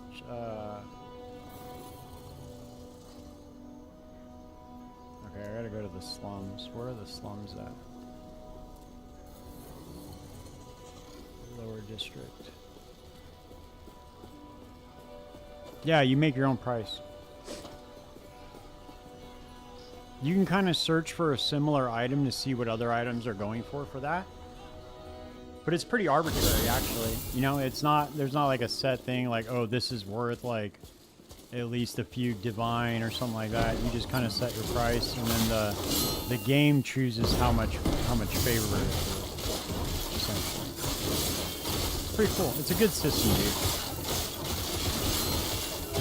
Very straightforward, and I really wish that they would have something like that in PoE. Just let us list our items, and then that way they just get sold, and then they, you know, if somebody wants to trade for it, you're offline, boom, you can just get traded for it.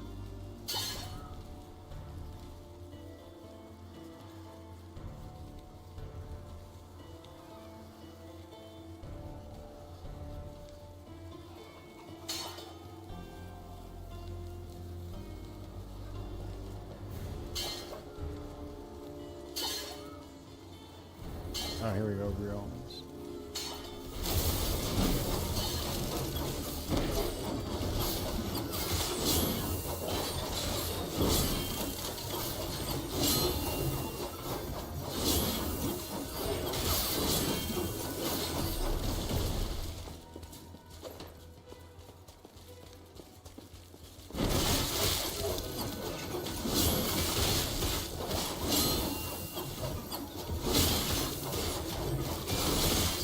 Yeah, well, the good thing about it is, too, is like I said before, when you list an item, you buy it, you can't resell it.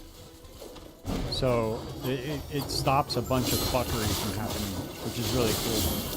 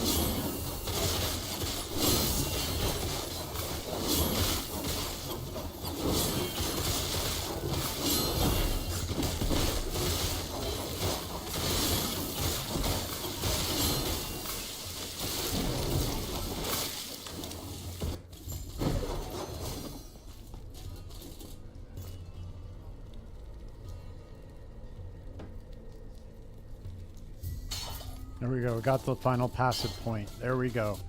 Now I don't have to finish the campaign. Like I can if I want to, but I don't have to finish the whole thing. I got all the passive points. I can just go now to the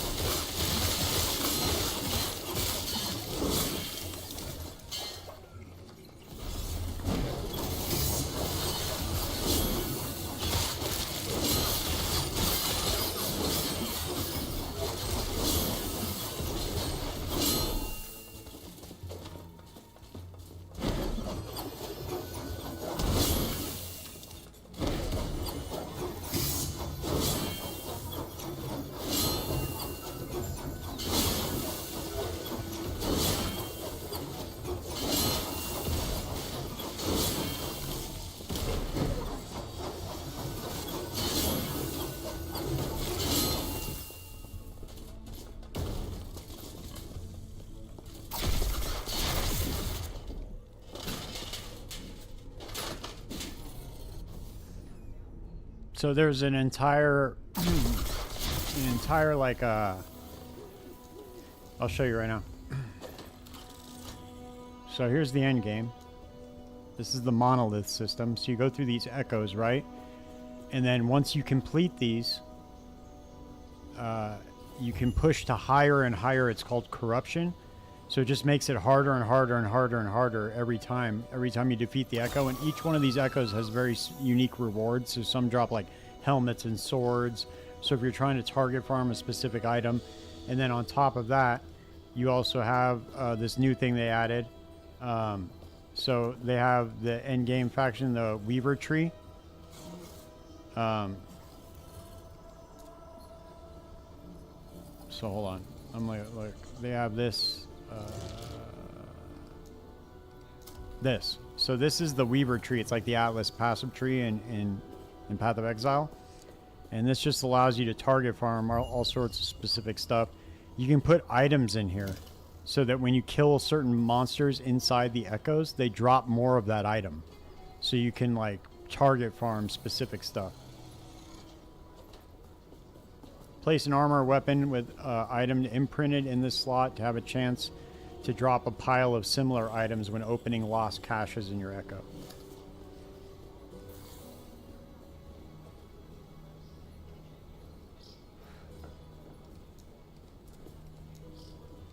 And then on top of that, they have like a bunch of bosses. They have an Uber boss now.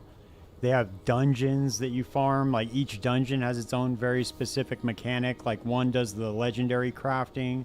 The other one does like a gambling mechanic. The game's, it's got a lot of stuff to do in the end game.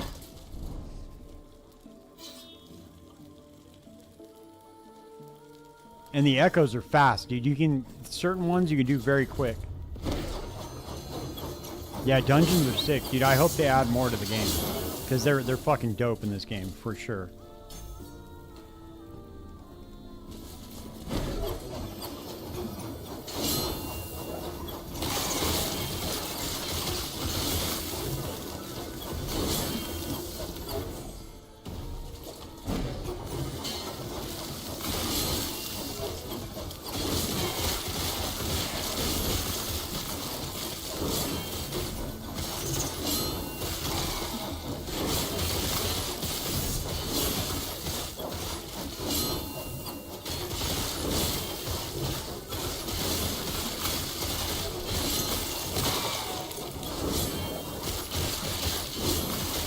And they also added another mechanic called Woven Echoes, and I'm still learning how they work exactly. But essentially, like, you slap these things inside of the monolith, and it like these. They added these things right here, these cemeteries in here.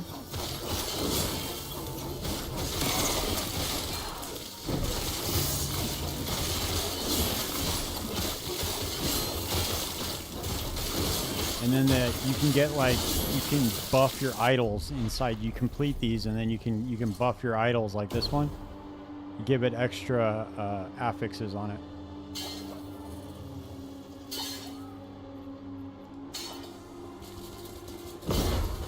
It's very cool, dude. There's so many cool systems in this game.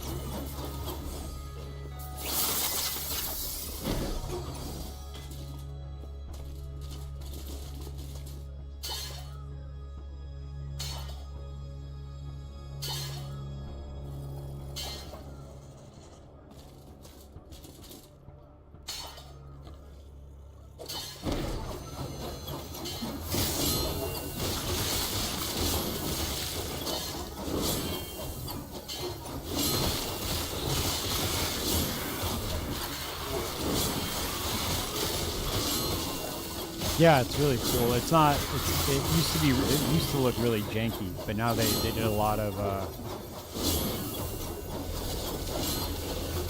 Yeah, I was looking at a loop filter. I'll show it to you right now. It's pretty easy. Let me just finish this little area and then I'll show it to you.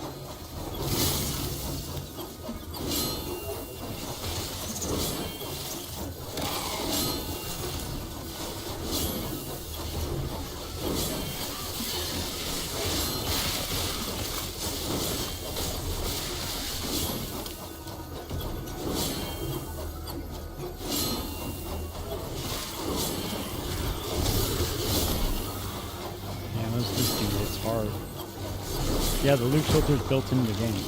You don't need to add anything extra from the outside.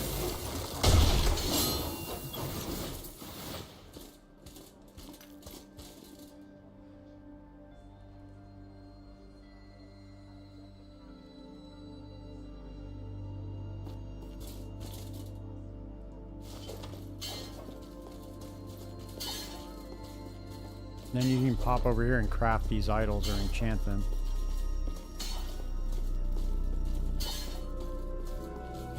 So like I can take this idol since it's class specific, and then pop it in here and hit enchant, and then it adds a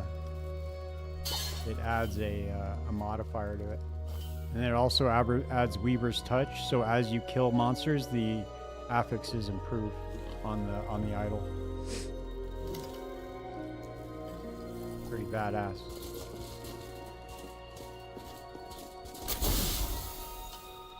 Okay, so let me show you the loop filter. So the loop filter is very straightforward.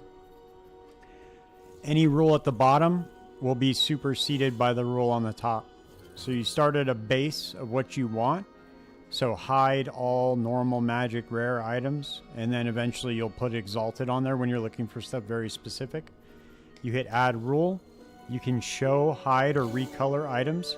You can capitalize them. You can add a condition. You can add multiple conditions. You can sort by affix, class requirement, factions, level, rarity, item level, etc. Let's say you want to look for a specific affix, right? You click here. Let's just choose all attributes, right? And then let's say I want to go advanced options. I could say with at least one of these modifiers, which we only picked one, but you can pick multiple. So you could pick like up to 4, and then you just say you want only items with those 4 modifiers on them. So it'll be very, very, very specific. And then you can actually choose the tier. So total affix tiers of more equal to, and yeah.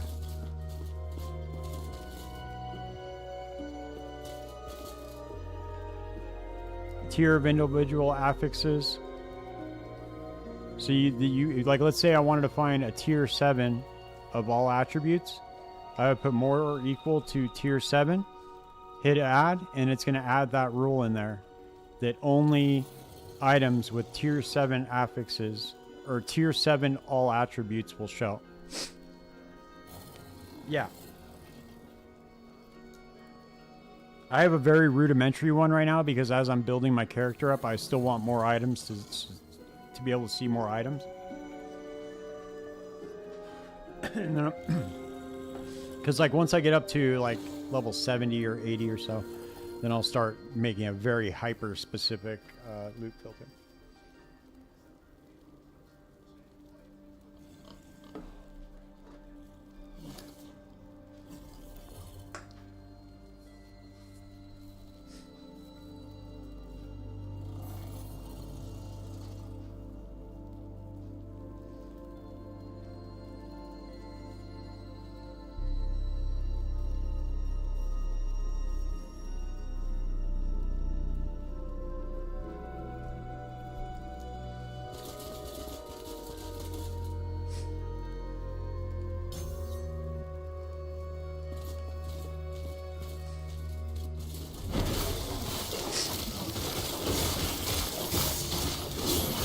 Right now, I need to find.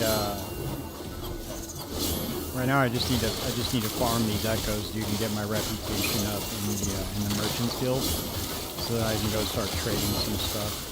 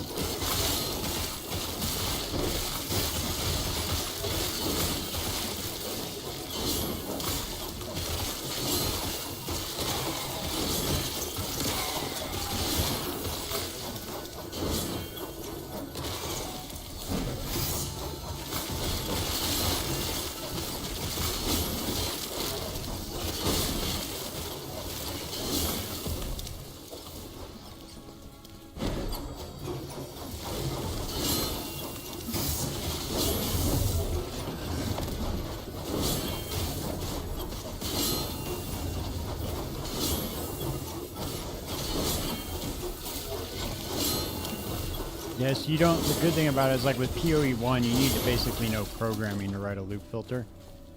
You don't have to do that with this.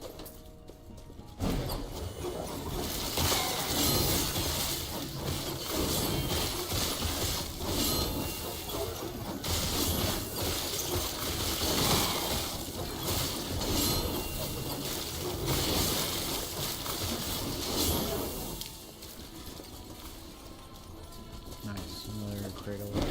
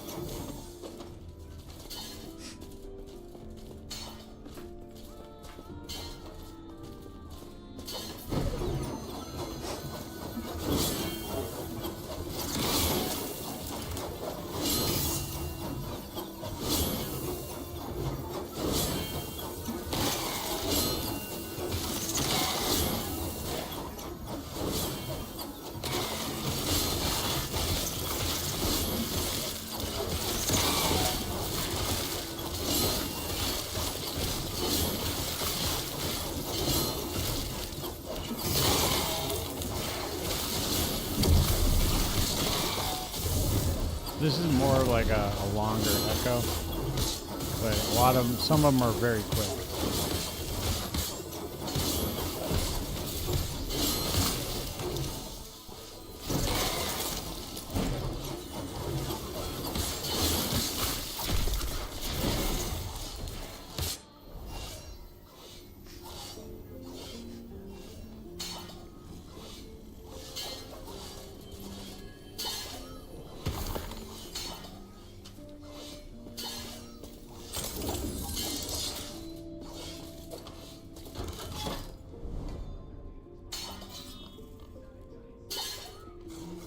So once you get this, fuck,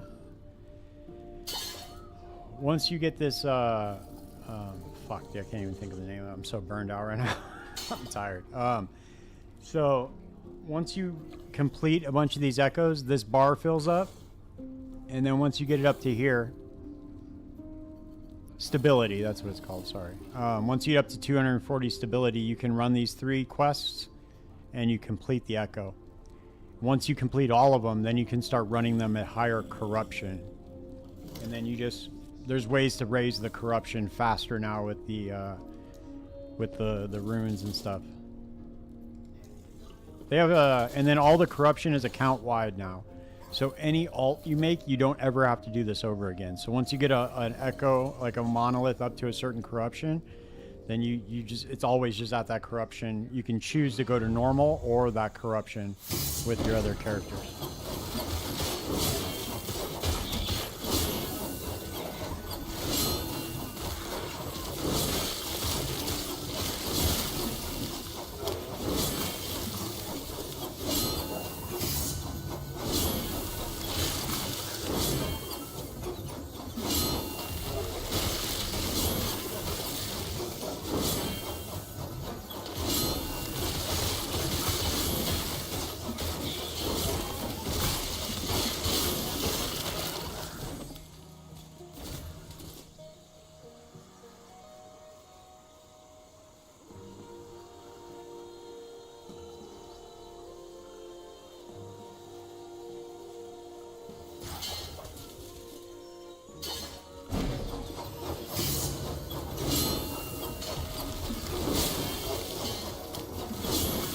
Yeah, you can, if you want to complete the echo and wipe out all the monsters, you can actually complete it faster.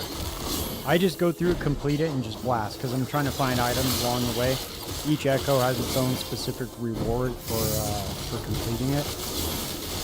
But if you want to, like, go through the entire map and kill all the monsters, you do get bonus stability.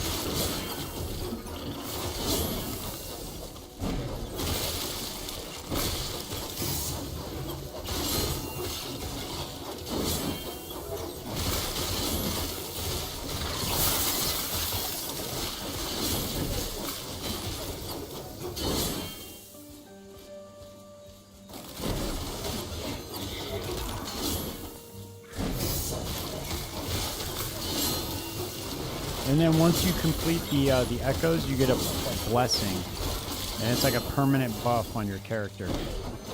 And it actually goes into a stash, so like you get 3 choices at the end, and they all have different tiers. So you can like farm higher tier blessings too. It's pretty cool. Fuck, this thing does so much damage, dude. As soon as I get some area on these bad boys. Woo-wee. Ooh, look at that. Melee fire damage. Fuck. I wonder if that'll do more damage than my current one. Oh, and there's an item sort button.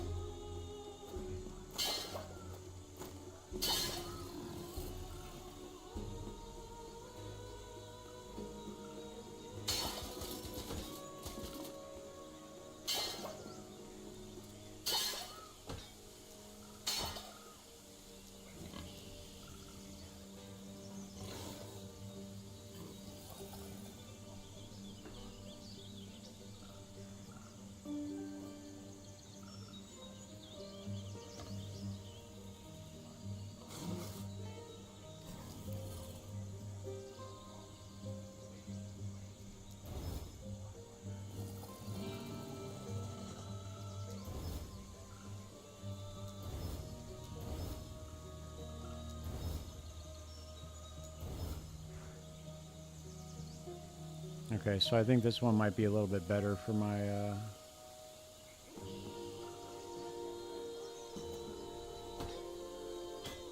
let's see if my damage goes up.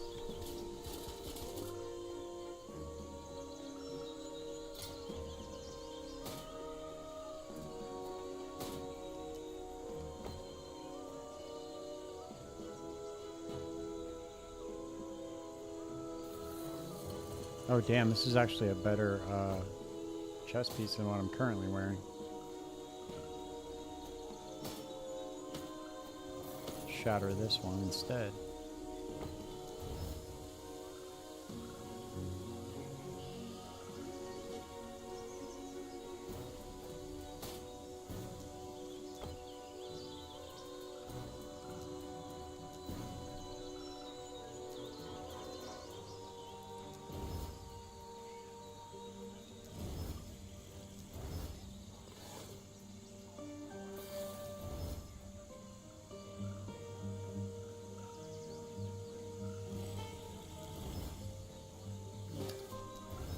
There we go. Okay.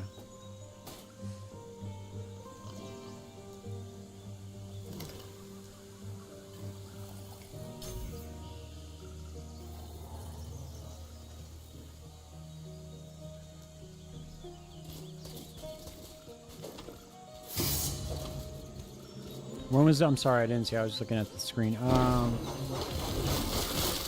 the window with those items? Wait, what do you mean? The crafting one that I just opened? You talking about the crafting window or this one? Or this one? Right or left?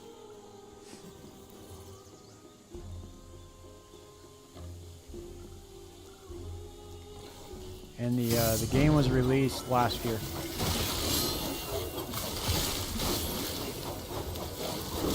Oh yeah, that was the Nemesis. So they have these encounters, right, where you pull it up and it's got 4 items in it. Sometimes it has an egg and it allows you to replace the egg with one of your items that doesn't have legendary potential on it. And when you challenge you can empower the Nemesis so it disappears. And you can do that twice. And then on the 3rd time you have to challenge him. And once you beat him, he drops the items, but each round it goes through, it adds affixes to the item. So it turns it into a legendary for you, so you can actually get some pretty crazy rolls on some items.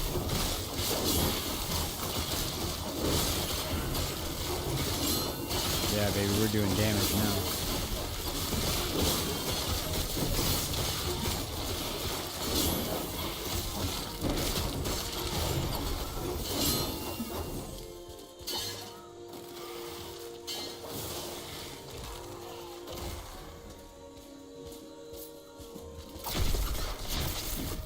And then look, once you complete the echo, you get different rewards. I have a loot filter on, so I didn't get it. Usually it's like, sometimes it's exalted items. The higher you go up in corruption, the better the rewards there are.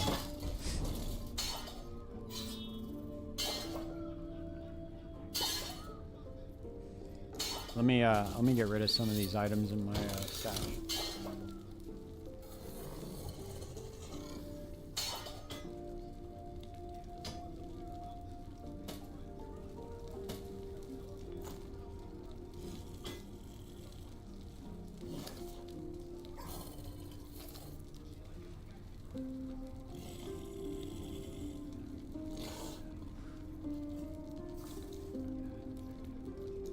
In the stash tabs, you could buy as many as you want.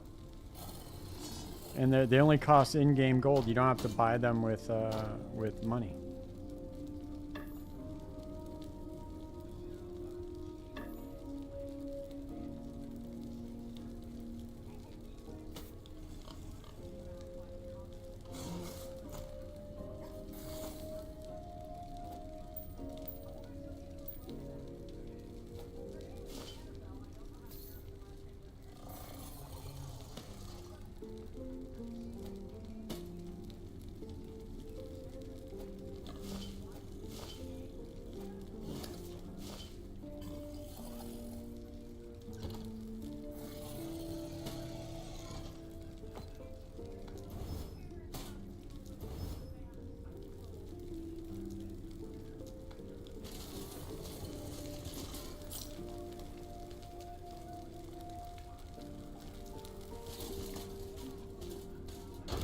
Yeah, it's dude, there's so much stuff to do now in the game that it's pretty badass, man.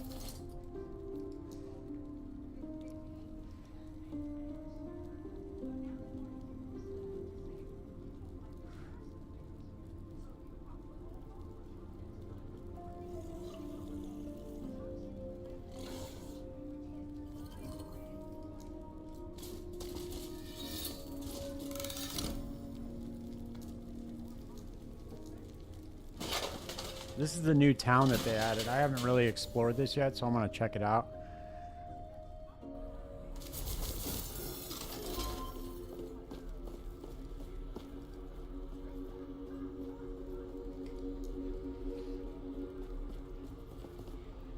Oh damn, you can buy woven echoes.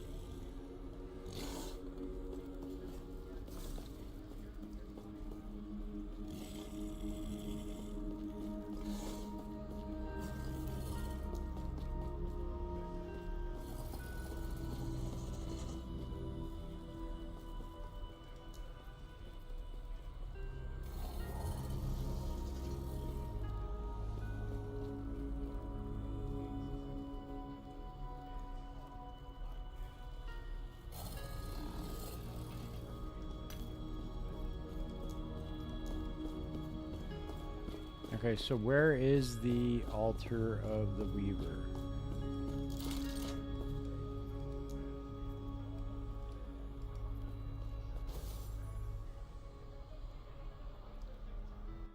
The first bar above my character. The first bar above my character is Ward. I barely have any, so I'm trying to figure out how you let me look this up real quick.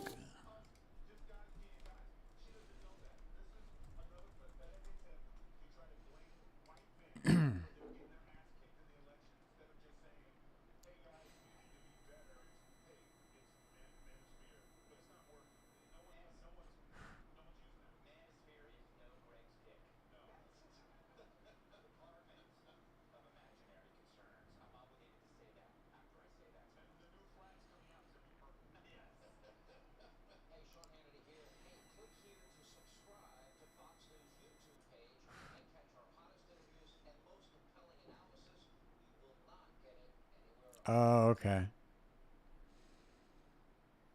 So it's within the tree itself.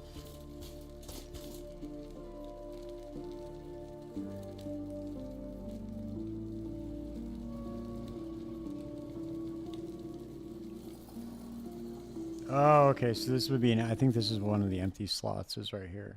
Let me see. Cemetery of the Erased. Slay the woven first one assigned gain extras of weave. Oh, okay. You may weave woven echoes into this timeline. Okay, so what you do is you take these things, these woven echoes, and you see how it says travel back to the ancient era and destroy whatever created the antipode rift. So always drops a unique piece of armor, place at the altar of the Weaver, and you gain 1 extra Weaver point for your Weaver tree. When you complete this cemetery, you have access to the Weaver's altar. When you put that woven echo in there, all these ones that are connected to it will have that echo on there. And then you just complete those, and then you get that unique reward. It's pretty fucking badass, dude. I'm so surprised at a little indie studio like this. They're like a tiny little studio, dude. They started on Reddit.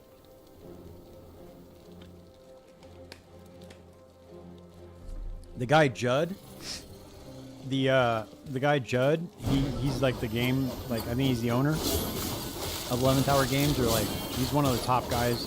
But he basically made a Reddit post saying like talking about how they wanted to make like an ARPG, and then that pretty much ended up being Last Epoch. It really does, right?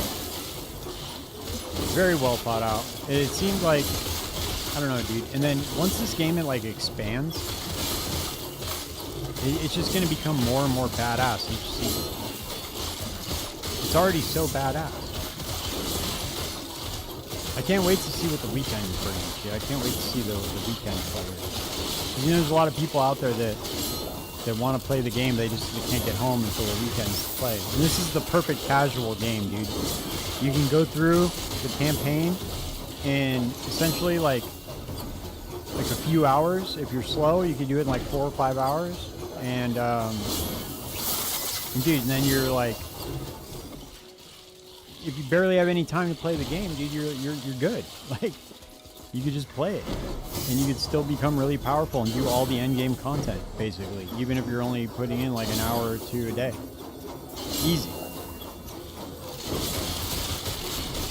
It's not like Path of Exile, dude, where it's like you could play for 5 weeks, an hour a day, and you still wouldn't even be done with the campaign. PoE 2.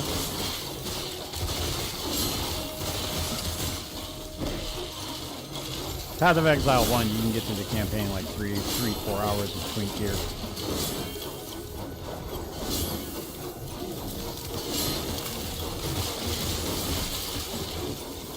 I think my top run's like 5 hours with like fully twinked out.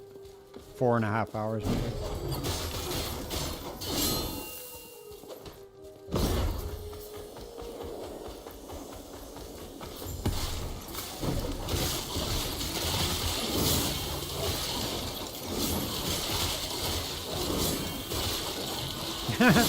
Nice. Yeah, me too, dude. The first time I ever ran it, took me forever.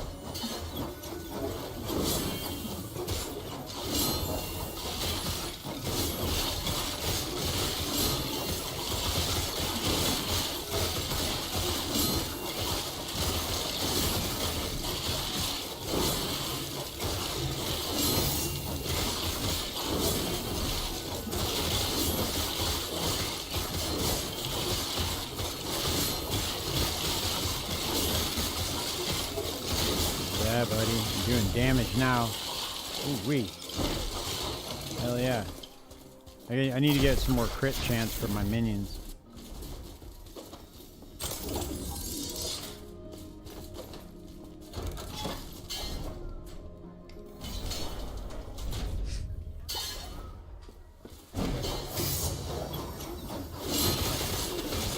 So you do these like little three little side quests on the side, and then you complete the echo, you get a blessing. Or you complete the monolith, you get a blessing, and then you want to get all your blessings. So you want to complete all of them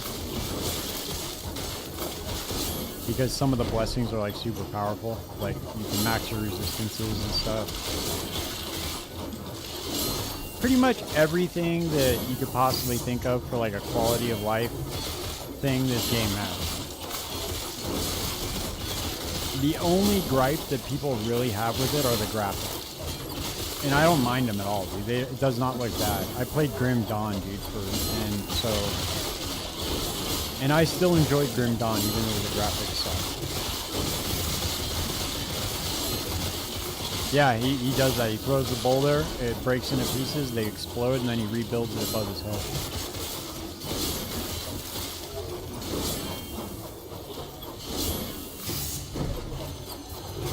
I like the Ring of Shields. It like spins while I do my whirlwind. Pretty cool.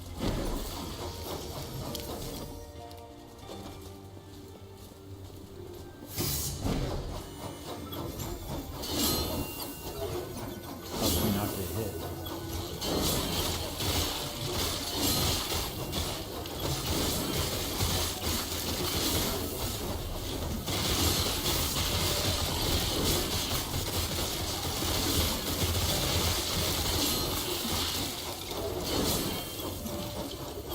I wanted to see if there is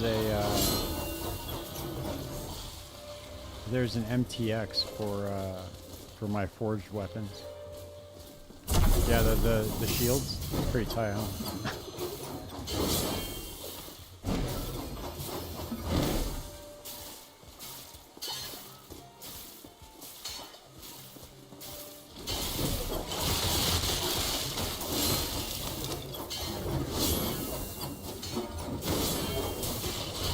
Bam, got it.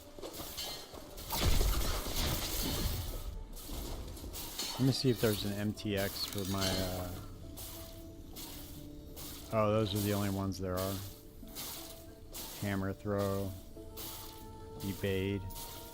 Oh, wow, dude, there's like, they have MTXs for the evade, too.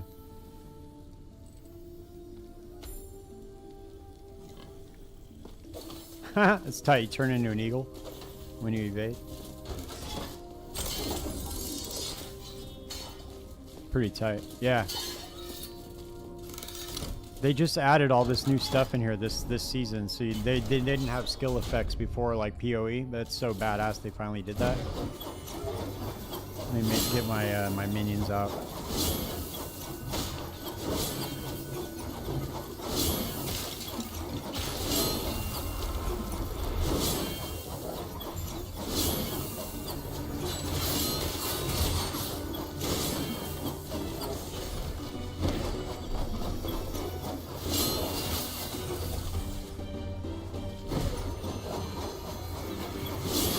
I'm only a couple levels above this area too, so you can see how much damage this build's gonna do once it gets up there. This dude's just gonna get laced right now.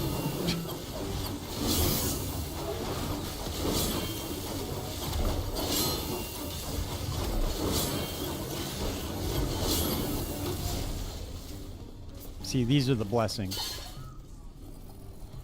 So you can actually target farm more with some of them, but some of them give like more damage and stuff like that. This one gives increased experience. What level am I? I am 60. You can see right here in the bottom little corner.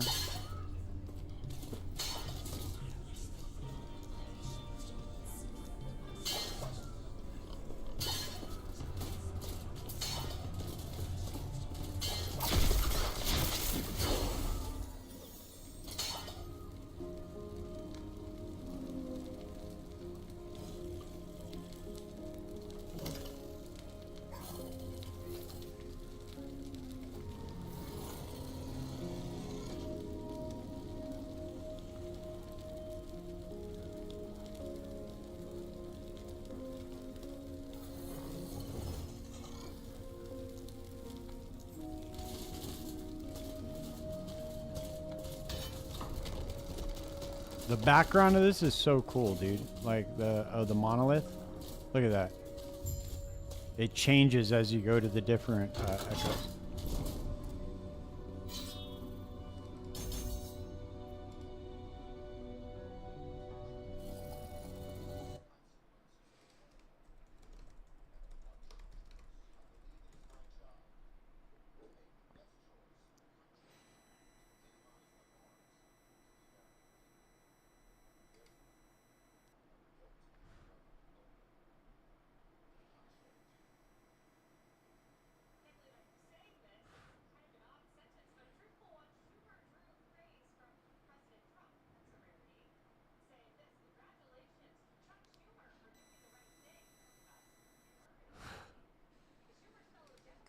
Yeah, one of these woven echoes that you can get allows you to do set crafting, and you can shatter all your set items and get those affix shards and turn the items into set items.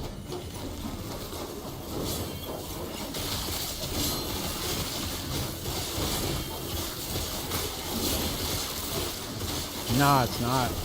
That's the thing, dude. It's got a lot. It needs more hype, actually. I think there's a lot of people that got turned off just because, like, the first season that they'd come out with didn't launch as well. Like, it was like their major release. They had a bunch of problems on the launch, like server issues and stuff. But they obviously improved. Dude, they had 150K at one point today, and it was not even an issue.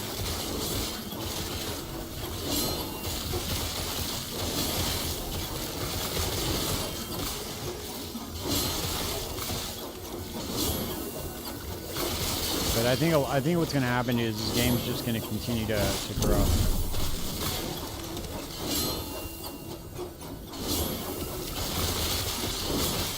The shrines are dope, dude. The shrines that you pick up, they're actually skills.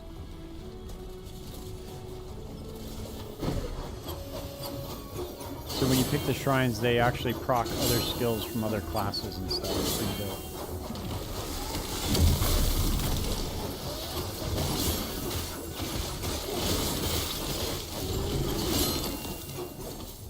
See how fast that echo was?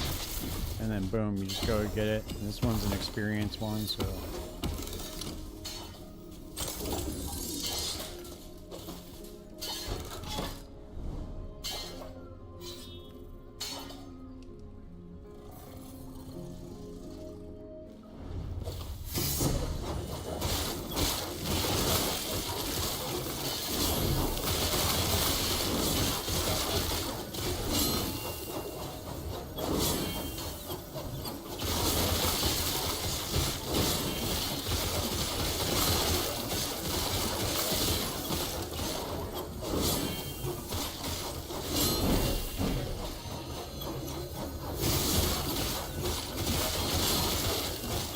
Yeah, it does decent, man.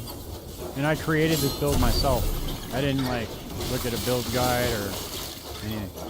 I just completely came up with it on my own. I saw a skill that I wanted to use always, and I had never used it before, and then I saw it got a buff, and then I just made a build around it. Very, very easily. Anybody can make a build in this game. Anybody can. It's not difficult.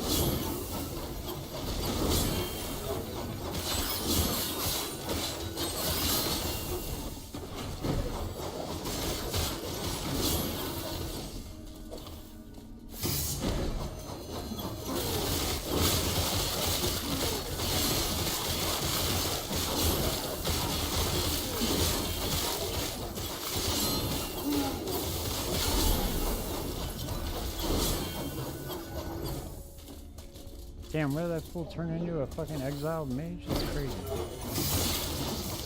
Yeah, this is area level 66, and I'm doing a lot of damage. I can take this right now. I could probably go into 100 corruption with it, and it would probably do just fine. I want to get I got to get the set because it's gonna give me 3 more swords, so I have 15 total swords. And it's also going to give me plus skills to Forge Strike, so I'll be able to get some more area of effect for the swords. So it'll be faster clear.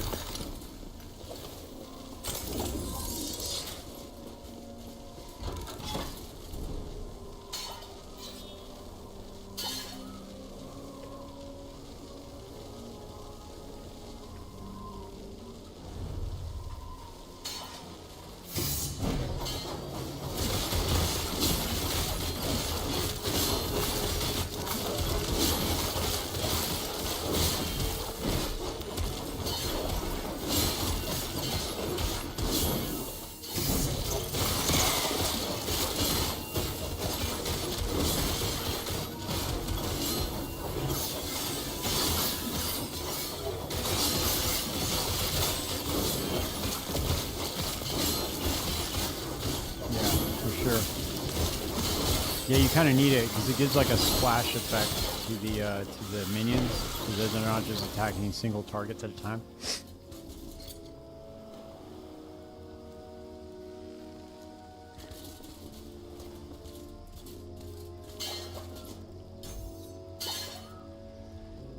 I need 6 more points into this to get block effectiveness.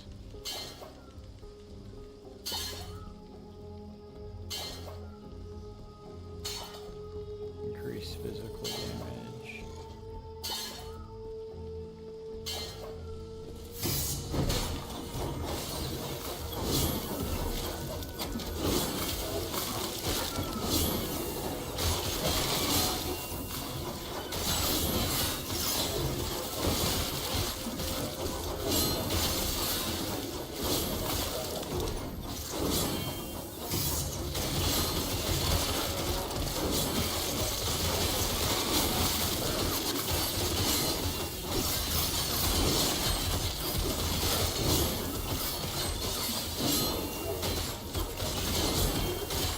Let's see where I'm at in the faction right now.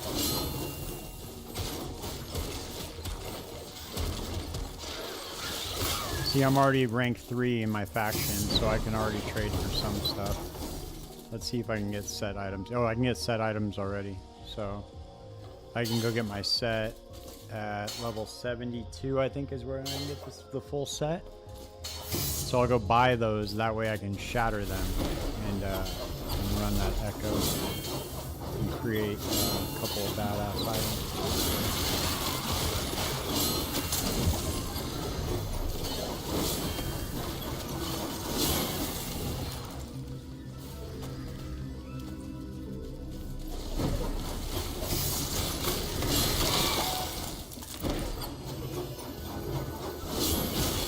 Alright, after this echo, I'm going to hop off and I'm going to start working on a guide video and stuff. I've been streaming for like 6 hours and I'm pretty tired. Normally I only do a couple hours a night just because of work and stuff, but I wanted to, because this was the release day, I wanted to stream for a little bit longer.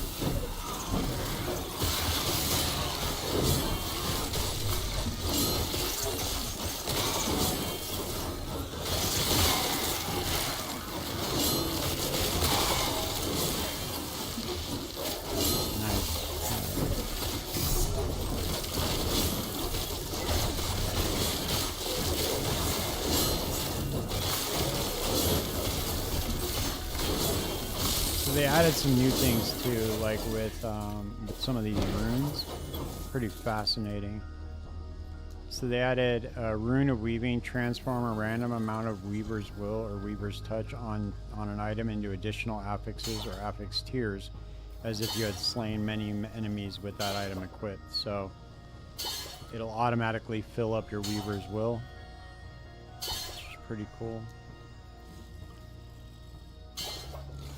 Rune of Weaving, and then what was the other one I picked up? Oh, I have Glyph of Despair, and then there's another one over here.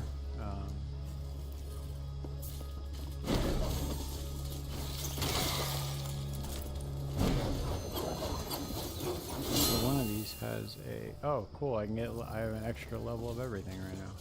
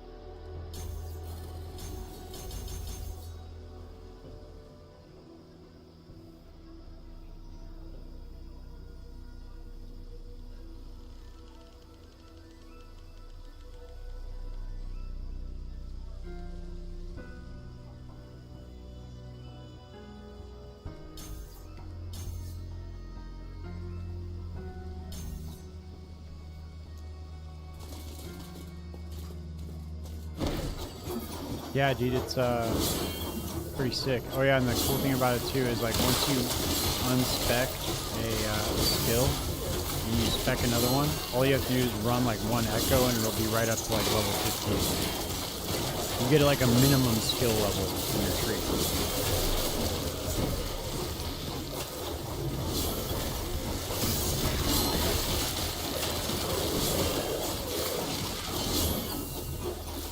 So it allows you to like experiment, you know, without having too much of a penalty for just trying shit out. Yeah, that's a fat ass mace too.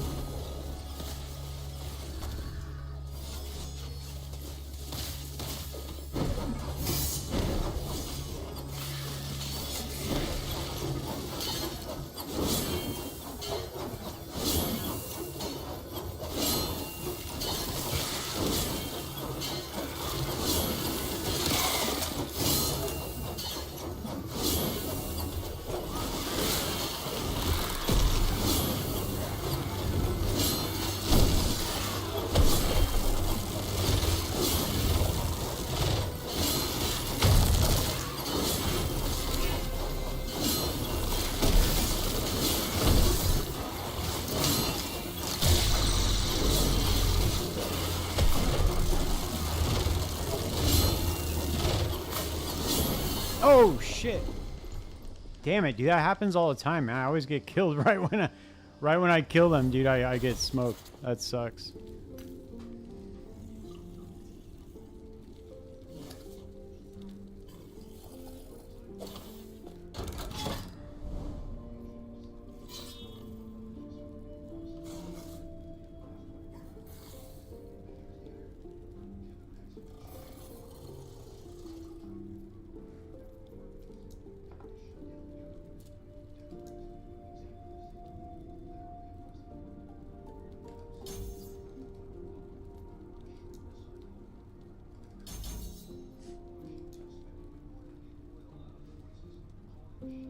Yeah, I think that they're adding that to the game.